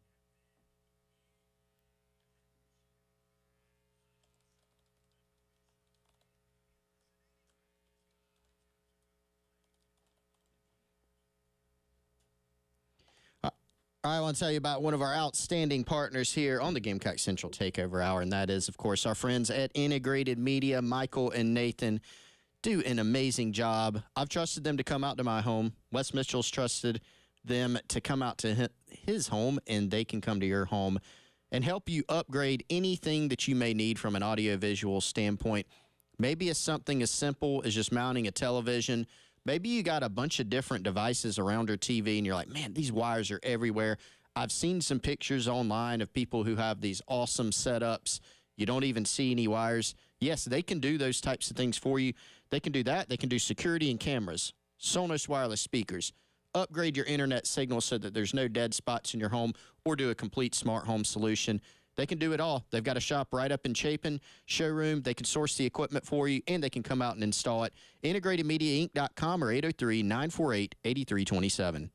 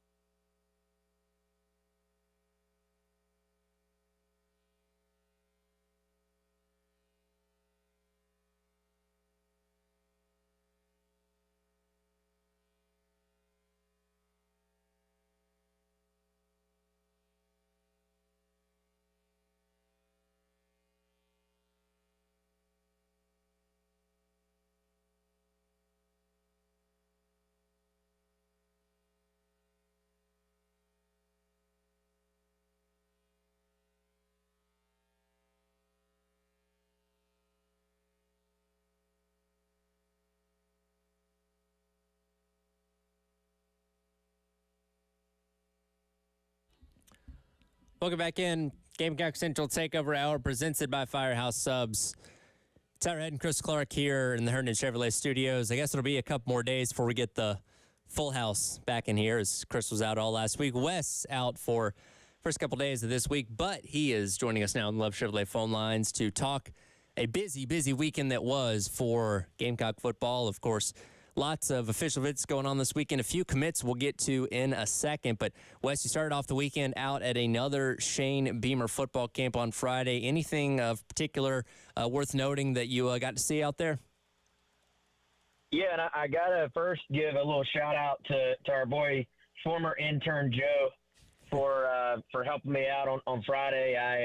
He did the bulk of the work, honestly, but we were obviously – kind of dialing into what's going on Friday. There's always, with these camp days, I think it's interesting, it's intriguing. You're trying to figure out what's the storyline for today. Who's the prospect that maybe is on the radar but shows up that you didn't expect, or who's the prospect that is maybe not even on the radar that comes in, runs a great time, because it's NFL combine style testing essentially. Who catches the coach's eye? So in these things, they're almost always, it's kind of funny, there almost always is a guy who stands out. And, there were several guys on Friday, but the most intriguing, most interesting guy, in my opinion, was Michael Skinner, who actually was supposed to be in town or still is going to be in town on the 17th, I believe it is, with his team in a 7-on-7 setting, but just went ahead and decided to come to campus on Friday, wanted to work out, wanted to sort of show the coaches what he could do, and had a really good day. This is an in-state kid who fits the same we talk about it on the show all the time, guys, like that MO of just a little bit of a late riser in the rankings, but you see a great athlete, a guy who's got a ton of upside to go. And interestingly enough, had a great camp on Friday, and Cincinnati is a little bit further along with him maybe than South Carolina is. They've offered, they want him, etc. And he committed to Cincinnati over the weekend, but didn't quite get the South Carolina offer yet. I was talking to Michael, his team will still be in town June 17th. So I actually, guys, kind of read between the lines here a little bit. I think, Chris, I think this is a kid that maybe we're probably still going to want to track moving forward. Yeah, I totally agree, man. I was having some conversations with some folks yesterday, just kind of recapping the first couple days of camp. And I wasn't there on Friday to see Skinner or any of the other guys, really, but it was there on day one. It's still kind of taking a high-level overview of, hey, what's kind of been going on, going over new offers, who are some guys that could possibly get offers. And I got the same sense you did. By that point, Skinner had committed to Cincinnati where, Wes, correct me if I'm wrong, he committed to Josh Stepp at Cincinnati, isn't that right? Yeah. He's a Josh Stepp target. And, yep. Chris, I also, asking around, I got the impression he was a major target for Cincinnati. So I imagine, and knowing how tight end Josh Stepp is in our state, they were probably taking notice that, hey, South Carolina might be moving in. Like, I think they had him on an official at Cincinnati, not this most recent weekend, but last weekend. So yep. They were doing all they can to get him on the books as a commitment, and obviously did so. Yeah, and I think, one of the things that I have heard about Skinner is you got to look at his On3 profile, for example. This is a kid with some size. He's 6'3.5", 220. Mm-hmm.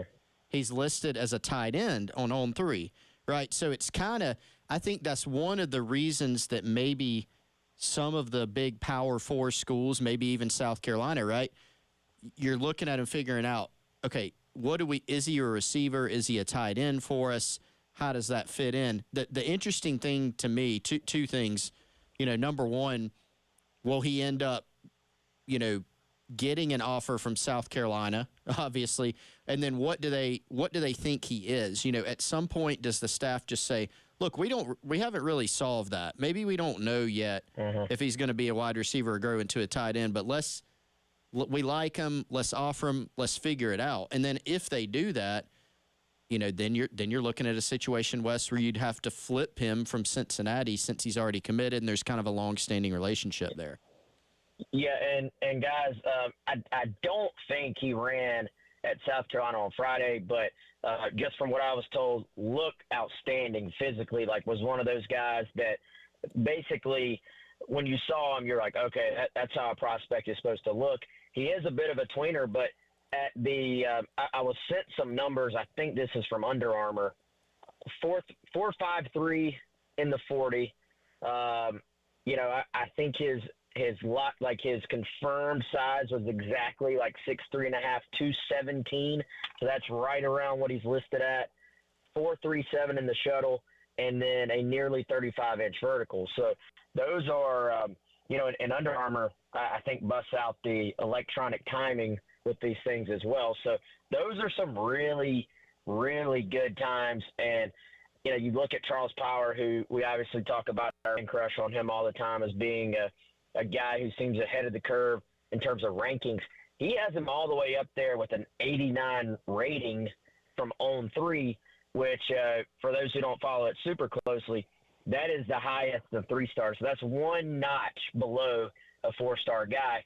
And a lot of that, I was talking to somebody who's kind of familiar with that Riverside program, and they're like, look, he's still working through kind of the finer details of like the route running part of, whether it's a tight end or receiver, but just athletically, this guy checks the boxes that most any college is looking for. It's just like you said, man, if you're a Power 4, if you're an SEC program, is he too much of a tweener for you to make a move? Or like you said, do you just say, look, he's an in-state guy, he's an athlete, let's just take a chance and just assume at some point, at some position, he's going to be able to impact the team. It's a busy weekend again from the official visit standpoint. We got 4 welcome homes from Beamer yesterday. Learned the name of one of those, one guy that you guys have both talked about quite a bit as of late, Jaquel Holloman, the linebacker 3-star out of Blackville, officially committing to South Carolina. We'll still waiting to learn the names of the other 3 guys, but I believe one of those should be coming out later today as well. But very busy weekend, and again, a name you guys that were very high on officially committing to the Gamecocks. Yeah, and with Jaquel Holloman, I think for him, he kind of fits that same trend that we're talking about with Skinner, in that he was a guy, and in his case, from a very small town. I liked the way Charles Power has started putting it. He has kind of bubbled up to the surface in terms of the recruiting radar, maybe a little bit later than some other guys that are in bigger towns in South Carolina, or certainly kind of your bigger cities that always have prospects, around the Southeast. So he's one that I think even with him, you're kind of saying, what position is this guy? Could he be a bigger safety, kind of a nickel Sam type guy, or is he more of someone who could grow into a true inside linebacker? I still think some of that is to be determined, but South Carolina basically liked him enough that they said, we'll figure it out. Now, the plan right now, from what I've heard, is that, he'll start out his career at linebacker at South Carolina. That's kind of what he's slated to do, but really, in some ways, could be considered an athlete commitment, just in that the door is completely open if it made sense for him to end up somewhere else, for him to do so as far as position-wise goes. And even, it's somebody who rushed for, I want to say, was it 1,600 yards as a running back? Has had a huge year this past year. And the thing Charles also mentions that he loves about him is this is one of those old school, again, small town South Carolina kid, but a lot of them don't have the depth to say, hey, we got a 2 deep of defensive guys, a 2 deep of offensive guys, and we're going to run it like a college program. This is a kid who is not coming off the field. He's running the football on offense. He's chasing down plays on defense. And I think you can go a long way with guys like that at the next level, as long as you can verify they have the baseline measurables you're looking for. And very clearly, you look at his measurables from South Carolina camp, from other camps, and he checks those boxes. We'll break down more of those names from the welcome homes as they become available. Again, 4 of them coming out yesterday from Coach Beamer Holman, the only one that we know as of right now. And Wes, will check back in with you tomorrow once again. All right, thanks, guys. You have a good one. All right, that's Wes Mitchell. Be back in with us in studio coming up on Wednesday. We'll get back into the baseball conversation. It was a very, very busy weekend of super regional action, including quite a game in the upstate yesterday. I don't know if you caught any of this one, but it was a wild contest between Clemson and Florida determined who would go to the College World Series. We'll hit that coming up next. Gamecock Central Takeover Hour presented by Firehouse Subs here on The Game.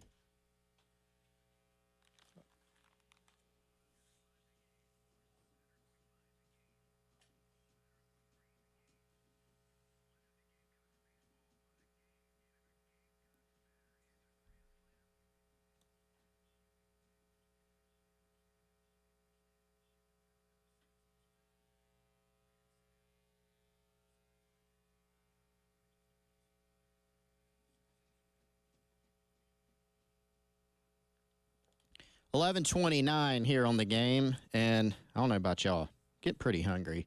Family went, I was actually kind of upset. They went to Firehouse Subs without me yesterday because I had to work, so I can't be too mad at them, but that is where they picked for their lunch spot yesterday hit the location out near Harbison. And that's the cool thing. Wherever you are in the Midlands, there is a Firehouse Subs near you. If you're not familiar with where they are, I mean, just keep driving. If you're driving, you'll eventually run into one. 14 different locations around the Midlands. But you can also go to firehousesubs.com or download the Firehouse Subs app. You can use the Rapid Rescue to order to go, and they'll have your sandwich, your chips, your drink. They'll have everything ready for you to go when you walk in the door. Avoid the wait, order online, and you can find the location nearest you. All of your Firehouse Subs favorite. Earn yourself some rewards towards future purchases when you order online or use the app. Firehousesubs.com or the Firehouse Subs app.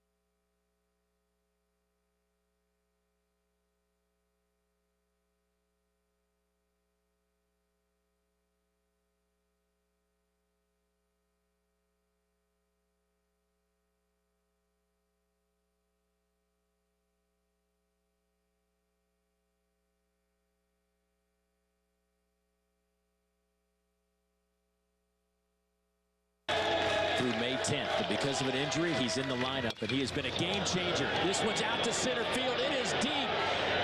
It is gone. Oh, my goodness. That did not just happen.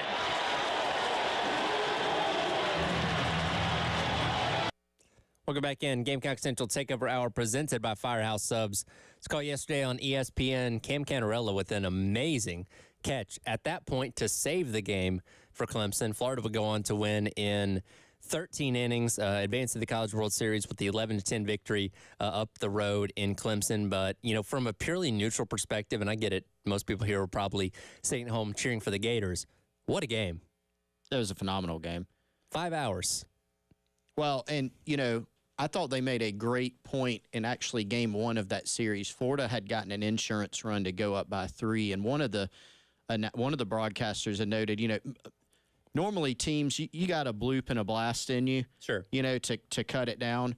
When you get to 3, that's a little tougher. And so, yesterday's game, fast forward, you get to a point where Florida has gone back up 3, and if you're a Gator fan or a Gamecock fan rooting for the Gators, you feel better about it. But, I was watching that game with my wife, 5 hours of it or however long it was. And we were kind of talking about it as the half inning was about to turn over. And I said, the heart of Clemson's lineup is coming up.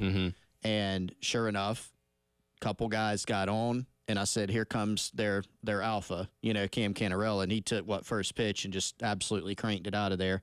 By the way, former huge Gamecock fan, Cam Canarella. So I've heard. Yes, you have heard that. And, it was an incredible game. I listened to Kevin O'Sullivan, Florida's head coach, after the game, and he was talking. I don't know if he was asked about that homer from Canarella, but he was talking about the catch that Canarella made that saved the game, and obviously Canarella's homer saved the game. It was a great individual performance by him, and it was a great team performance by both teams. In some ways, you wanted that game just to keep going, go to 20 innings. And I was wondering if it would, honestly. I was going to say, a few more umpire stoppages there. We might got to the 7-hour mark. I went back and actually timed it. So the deal that happened in the second inning where Naraki got tagged really hard by Caglione, that took about 20 minutes to decipher. And to a degree, you got to watch the replay, see who was doing what, make sure you get all the ejections and stuff handled that way. Like, all right, 20 minutes is a little long for that. But the deal with the home run in the 13th inning, and then because it was the bat spike or lack thereof, and, Bakich is out there, Leggett's getting ejected. That took another whole 5 minutes. Like, it was kind of a clown show from an umpire standpoint. You always hate when the umpires kind of make it about themselves, and that was tough. You could throw out guys for bat antics or warn them or whatever a lot, or people saying things. I saw some of the national baseball writers, I don't remember if it was Kendall Rogers or Aaron Fitt or maybe both of them, who kind of pointed out, like, warn the benches and send everybody back and go play baseball. And I agree with that.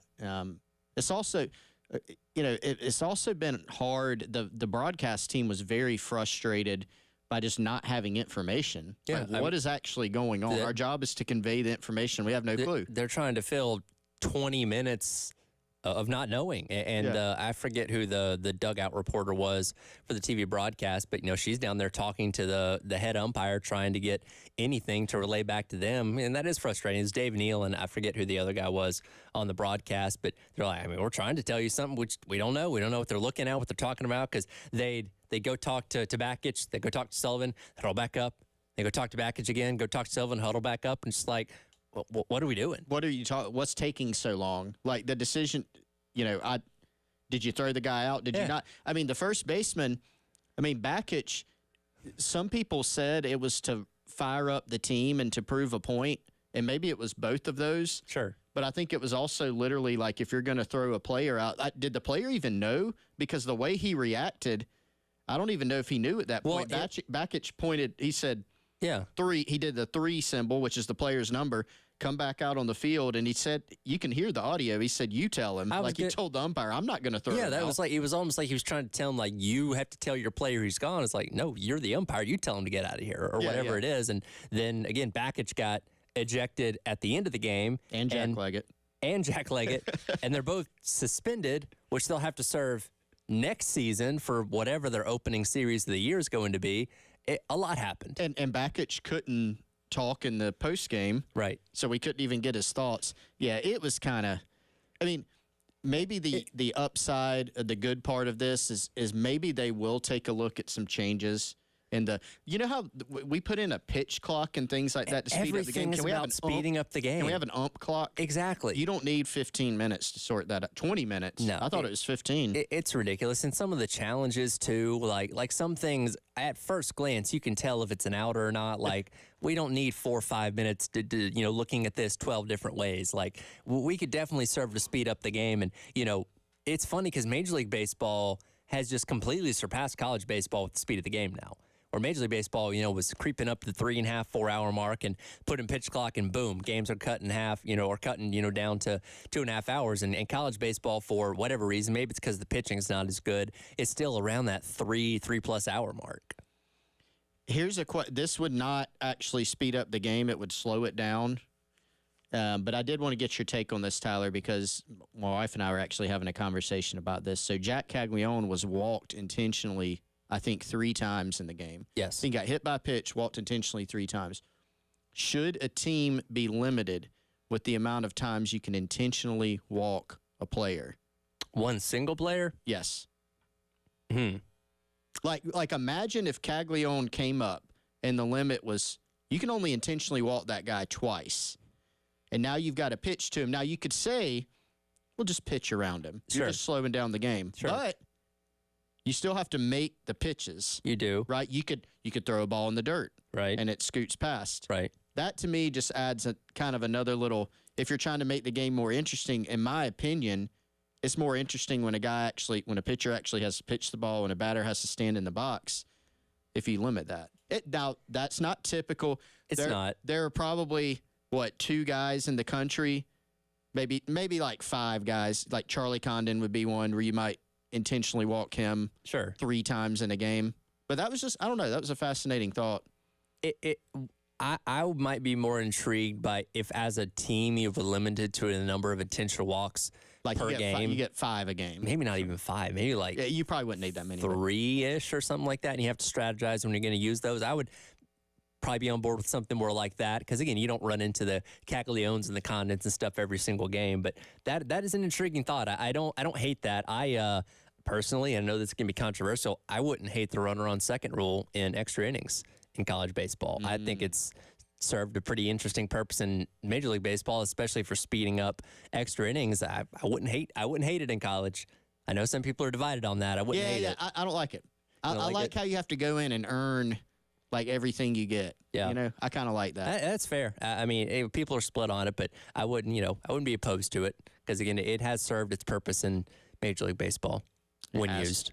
So now we've got not all games complete yet, but we do have an all SEC, ACC Omaha. We do. We'll take a look at that field coming up. Wrap up today's edition of the Gamecock Central Takeover Hour, presented by Firehouse Subs. He's Chris Clark. I'm Tyler Head on your Monday here on the Game.